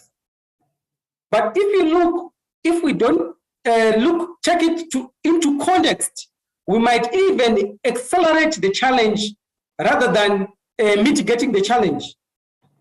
I always say to my colleagues, when it comes to the issues of technological advance, it's not about the fence of the technology, but how is it solving the current and the local challenges that we are having?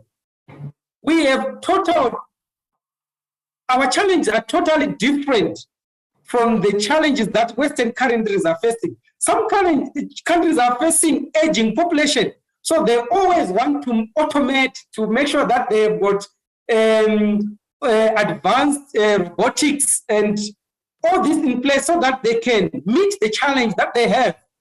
Can we also take the same route when we have got a youthful, unemployed population? No. What can we do? They have the technology that they have. Let's try to leverage that so that the technology can solve the problems that we have. If it can't solve the South African, the African problem, then why taking it? We cannot just adopt technology for the sake of how fancy, how advanced it is, if it is not solving our problems. Sure. Thank you. They just, you've mentioned something very important. This is not an aside, but I guess it'll contribute to the whole impact of technology. So I have just found out through research that psychologists and even in other countries are using artificial intelligence to help people deal with grief. So what they do, they take, I don't know if it's insanity or it really helps, but they take artificial intelligence to then clone the person that you've lost through previous messages and voice notes. And basically they create a being from that. So if you're hiking, if you've lost your husband, you've got your husband's voice saying, "Oh, baby, you're doing so well."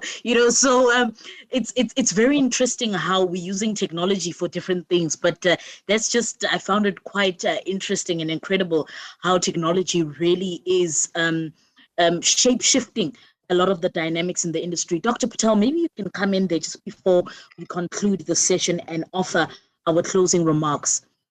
We have got someone who's manufactured or rather created a vehicle, but he was not supported. We've got people who have, created so many innovative products and ideas that could potentially help society, help the communities, but they are not being supported. The problem that I have with some of these institutions and entities is that it's so easy to receive people that are already established, but why are we not willing to establish people who come with these ideas? So in your opinion, Dr. Patel, why are we not getting the support that we need? Why are these people not being supported? It's not because innovation does not exist or it hasn't been properly, applied. I think it's the issue of red tape and this whole so-called accreditation. How do we overcome such challenges?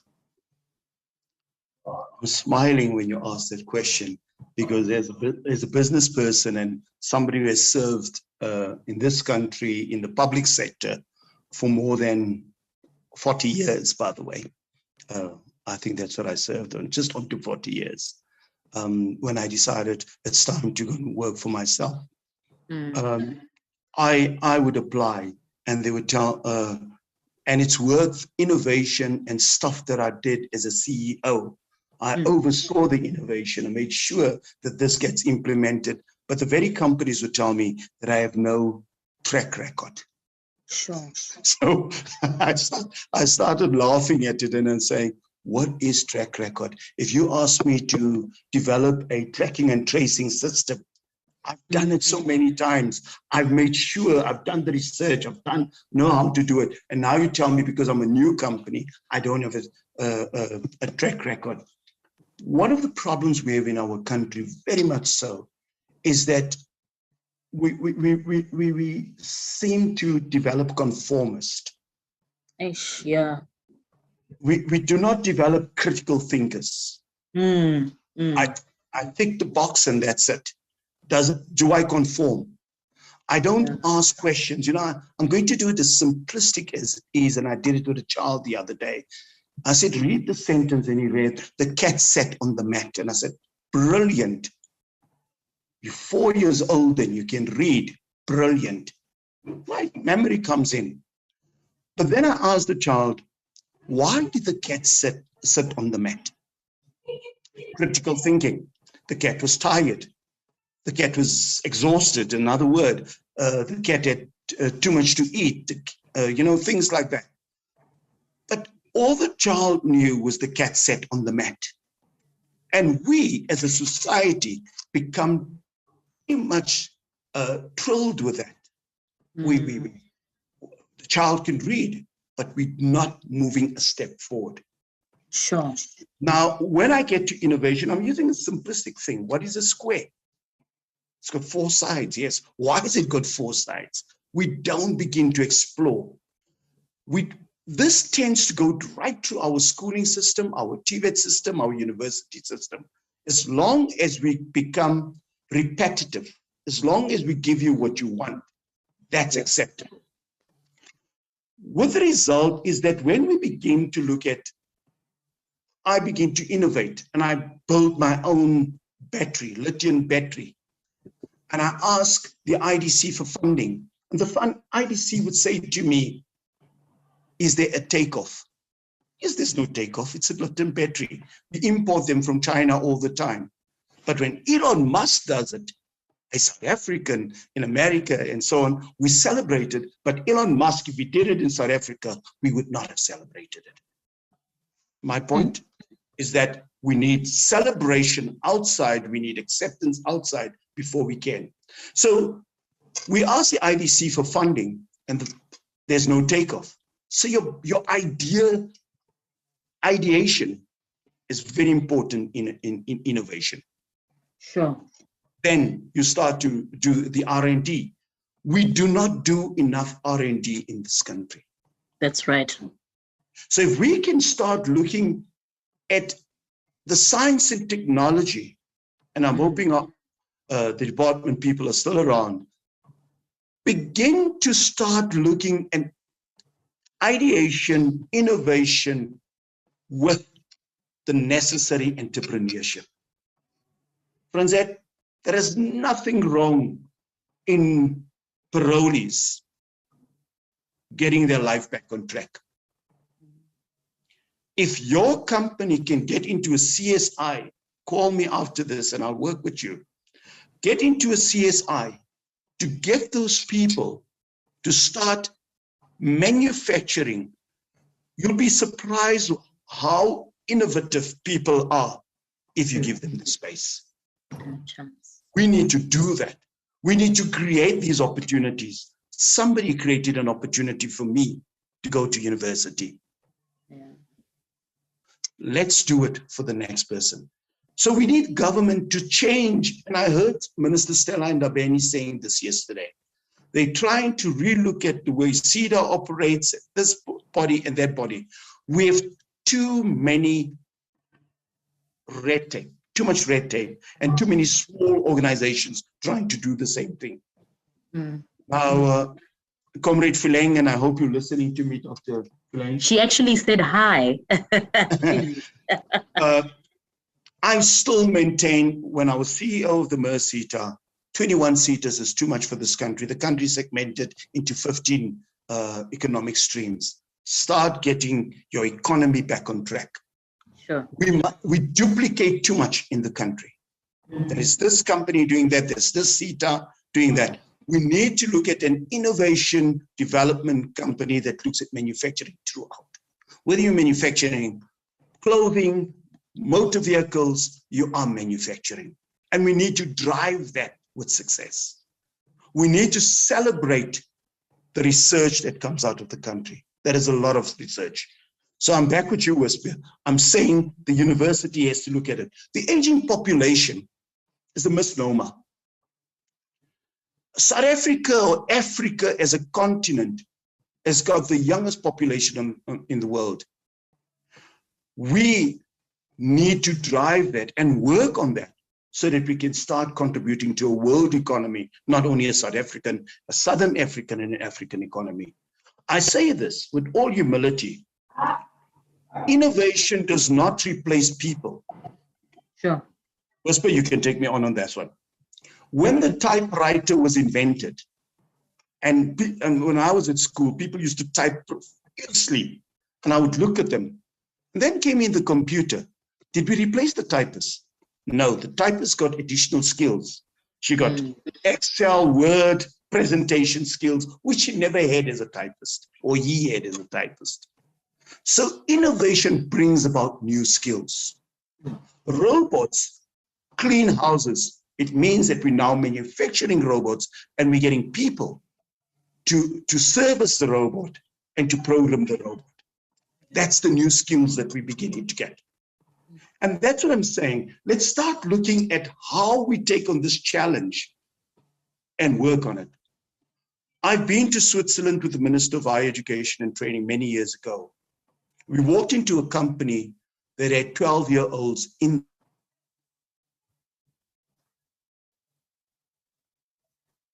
Dr. Patel? I think we lost you there, or we're losing you. Okay, whilst we wait for him to recover, can I just ask you, Francette, just to give us your closing remarks, and then we'll have you whisper whilst we're trying to get Dr. Patel back. No, thank you. I fully agree with Dr. Patel in that we need to create a platform where innovation can be celebrated. And we need to spread that platform far and wide down into the schools so that we can create that culture of innovation where people can think outside the box, and they can start by doing small projects at school, get extra credit for it, and then build on that so that we have a generation where innovation is part of who we are, part of what we do. We're always critically thinking about everything we do, everything we touch, how we do things continuously. And that should become part of the next generation. For the current generation, it is something that we need to teach them, because we've been all conditioned to walk between the lines, stay in your lane. And we need to actually entice people to step outside the line, ask why is it not working, what can we do, and think in a completely different way, because we can't keep on doing the same thing and expecting different results. Absolutely, thank you very much. That was Francette Khan, the Head of Training and Development from PEP Clothing. Thank you. Whisper? Yeah, I agree with Francette and Dr. Patel. Interesting discussion there. My closing remarks, maybe I can just say collaboration, I think, is the key. You know, there is a huge gulf between universities, TVETs, SETAs, and the business, the industry itself. So I think if we all come together and work together, we open doors for one another so that we learn from one another, we maybe collaborate in some of the researches, some of the work together. I think we can go far. I was discussing with my manager one day and saying, we really need to have research that make impact into the society. And I was asking, how best can we do this? And he said the best way we can do is to do industry-based research. Yes. If universities can collaborate with industry, with businesses, so that they do research that will actually drive productivity, drive efficiency in the industry, I'm sure that we can go far. If we keep on working on at an abstract level, we'll continue lagging behind. Even what we are discussing here in this conference, it will only be meaningful if it is put into action. Yes. So I'm saying, let's take whatever we are doing, let's put it into action. If I knock at your door, Francette, and say, I'm from the university, I want to do meaningful research, and please, I want to collaborate with you as the business, as the industry, open doors for me. If the industry come to me and say, oh, Whisper, I want you to try look into this, I have this problem, can you assist me, research on this? I must open doors for me. If a TVET come to me and say, no, how can we collaborate and work on this? If a SETA comes, we need to open doors for one another and put our abstract knowledge into action. Sure. Absolutely. Yeah. Thank you very much. I wish we received Dr. Patel's closing remarks as well. However, I think there have been some network issues in that respect. But let me thank you very much on behalf of Cape Media and FP Seta. I think he is back with us. He's not back yet. Oh, he's back. Oh, there we go. Sorry, I got cut. I don't know. We were about to close without you. What an abomination. Please give us your closing remarks. No problem. Give us your closing remarks. I do apologize. I don't know. I can't say it's load shedding. We just got cut. I think we do need a tech-savvy young people society. Yeah. We need to develop what I simply call T-shaped people. And T-shaped meaning that they are grounded in the pedagogy, in the learning, but also can float across into various fields. Something that Franchette said earlier, where we can ensure that our curriculum is supported, and my words again, supported by business to drive automation, to drive innovation, and to drive the economic development.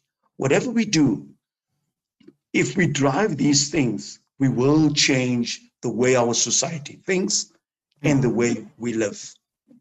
China did not become a country the way it is by policies alone, but by commitment to transform. So transformation as a huge definition, it means transforming the way we think and the way we operate. Lastly, I want to close by saying, if we continue to teach our learners the way we were taught at school, we are depriving them of a future. Let's transform the way we think. Thank you. Thank you very much. That was Dr. Remy Patel, CEO of Tarupa, and we also have lecturer from Northwest University in the Faculty of Engineering, Mr. Whisper Masiri. Thank you very much to all of you for your contributions. And just on what you said, Whisper, that it's very important to then practicalize all the abstracts and everything that we have discussed. Once it is actioned, then we can truly say we are a progressive society, and then we can also say that we are meaningfully contributing to skills development. Thank you all so much for your time and also your dedication to the continuous development of these discussions and engagements, and all of the very best. And see you in the future. Please, when we call again, please do answer. We need you guys. Thank you. Thank you. Enjoy the conference. Thank you. Bye. Bye.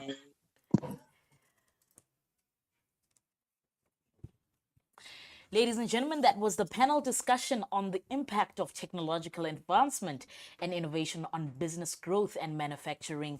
As you heard, we truly need to move forward by actioning some of the items that we mentioned, and also the importance of skills. We need to then learn to define the type of skills that the labor market is looking for, and most importantly, use technology to augment human capabilities and human capacity. I thoroughly enjoyed that. We are going to be having our last panel discussion for the day, called Transitioning from Secondary School to Tertiary Education. Please stay tuned. Don't forget to hashtag Skills Summit 2022, or rather Skills Summit 22. And also don't forget to engage on our online expo and also on our available platforms. Send through your questions. We want to hear from you. We want to hear your recommendations as well. But do stay tuned for the last panel of the day. The FP&M Seta's mandate is to provide skills development services to the clothing, footwear, forestry, furniture, general goods, leather packaging, printing, print media, publishing, pulp and paper, textiles and wood product sectors. Furthermore, the FP&M Seta must implement the objectives of the National Skills Development Strategy and ensure that people obtain the critical or scarce skills needed to build the capacity of the sector to become economically sustainable and globally competitive. The intention of the National Skills Development Strategy is to increase access to training and skills development opportunities, to transform inequalities linked to class, race, gender, age and disability, to address the challenges of skills shortages and mismatches, and to improve productivity of the economy, and to increase the focus on skills development linked to rural development.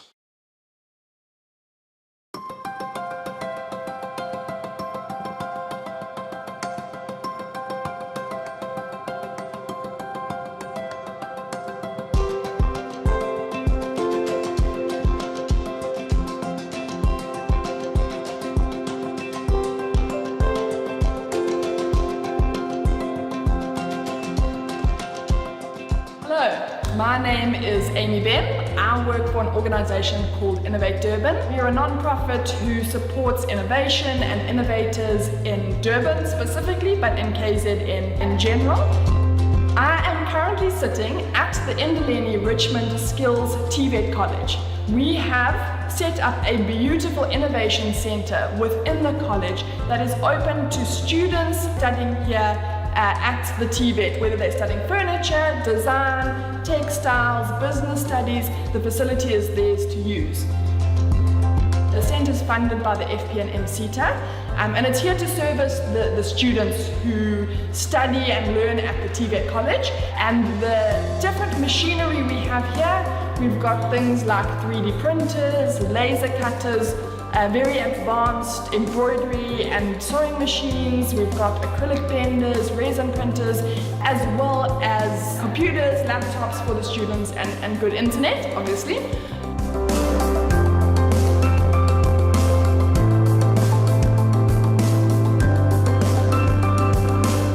The purpose of the facility is to support them in exploring fourth industrial revolution technology. It's technology that they wouldn't necessarily have access to on a day-to-day basis. We know in South Africa that there's huge levels of inequality, and things like 3D printers are not readily available for students. And so to have a facility where they can come, learn about a 3D printer, understand how it works and how it could fit into what they're already doing, and then have access to that for a prolonged period of time, is part of the reason we've set up the facility.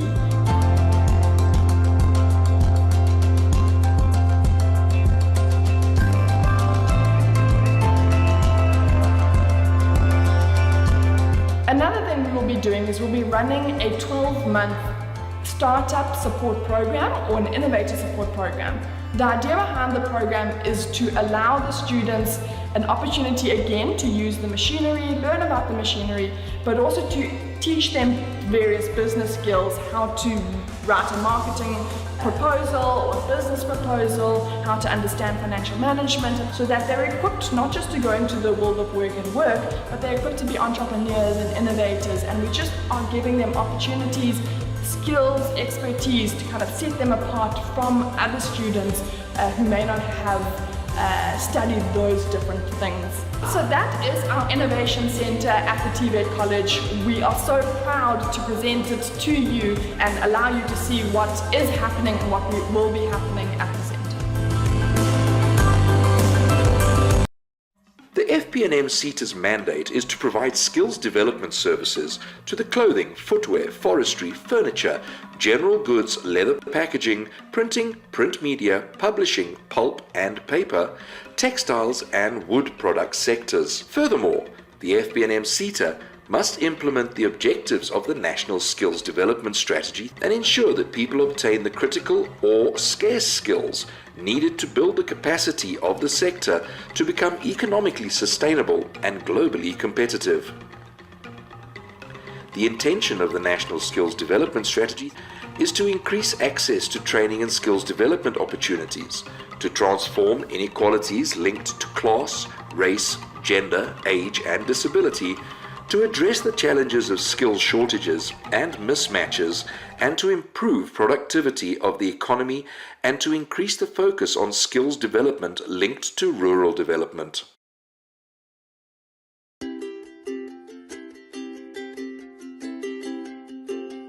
Hi, my name is Tato Innocent Sibuhudi. I am from Eastern College Undergarment Making Program that is funded by FP&M Seta. Learned how to cut the pattern and how to draw the pattern on top of the cloth, and how to take the same cloth that I've drawn the pattern onto the machine and make a garment. I am now able to make quality checking, I am able to embroider, and I am able to digitize. I am very thankful to FP&M Seta for the opportunity, and I thank them so much for the opportunity that they have given to me. I wish that they can continue to do the same thing to other kids that are out there at the street.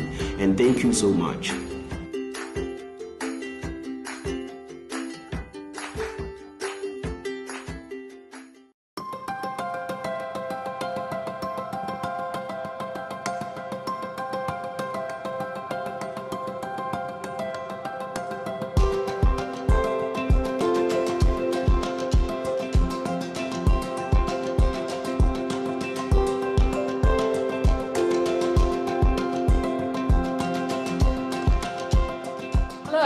My name is Amy Ben. I work for an organisation called Innovate Durban. We're a non-profit who supports innovation and innovators in Durban specifically, but in KZN in general. I am currently currently sitting at the Indoleni Richmond Skills TVET College. We have set up a beautiful innovation center within the college that is open to students studying here at the TVET, whether they're studying furniture, design, textiles, business studies. The facility is theirs to use. The centre is funded by the FP&M Seta, and it's here to service the students who study and learn at the TVET College. And the different machinery we have here, we've got things like 3D printers, laser cutters, very advanced embroidery and sewing machines. We've got acrylic benders, resin printers, as well as computers, laptops for the students, and good internet, obviously.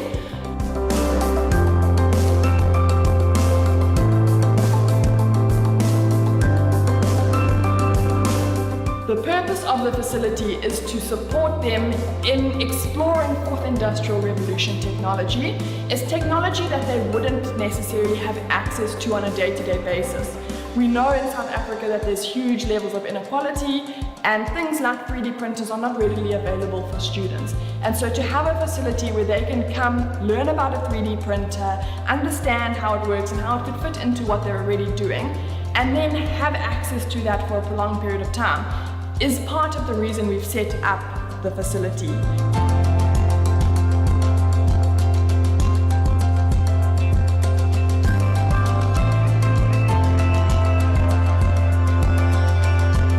Another thing we will be doing is we'll be running a 12-month startup support program or an innovator support program.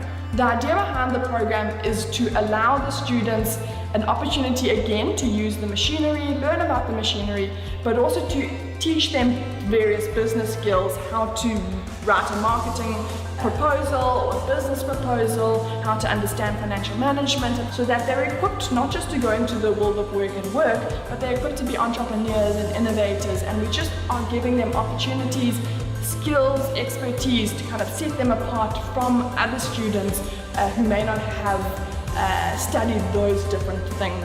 So that is our innovation center at the TVET College. We are so proud to present it to you and allow you to see what is happening and what will be happening at the center.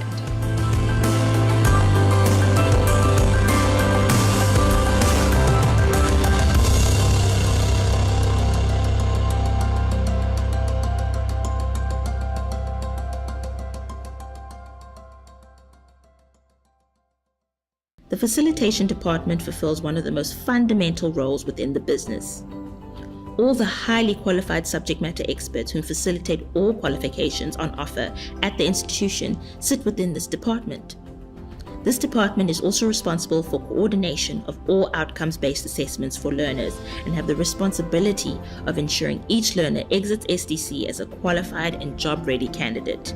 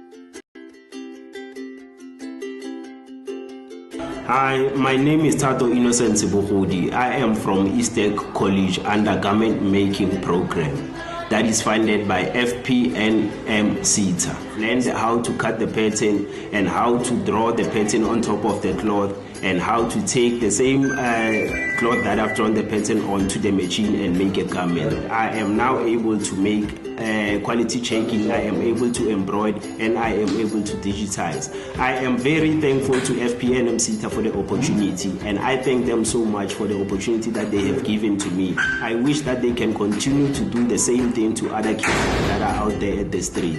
And thank you so much.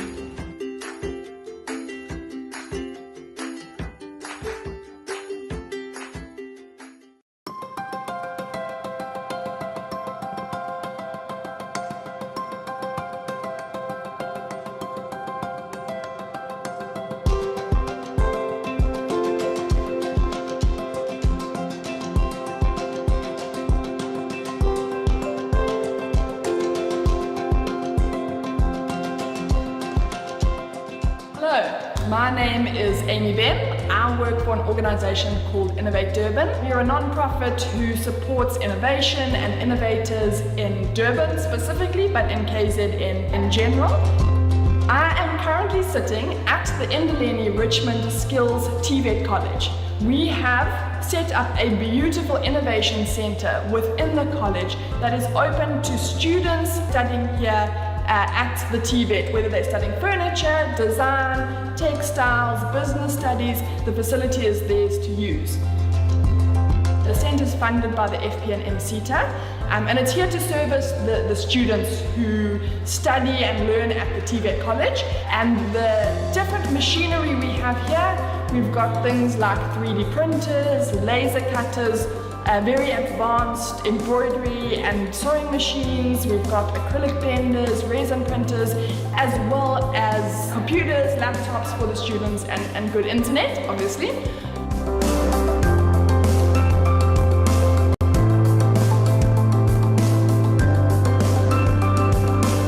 The purpose of the facility is to support them in exploring fourth industrial revolution technology.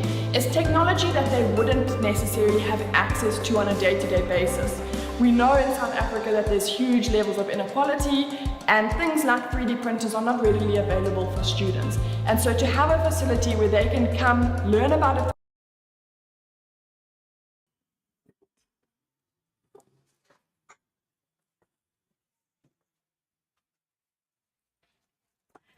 Ladies and gentlemen, welcome back to the Skills Development Summit. We are on day one. Please don't forget to add your comments, recommendations, or any point that you want us to engage on at hashtag Skills Summit 22. That is hashtag Skills Summit 22. And don't forget that we will be announcing our prizes today, or rather our winners today, with people that engaged very much on our online platforms. We have our last panel of the day, which for me really hits home because it's affecting, a lot of countries. It's affecting a lot of policy-oriented frameworks. We are talking transitioning from secondary school to tertiary education. And with me this afternoon, I have Mr. Ntato Silebi, who's a project director under the Unit National Projects at SAICA. We also have Mr. Russell Davies, who is the director at Rural Education Access Program. We have Professor Heather Null, who is the senior director at Institutional Strategy for Nelson Mandela University. We also have Susan Ramudzuli, who is mentoring and student support manager at Study Trust. We have Ms. Melody Kaba, who's co-founder and chief creative director at My Future Work. And last but not least, we have Mr. Olelo Brian Pike, accounting and executive officer and principal in college sector. Welcome to every one of you, and thank you very much for joining us. In that order, maybe let's start with Mr. Silebi, introduction as well as the institution in representation. Good afternoon, Tawan, and good afternoon, colleagues. Ntato Silebi is my name. I am a project director at the South African Institute of Chartered Accountants, my primary responsibilities to oversee national projects that we run, particularly with learners seeking to qualify as chartered accountants or to join the accountancy profession. We literally work with them from school level all the way until they qualify. But focus is primarily between those that are in grade 10 and those that then enter university. Thank you very much, Tabang. Thank you, Ben. Can we please have Mr. Davies? Good afternoon, everyone. My name's Russell Davies. I'm the Director of REAP, that's the Rural Education Access Program. We are a South African NPO linked to the Southern African Catholic Bishops' Conference, been running for about 20 years. And our main focus is assisting young people from low-income families in rural areas to access and succeed in post-school education and training opportunities, which includes university, but also technical and vocational skills training. We operate all over South Africa. We work with several universities, also a few TVET colleges, and we work in some rural secondary schools, helping to prepare learners for tertiary studies. And I guess when we consider the topic today about transitioning, I think there's two elements. One is actually making it from school into tertiary, the process of making that, I guess it's about access. And then secondly, how they manage, how they cope when they actually have arrived. So I hope today we'll have a chance to talk about both those dimensions. Thank you very much. We certainly will, Mr. Davies. Can I please have Professor Null? Good afternoon, everyone, and it's lovely to be with you this afternoon. My name is Heather Null, and I am the Senior Director for Institutional Strategy at Nelson Mandela University.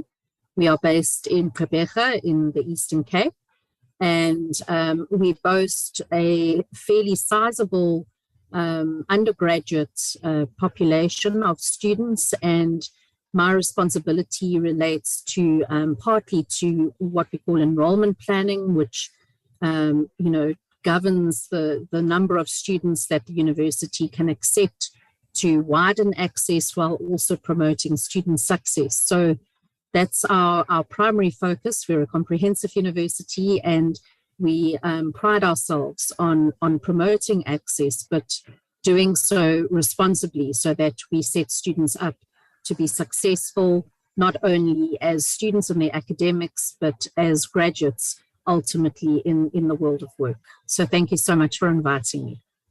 Thank you very much, Professor Null. Lovely to have you. Susan.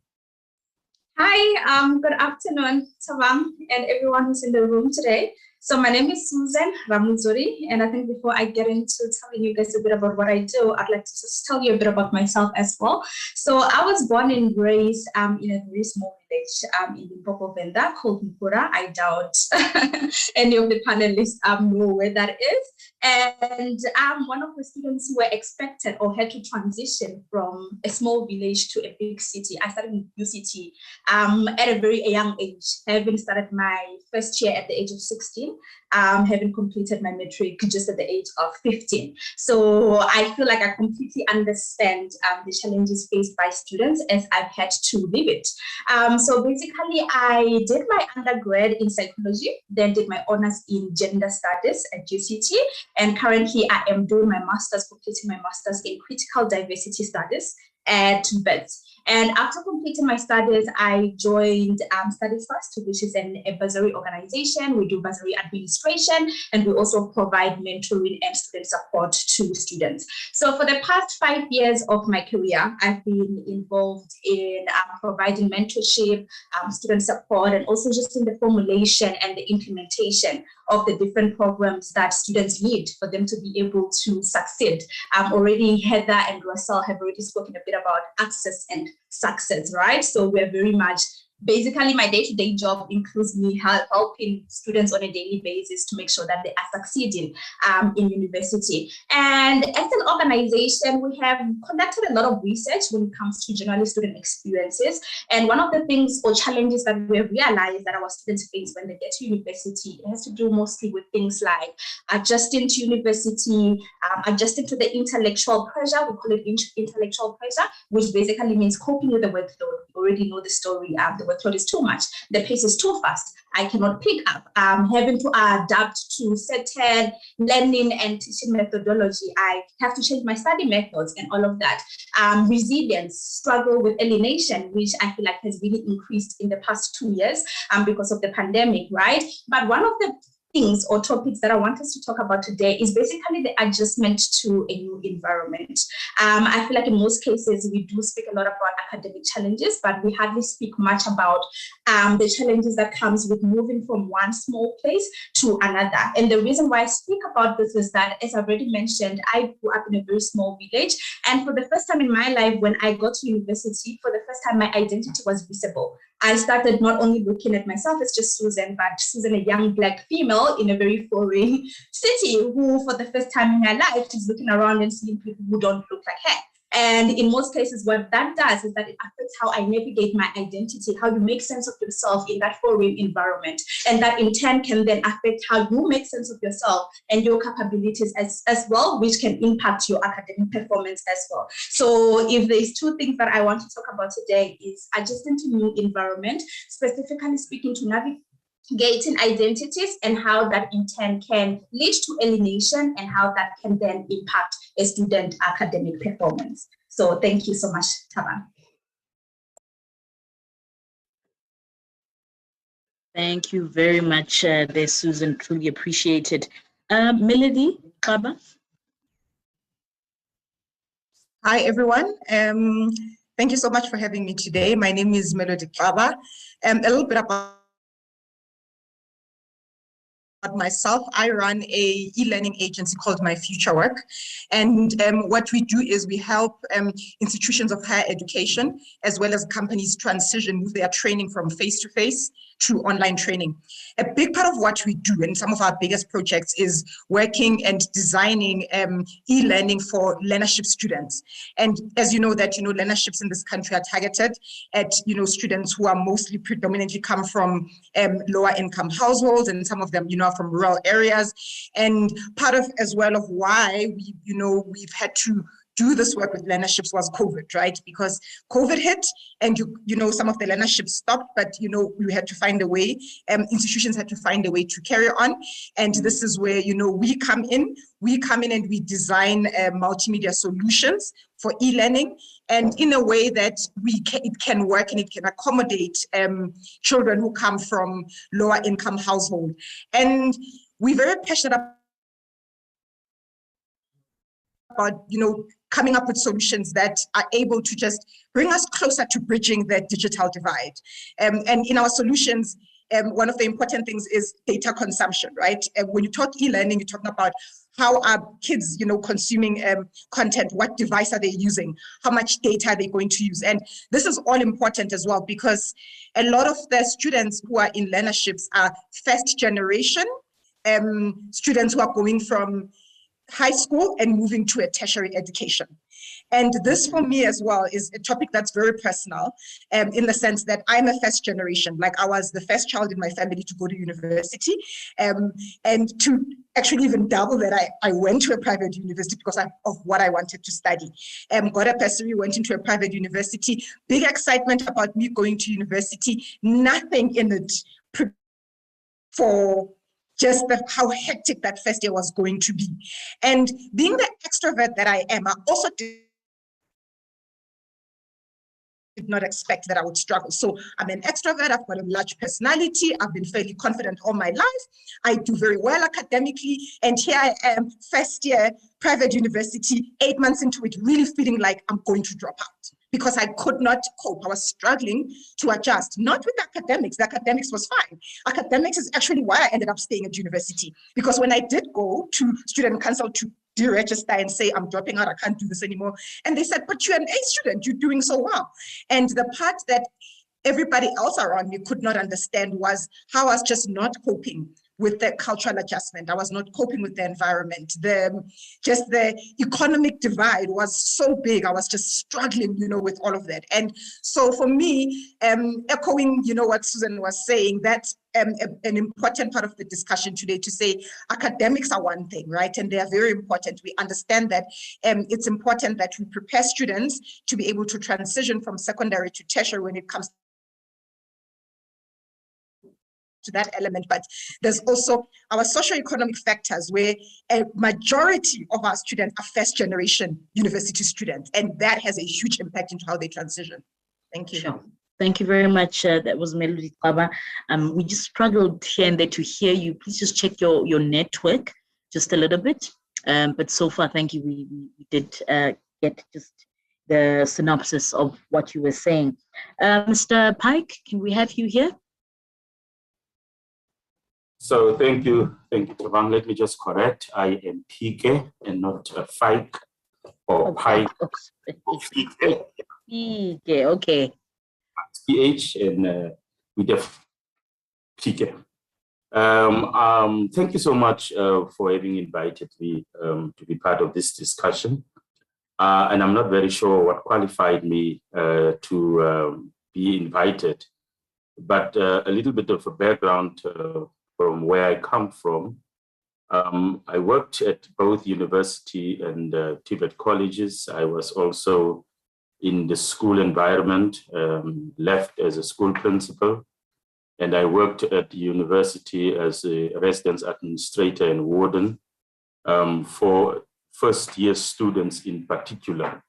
And currently I'm heading a TVET college in the Western Cape.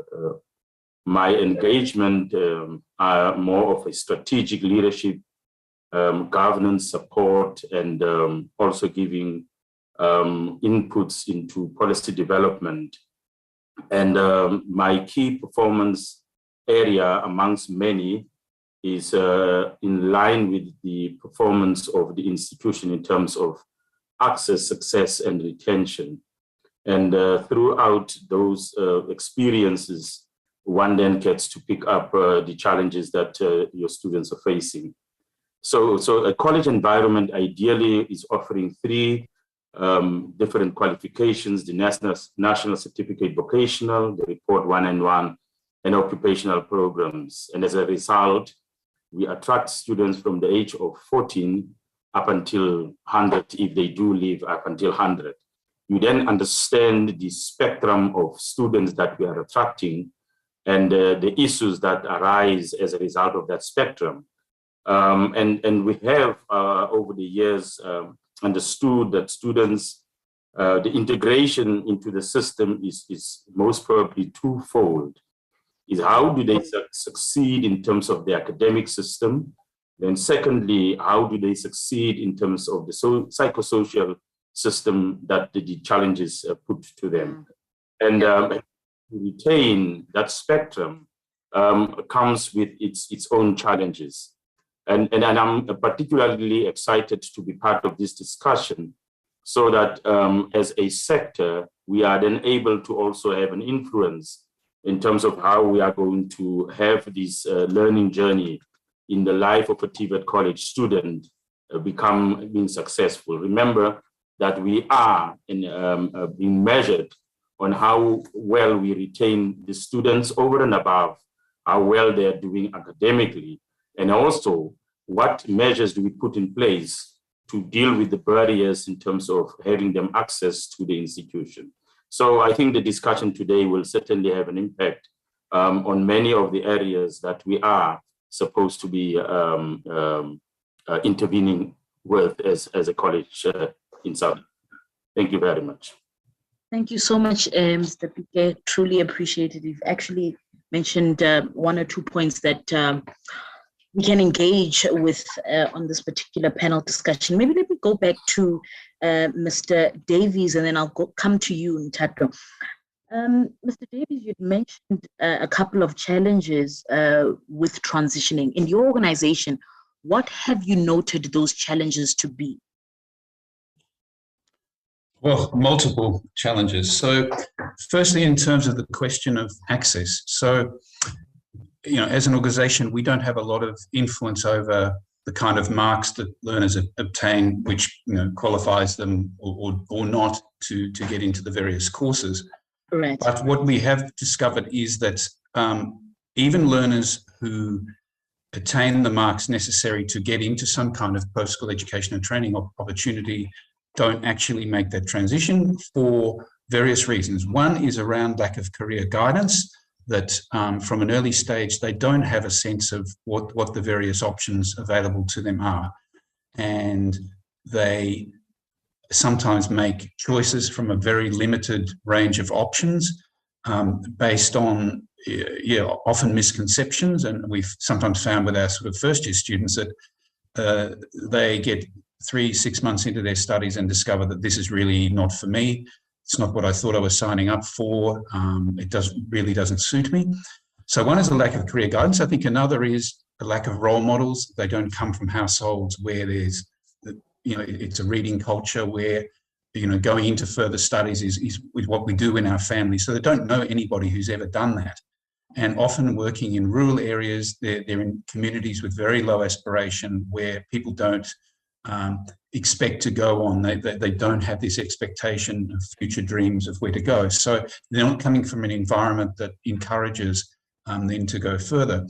And then I think another very practical issue is lack of access to IT. And they're coming from schools without functioning computer labs, very poor connectivity, and yet the whole process often of gathering the necessary information and navigating their way through the application process is very IT focused.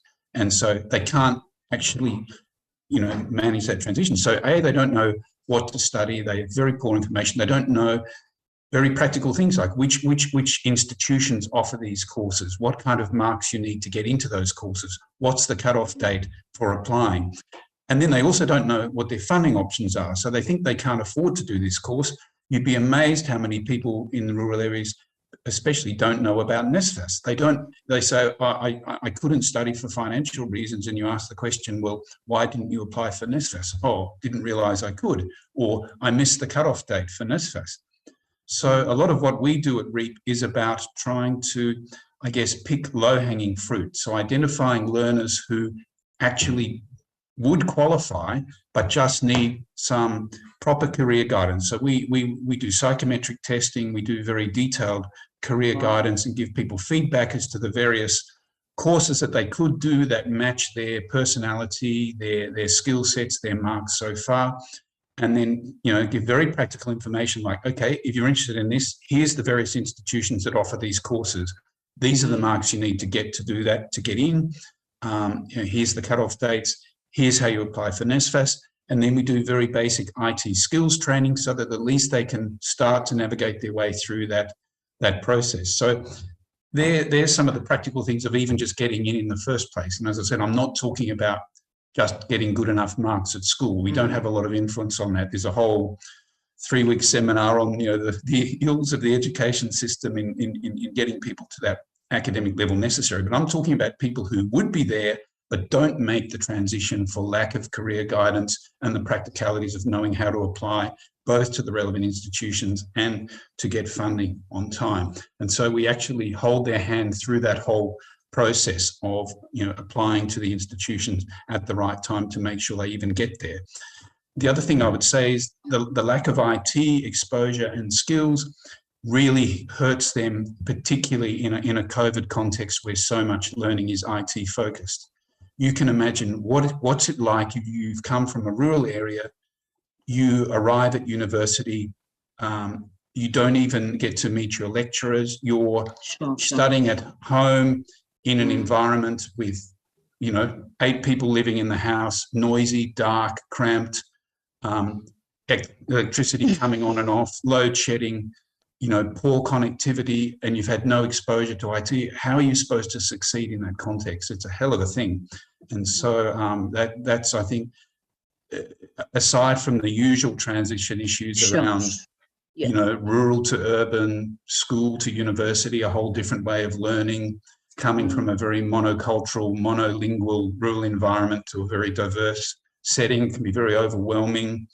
There's the whole hero to zero syndrome, you know, where if you've done well enough at a rural school to get into university, you're one of the stars. You get to university, you're almost anonymous. You know, it's large, it's almost overwhelming. You know, learning to live independently when you've always lived at home, you've never had to cook or budget or shop or never had to manage money. You know, it's a whole transition apart from the whole different learning style. So, yeah, I've given you a shopping list of issues there. Absolutely shocking. Thank you so much, Davies. A shopping list, I said, but it's also a shocking list. Shopping, sorry. You know, with the audios, we hear different things and we say different things. So apologies around that. Yeah. It certainly is a shopping list. So I think my point was the whole issue of even getting in, if I'm eligible because of the marks I've attained, there's a bunch of barriers there. And then once I get there, there's a whole load of transitionary issues, which are, you know, Susan and Melody have experienced firsthand some of those and will be, you know, able to speak more about that. But certainly on how they dealt with that. That's a lot of what we try to address with the support we give to our learners when they arrive. Sure. Thanks, Mr. Davies. And Tato, maybe you can come in here. What support has SAICA offered to, you know, students that want to pursue, you know, accounting or being a CA? We know that there's usually with all these faculties, there's a lot of high pressure, particularly I've seen personally with the accounting sector or finance degree. It's very competitive, it's very rigorous. But what is SAICA doing to support students in that regard and to get them within the system as well? Thank you, Thabang. Before I address the question, just allow me to add maybe one more thing to what Mr. Davies said around what we've picked up over the last couple of years as one of the challenges. Although we'd noted before, but we're seeing it at a much higher level, I think, since the pandemic. It's the fact that the family isn't necessarily transitioning with the learner to university. And that we're finding that is something that we are seriously having to address because particularly the hybrid learning model that universities had adopted in order to be able to keep pace have now necessitated for the learner by, you know, in many circumstances to be at home, as Mr. Davies has explained. And now the timing, the scheduling, all of that becomes disruptive to the family. And in that space, you know, recipe for conflict. And while at the same time, the family is very hopeful and looks to this young person to be the bright star and the one that takes the family out of whatever situation they're in into a better situation. We're finding that families aren't necessarily prepared to deal with those challenges and transitioning. To your question around how sorry, Mr. Davis? So I was just going to add there, we've found with our learners, they're also dragged back into the family drama when they go home. They're studying at home and they're called upon to do all the chores, and, you know, their allowances are being diverted into feeding the rest of the family. It's a whole, it's a whole other thing. Sorry to interrupt. Yeah. No problem. I think for us as SAICA, one of the things that we noticed, Thabang, I'm dating myself now, which is not a good thing. 20 years ago was the fact that we needed to put a support system in place that would assist the learners be able to make the transition, but also to not then be a burden on the family. And it was then being able to provide what we regarded as more of a holistic kind of support, psychosocial support, economic support, academic support, and in many ways also to try and assist the student begin to not necessarily be dependent on this support that we were providing, but being able to learn and skills and be able to acquire coping mechanisms where then as they transition from first year to second year, they become a bit more independent, so that when they do reach fourth year at CTA, they are a lot more independent from being able to manage, not being able to manage their finances when they get to varsity, to being able to plan for the next year as a trainee in terms of what my first month's rent will be, etc., etc. So the Tutuka program was designed specifically to make sure that students who particularly come as first-generation students to university, who come from environments where there are no role models, where they are, by and large, the first ones to experience this, are given as much support as possible. As I said, the pandemic has thrown a spanner in the works, where we are now realizing we have to also now start taking the family along in many ways to try and assist in that transition. Thank you so much for that. Perhaps Professor Nell, you can come in there. Mr. Brian had mentioned, the challenges not only from an academic perspective, but also psychosocial.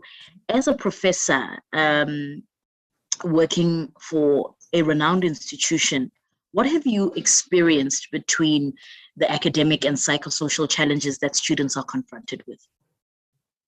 Thanks so much, Tabang. Yes, it is a real challenge.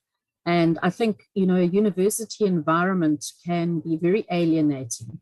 So I think it was Russell was talking about the feeling of being anonymous. You're almost reduced to a student number, and your lecturers don't necessarily even know your name, let alone where you come from and what kinds of barriers you've overcome to get there.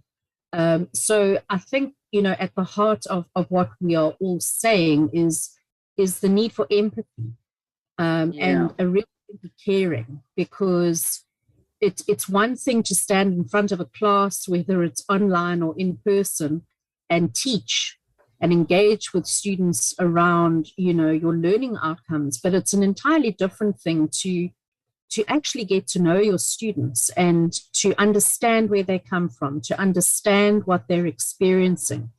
And what we speak of at our university, I mean, it's a lot of fancy words, but we speak of a humanizing educational approach. So we try to understand the person who the student is, and we try to avoid a deficit way of thinking about the student. So many lecturers will complain about students being underprepared, students not ready for higher education, students needing to be bridged, and a lot of effort that goes into that bridging.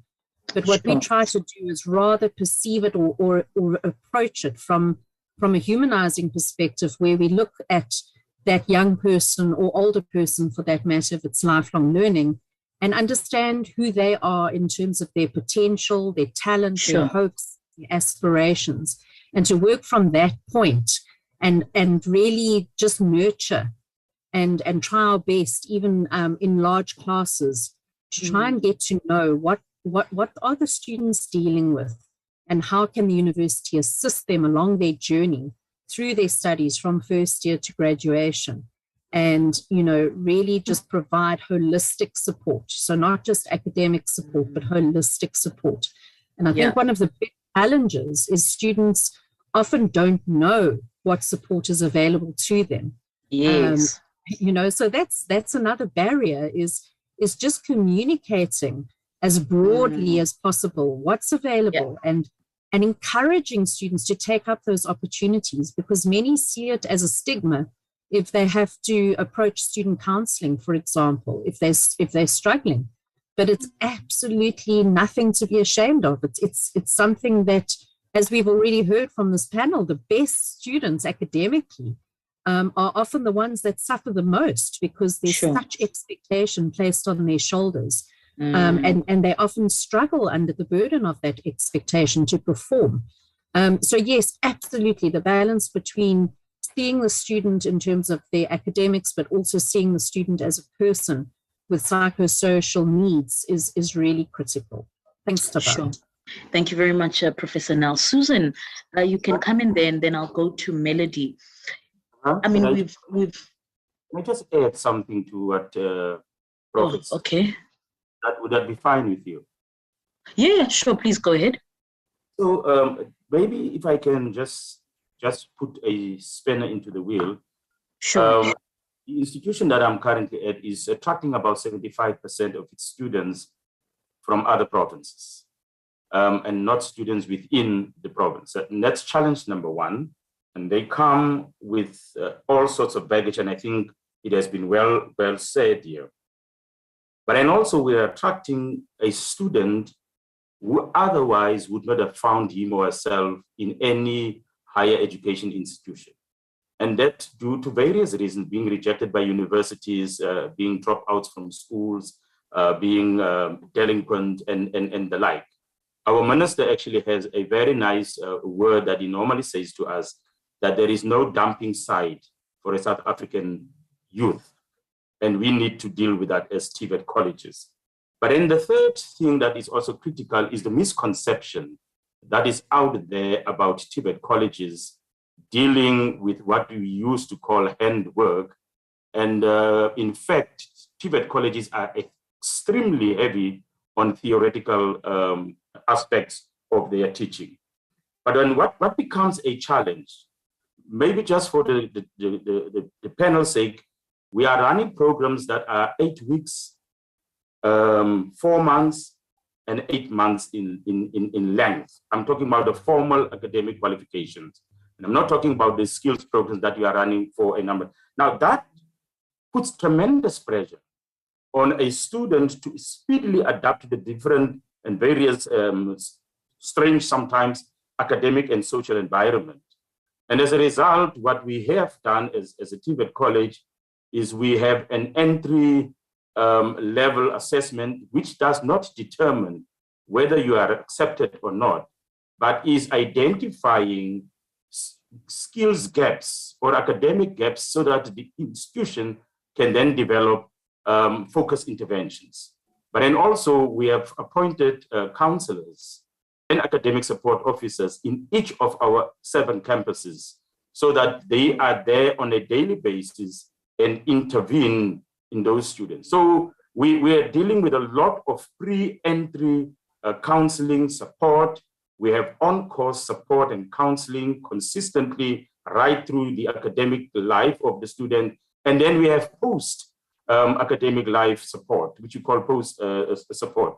So the student comes in before he or she gets into the system, has been engaged with one way or another with what the institution is offering and should be offering. And whilst they are here and as they are exiting, they still get that support until they sometimes finish their qualification. But I must say it is extremely one-time consuming, and of course the human resources becomes a challenge for us to consistently deal with this, because you then sit with a counselor that sometimes is one counselor versus 3,000 students in one of the campuses. And that just becomes enormous. So many times we also then do referrals to the outside organizations that we have partnerships with. But the challenge still remains that we do have our students not fully attended to as we would have loved to. And I just felt, let me just add that to the debate as well. Thank you very much. Thank you, Mr. Pike. Maybe you can come in there, Susan, just based on some of the barriers that have been mentioned and some of the barriers that you overcame. How have you integrated that into the study trust as a mentor and as a student support manager? Thank you so much, Thabang. So I would say that for me, what assisted me with the adjustment to university was what I will add on to what Heather was speaking about, the interventions that universities have in place. So I was part of what they call the EDU at UCT, which is an extended degree unit, right? And they provide extra support to students coming from specific or certain disadvantaged backgrounds. And that means that you attend extra tutorials. And one of the things that I struggled the most for me with when I was adjusting was just speaking up in class. So moving from where I'm coming from, coming into this big room, you know, and funny enough, I actually attended a private school. So I was used to being one of the 10 learners in class. And all of a sudden I go to UCT and there's 100 learners in class. And I think we've spoken about this. You are the special kid in your small community. You go to this large community and you realize that actually you are nobody knows your name. You are anonymous. They don't know how special you are. And one of the things that I did, which went really great, was that I didn't really participate fully with the community, the university community, right? And that meant that coming into class, I'll be the kid sitting at the back, because I don't want the lecturer to pick on me, because I don't think I'll be able to articulate my thought. Not because I don't know what to say, but because I don't believe that I can say it. I actually believe that the person sitting next to me, who's different from what I am, can probably articulate it better. Maybe they have something smarter to say.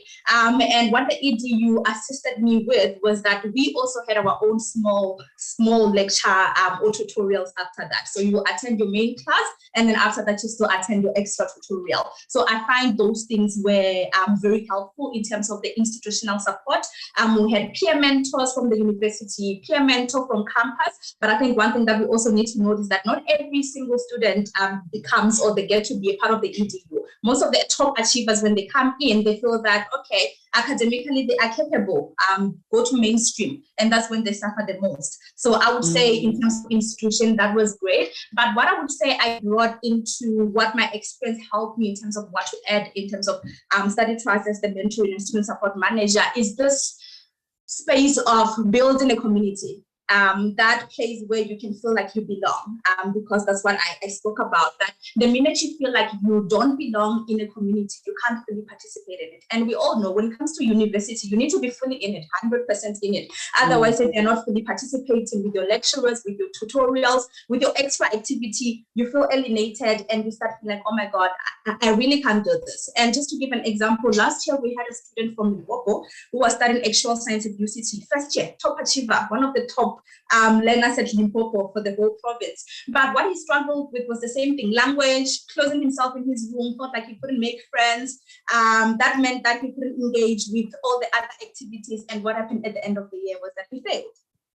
And within the space that we work in is that in most cases, funders don't want to fund an additional year. Why should I pay another 150,000 for you to continue studying where else, you didn't succeed in first year? So what we try to do is to avoid that by creating a community of belonging. So before our students even come in or they start with university, we have what we call our summer camp. Before it was very nice. We would go to a particular space and all network with each other. And we cover different topics. Most of the stuff I think Russell has already covered, has already spoken about. From finances, we cover topics like diversity. We have networking activities where we speed date with each other, just to equip you with those relationship making skills that you will need when you get to university. So I think my experience made me realize the importance of community building. And also, we also have what we call the peer mentoring program. So basically we match all our first year students to mentors.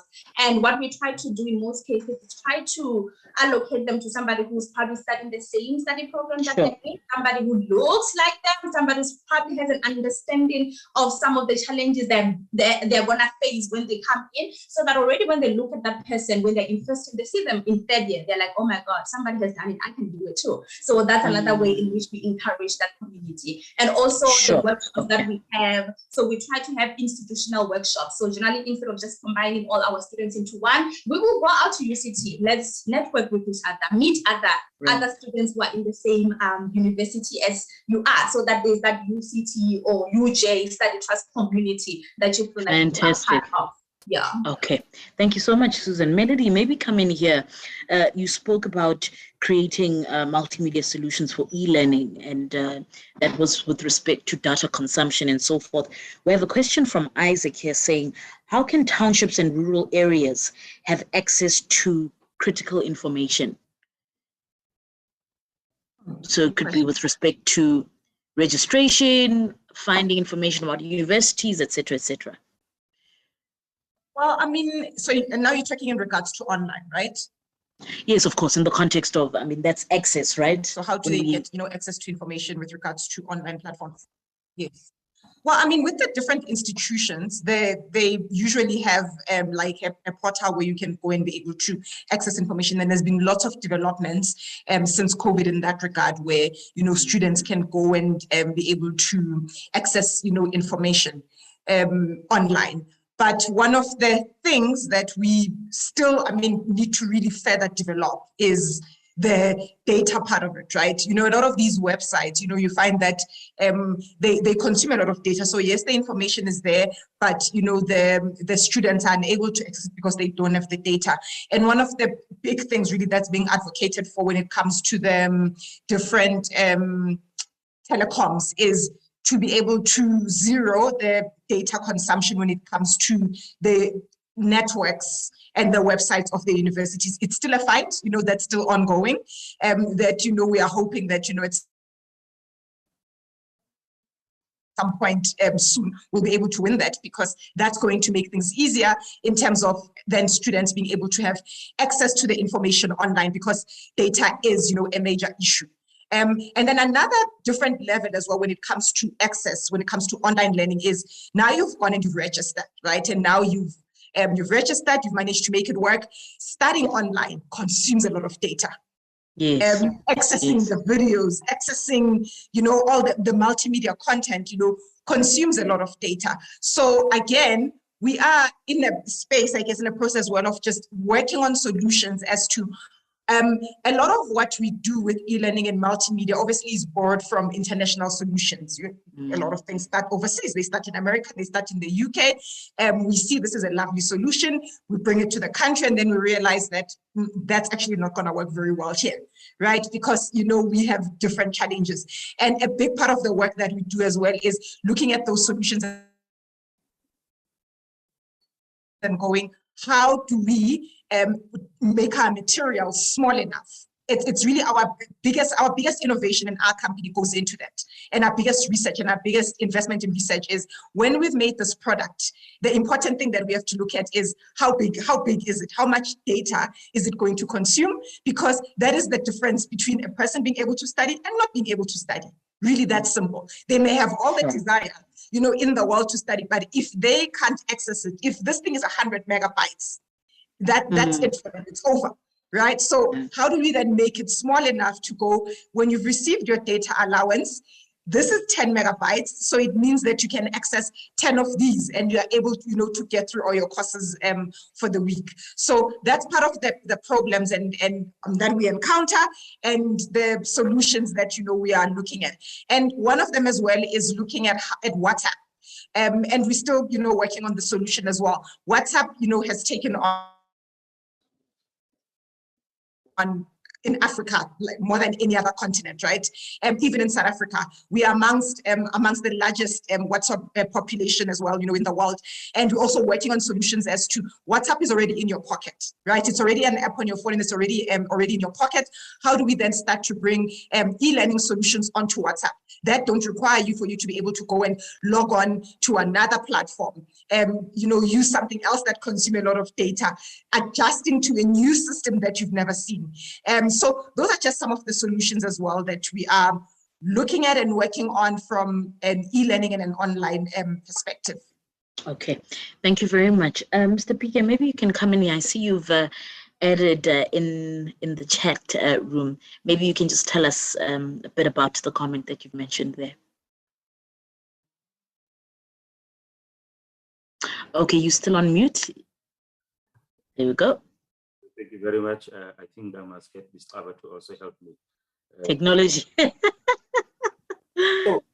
So, as I indicated earlier on, we are faced with students from age of 15 who are now immediately faced with a challenge because they are coming from provinces outside of the Western Cape, who must now immediately take ownership of their lives.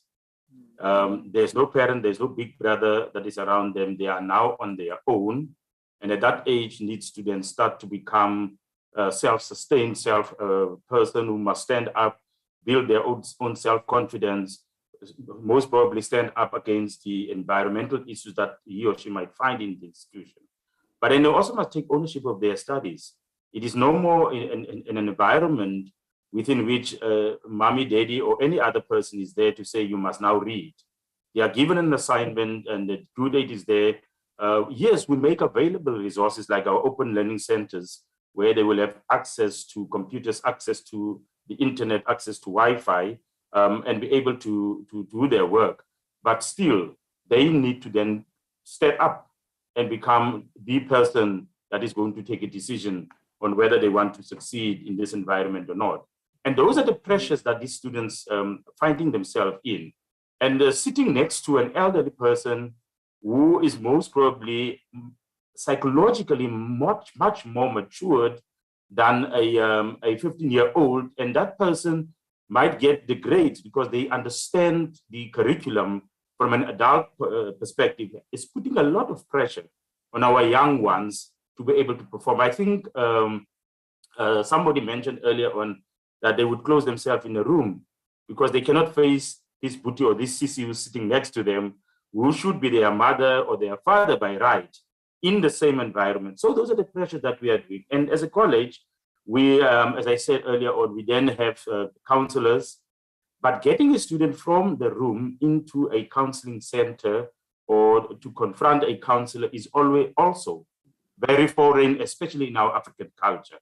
We grew up in environments where you don't know a counselor, you don't know a psychologist, and so on. And now having to expose yourself and speak to a person who is a stranger also becomes a very difficult one. And hence my comment. But as I said, we do have those kinds of services on our various campuses, individualized in some instances. And of course, our lecturers are also trained to deal with some of the psychosocial issues that students are facing. Thank you very much. Thank you. Just very quickly there, Mr. Davies, you mentioned the importance of striking a balance, between support and veering and so forth. How do you advise that we can promote agency and independence, particularly with respect to transitioning? Look, it's a very tough one, and sure. I think REAP has tended to err on the side of offering a lot of support, and I'm sometimes challenged by some of my colleagues, Susan's boss Murray and others, who will say, are REAP mothering, nannying our students? Do we pay enough attention to their strengths? How intensive must the support model be? What's the right blend of trusting them as adults to and recognizing their strengths, that they're coming from rural areas, but which is the case for our students. But to even get to university, they've had to overcome so many challenges. They bring all these qualities that are quite exceptional. So it's a challenging one, yet we know they face a lot of challenges. So they do need support.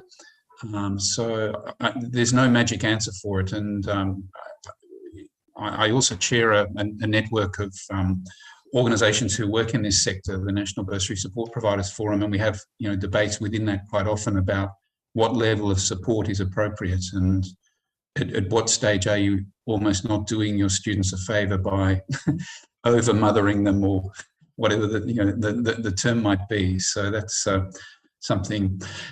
Can I also just pick on another point, Tabang, that I think Brian touches on, and it really speaks to this issue of transition, and it's about, I guess it comes from a lack of career guidance, but what we find is that it's very hard sometimes to get learners to want to go to a TVET college, and they would rather go to university. And yet many of them are really not suited to be in a university, and they go there and they fail, and it's seen as a very inferior choice. And TVET colleges have a very low sort of reputation. And to be frank, even with donors, it's hard to get donors to want to fund. We find we work in some rural areas, and you have a small number of donors, various donors, perhaps mines, etc., who have bursary funds fighting over a very small number of learners who qualify to go to university. They all want to fund them. But then the great majority of learners who are much better suited being in a vocational training stream can't get anyone to support them. And we know that the NSFAS allowances at TVET are inferior to the NSFAS allowances at university, which is bizarre. Certainly TVET students don't eat less than university students or need any less of a bed to stay in, yet the allowances are significantly lower, but you can't get corporates to want to fund it. And so this whole system encourages people going into university who are really not best suited to be there. And as Brian says, they arrive at TVET and it's like that's the consolation prize, or even worse. It's not something they picked or wanted, somewhere where they wanted to be. Yet, actually, we know that vocational skills training is critical for this country. And we know that some other countries in the world, Germany being a great example, really value this kind of education and invest money in it and do it well. Yet in our country, it's very much the poor relation, both for students, for funders, and for government. And I think it's one of the untold tragedies of our country, and speaks to why we have so much unemployment. And just to go further, I think what's often not recognised is that the whole fees must fall movement was largely driven by the missing middle, not by the poor. The poor always had access to universities through NSFAS. The missing middle were the people who were driving this at the expensive institutions like WITS and UCT. It got publicity, and then the government, to fund free higher education, had to raid the TVET till. And so, money that was earmarked for TVET got diverted. And so, we have this elitist system where all the money goes to the top 5% of learners who qualify for university, yet the great majority who would be much better in TVET can't get money for it. So that's my little rant in terms of transition. I think part of the transition issues, you've got people at university who really should not be there, who would be better in other learning institutions. And it would be so great to have a system or a network that is able to be honest with students, to say, based on a psychometric test, for example, or based on a talent manager's consult, you're better suited for this career. But once again, a lot of this is tied to culture. A lot of this is tied to perception, social perception. And I think maybe because we're running out of time, maybe Melody, at a later stage, you can comment, how do we really set boundaries between, especially with social media and the digital space, because we find that is also the source of pressure that we see, not only social pressure, but academic pressure and so forth. It's a great tool for us to advance and so forth. But I'd like Professor Nell, please can you just come in here?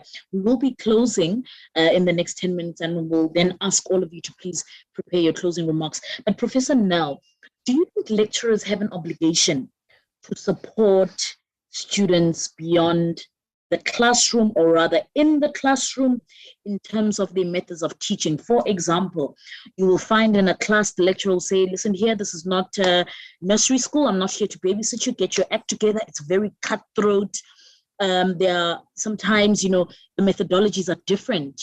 And you find that in a class, you have people who might be slow learners, who might process things differently. Do you think lecturers have an obligation to offer support in that regard? Absolutely, yes. So, Tabang, what we do at our university is we monitor student success very carefully. And we through various forms of information, including data, and also actually just surveying students and lecturers themselves, identify barriers to student success. And then we have what we call a tracking system, which is leaning on data to identify very early on students who are at risk and vulnerable academically in terms of success, so that the lecturers can identify those students and intervene quickly. Because we heard, I think, from Susan about a really talented student who got to the end of first year and failed because of various barriers, beyond his control and not related to academic performance. And the importance of picking that up quickly and early identification and early intervention is really critical. So what we do is we have what's called student success coaches in each faculty at the university.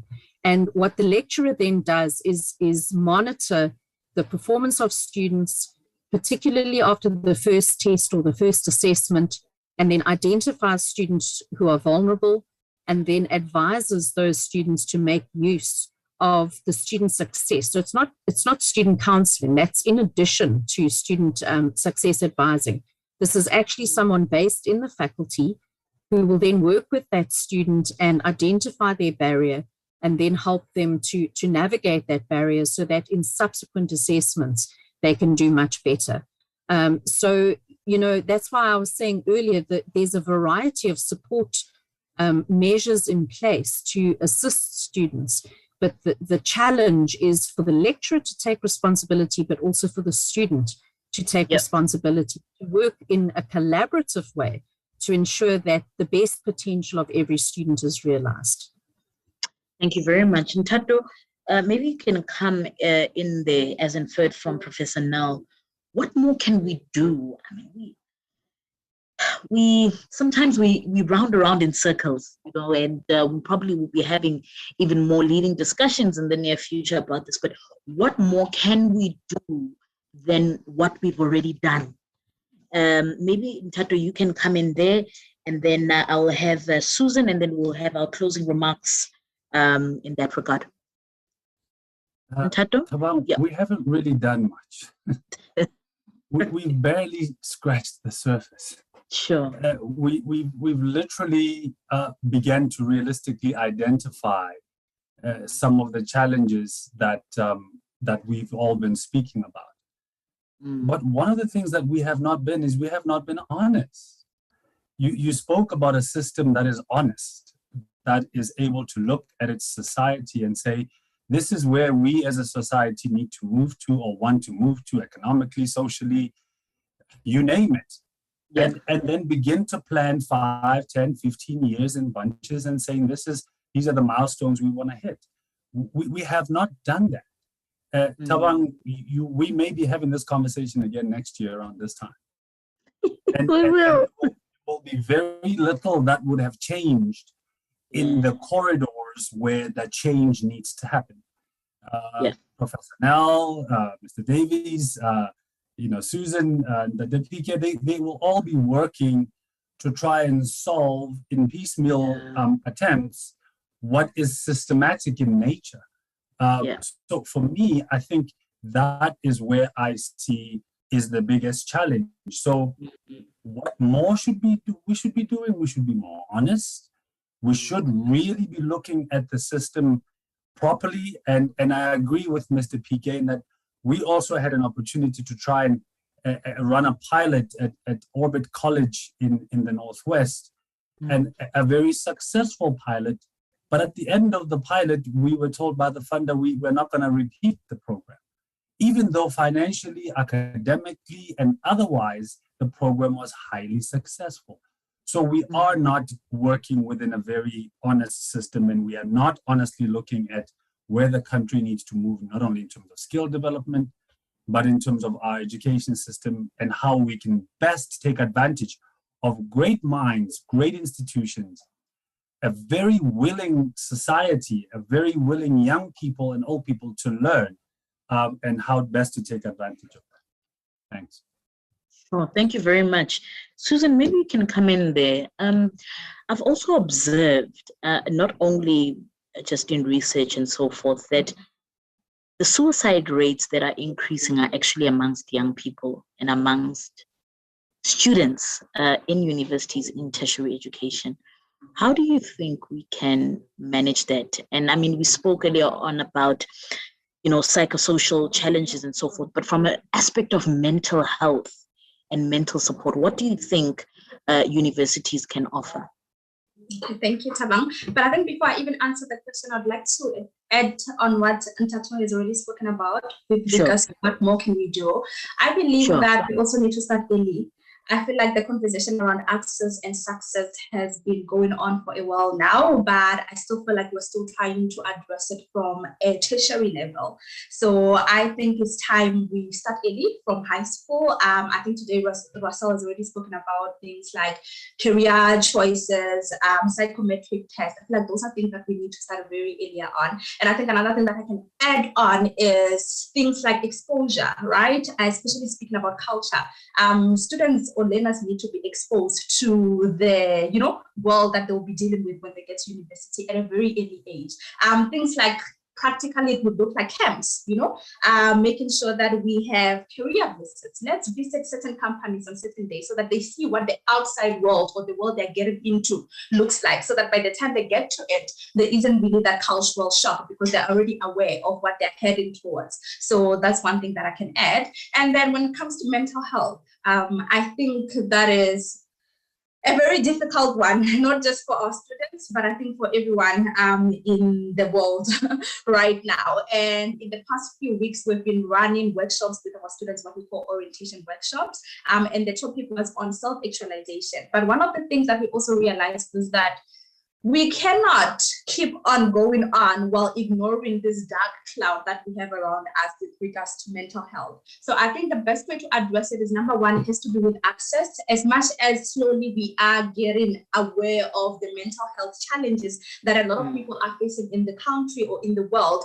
I still feel like there isn't really access. Especially for people from a certain background, right? You still don't know where you need to go to get assistance when it comes to mental health. And I will say that institutions have really tried as well on their side to make sure that there are psychologists on campuses, there are psychologists within different departments, but they do not have capacity. And that's one of the things that we struggle with the most. Most of our students will identify that they're struggling psychosocially, and then there's a waiting list for a whole month that they need to wait. By the time they get to see a psychologist, time has already gone. A lot could have happened, in that month. They need assistance right away. So what we've tried to do as an organization is just encouraging most of our funders to look at funding for psychosocial assistance. Obviously, it's going to require an extra money to do it. I think right now, an average is around 850.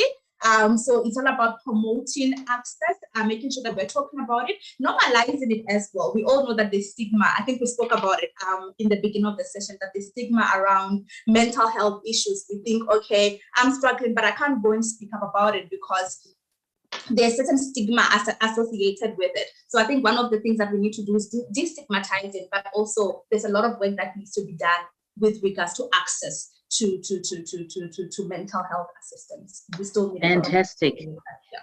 Thank you so much. In this particular order, may I request your closing remarks? And of course, if you needed to say something, you can include it in there.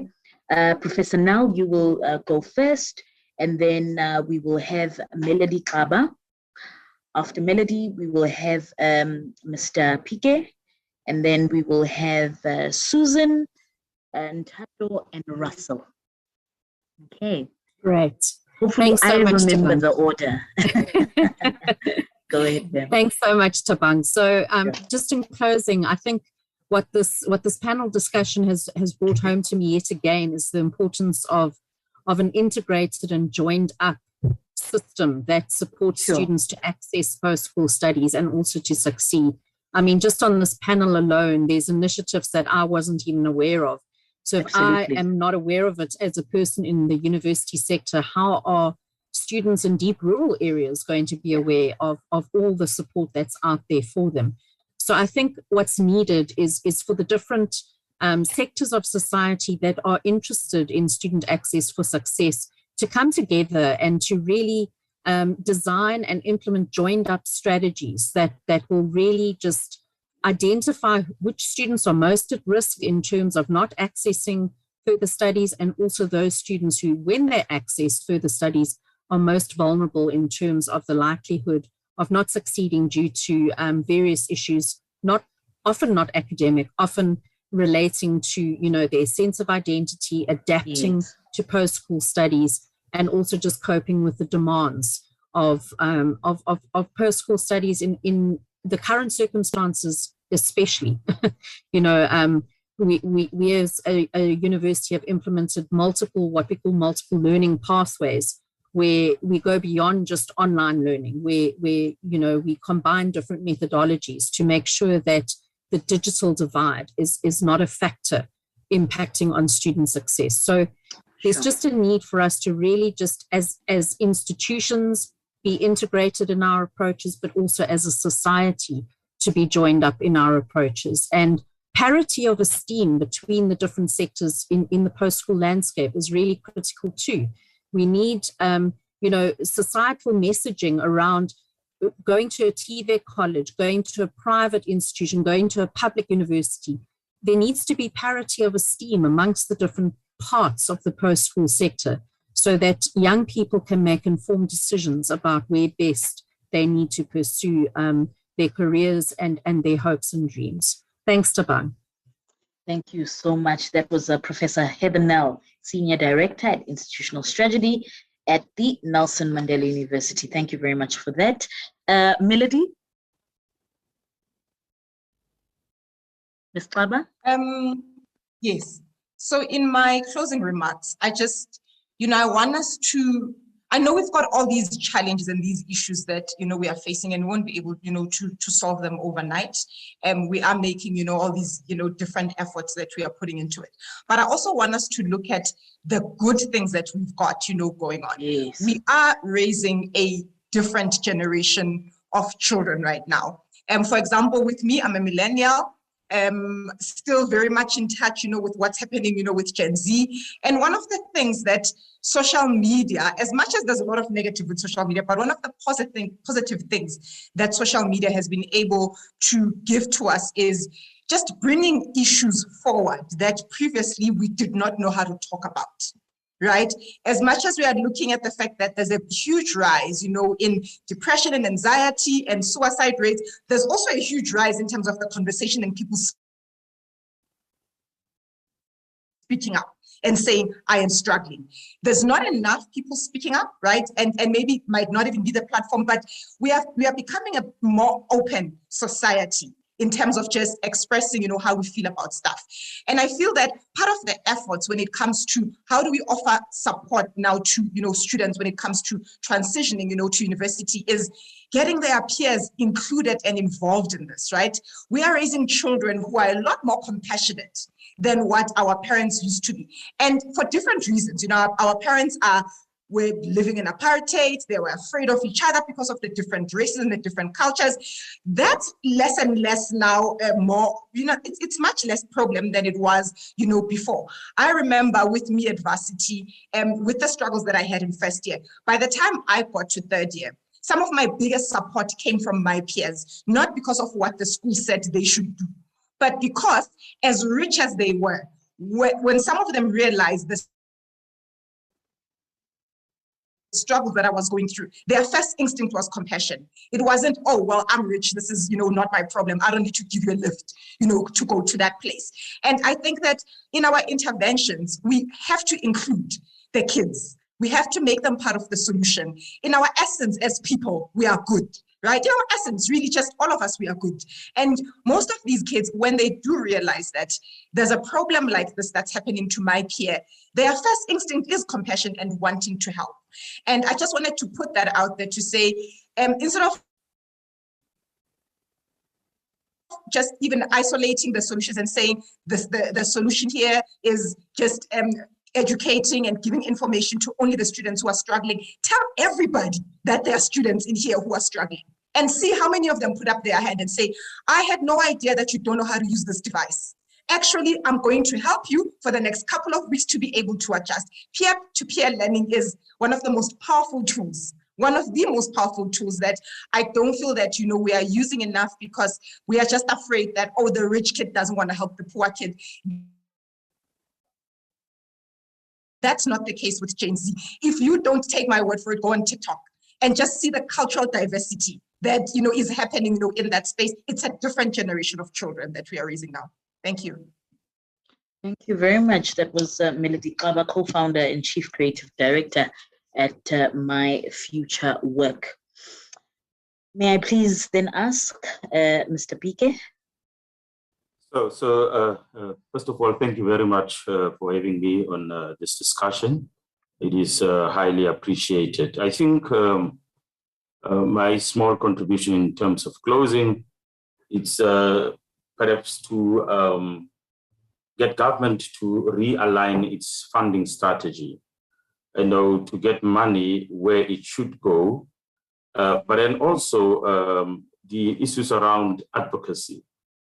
My college currently has partnerships with Germany, China, and Japan, companies, and absolutely nothing in South Africa. The issue that is raised earlier on, we are reaching out to international partnerships in space, and the South African companies don't seem to know what we're offering, and then that's where the issue around major advocacy is coming in. But the TVET space is heavily legislated. to an extent that you are focusing on compliance issues rather than rendering a service as a public institution to the students or the intended audience. And I think many institutions are then held hamstrung on really just dealing with compliance issues and are not able to then render the services that they should. But I think we need to then deal with that. But then it will lead me to the next point that will say the acceptance of students on merit and relevant qualifications or programs should then be the name of our operations. So, but by and large, for me, is the issues around legislation and the issue around funding, and also let funding go where it should go. Thank you very much. Thank you very much. That was Mr. PK, Accounting and Executive Officer and Principal in College Sector. Truly appreciate it. Can we have Susan? Thank you so much, everyone, for the amazing discussion that we had today. So I think what I just want to say in closing is that we have discussed quite a lot. We spoke about the barriers that the students are facing with transition from high school to tertiary studies.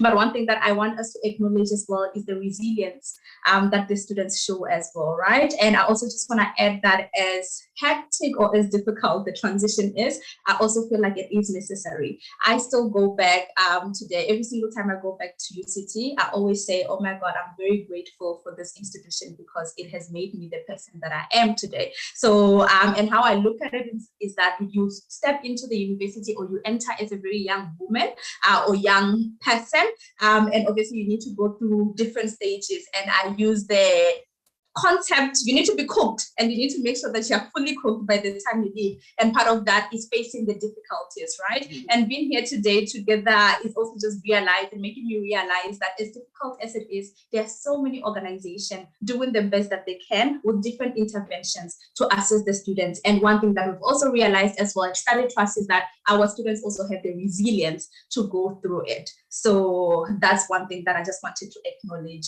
before we leave today. Thank you, everyone.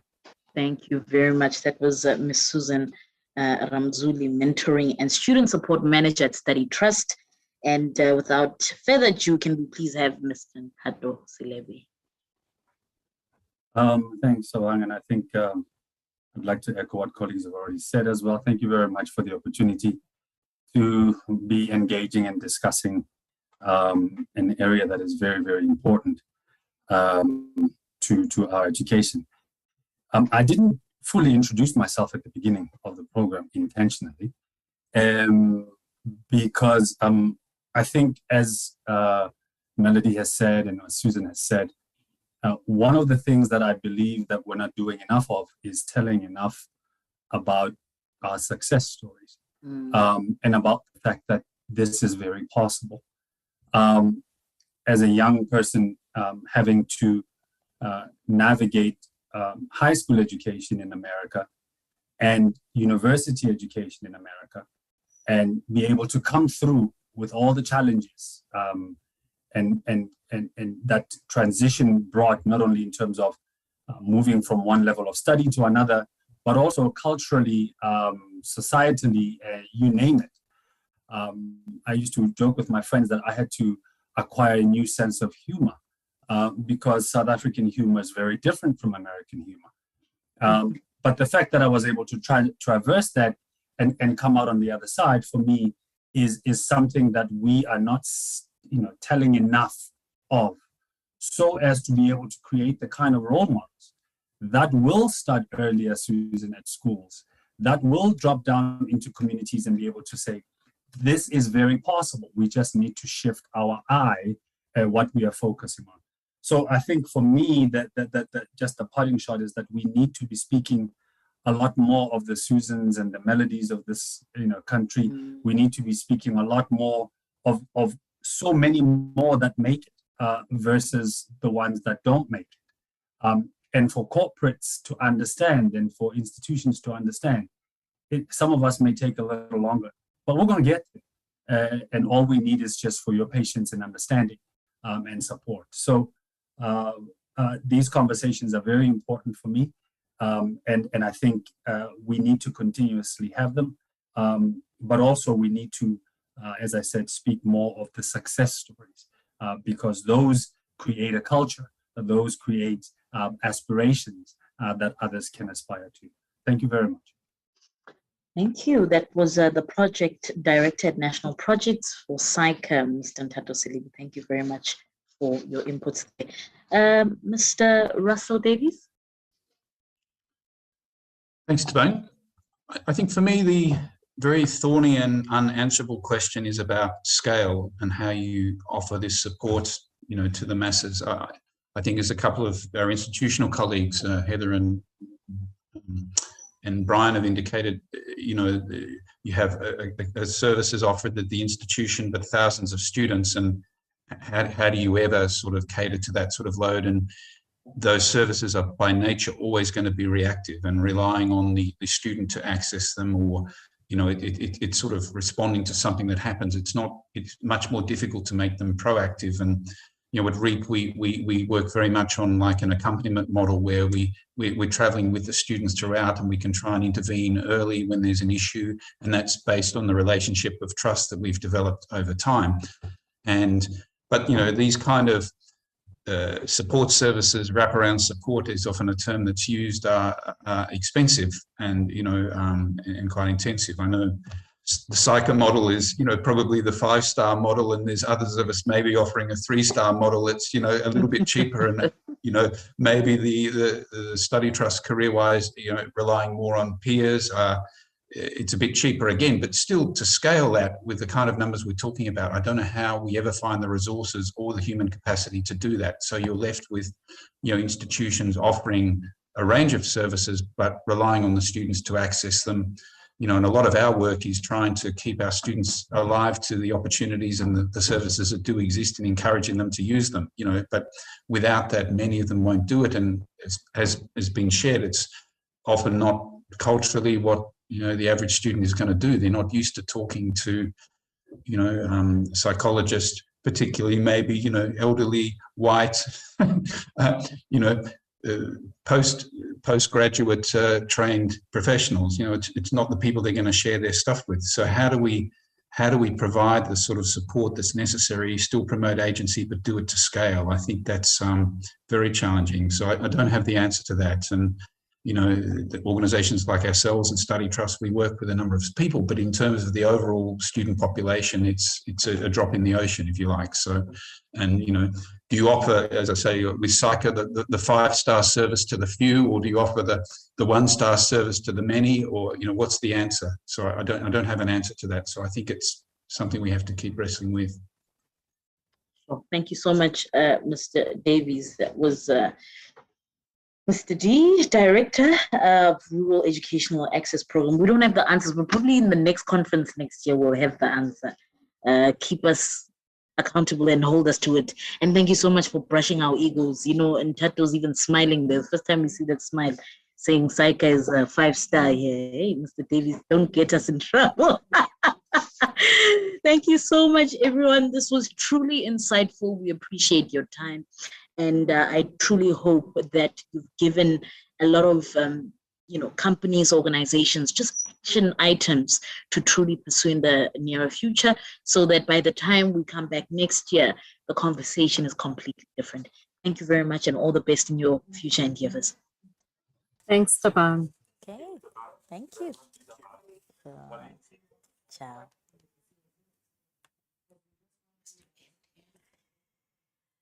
Ladies and gentlemen, that was our last panel discussion for the day, transitioning from secondary school to tertiary education.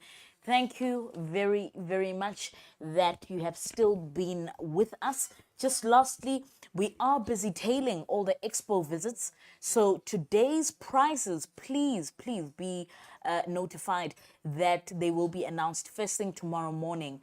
We also encourage you to participate in overnight visits, check the expos, send your comments still in the evening after work when you get home.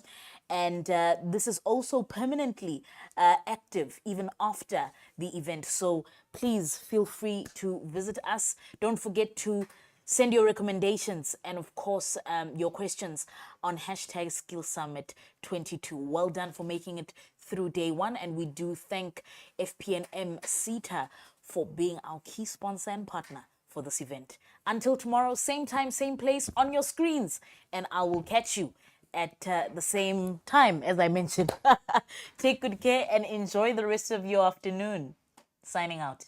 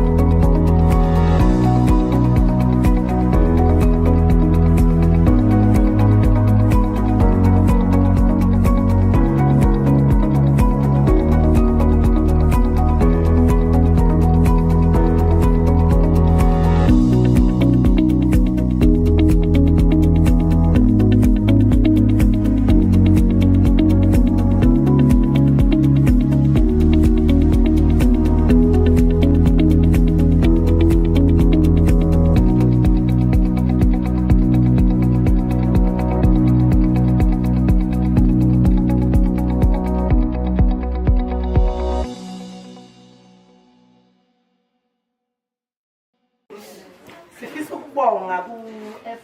FP&M Seta ngokuza uzosivulela abantwana bethu imiqondo. Ngiyacabanga ukuthi bazosizakala kakhulu because abaningi abazi ukuthi kume after matric benze njani, kodwa ke for suka today ngiyacabanga bazokwazi ukuthi bazokwenzani, and ne platforms ningeziwe ngiyazi ukuthi bazosisiza kakhulu since besinike nama addresses nani sizothintana nabo.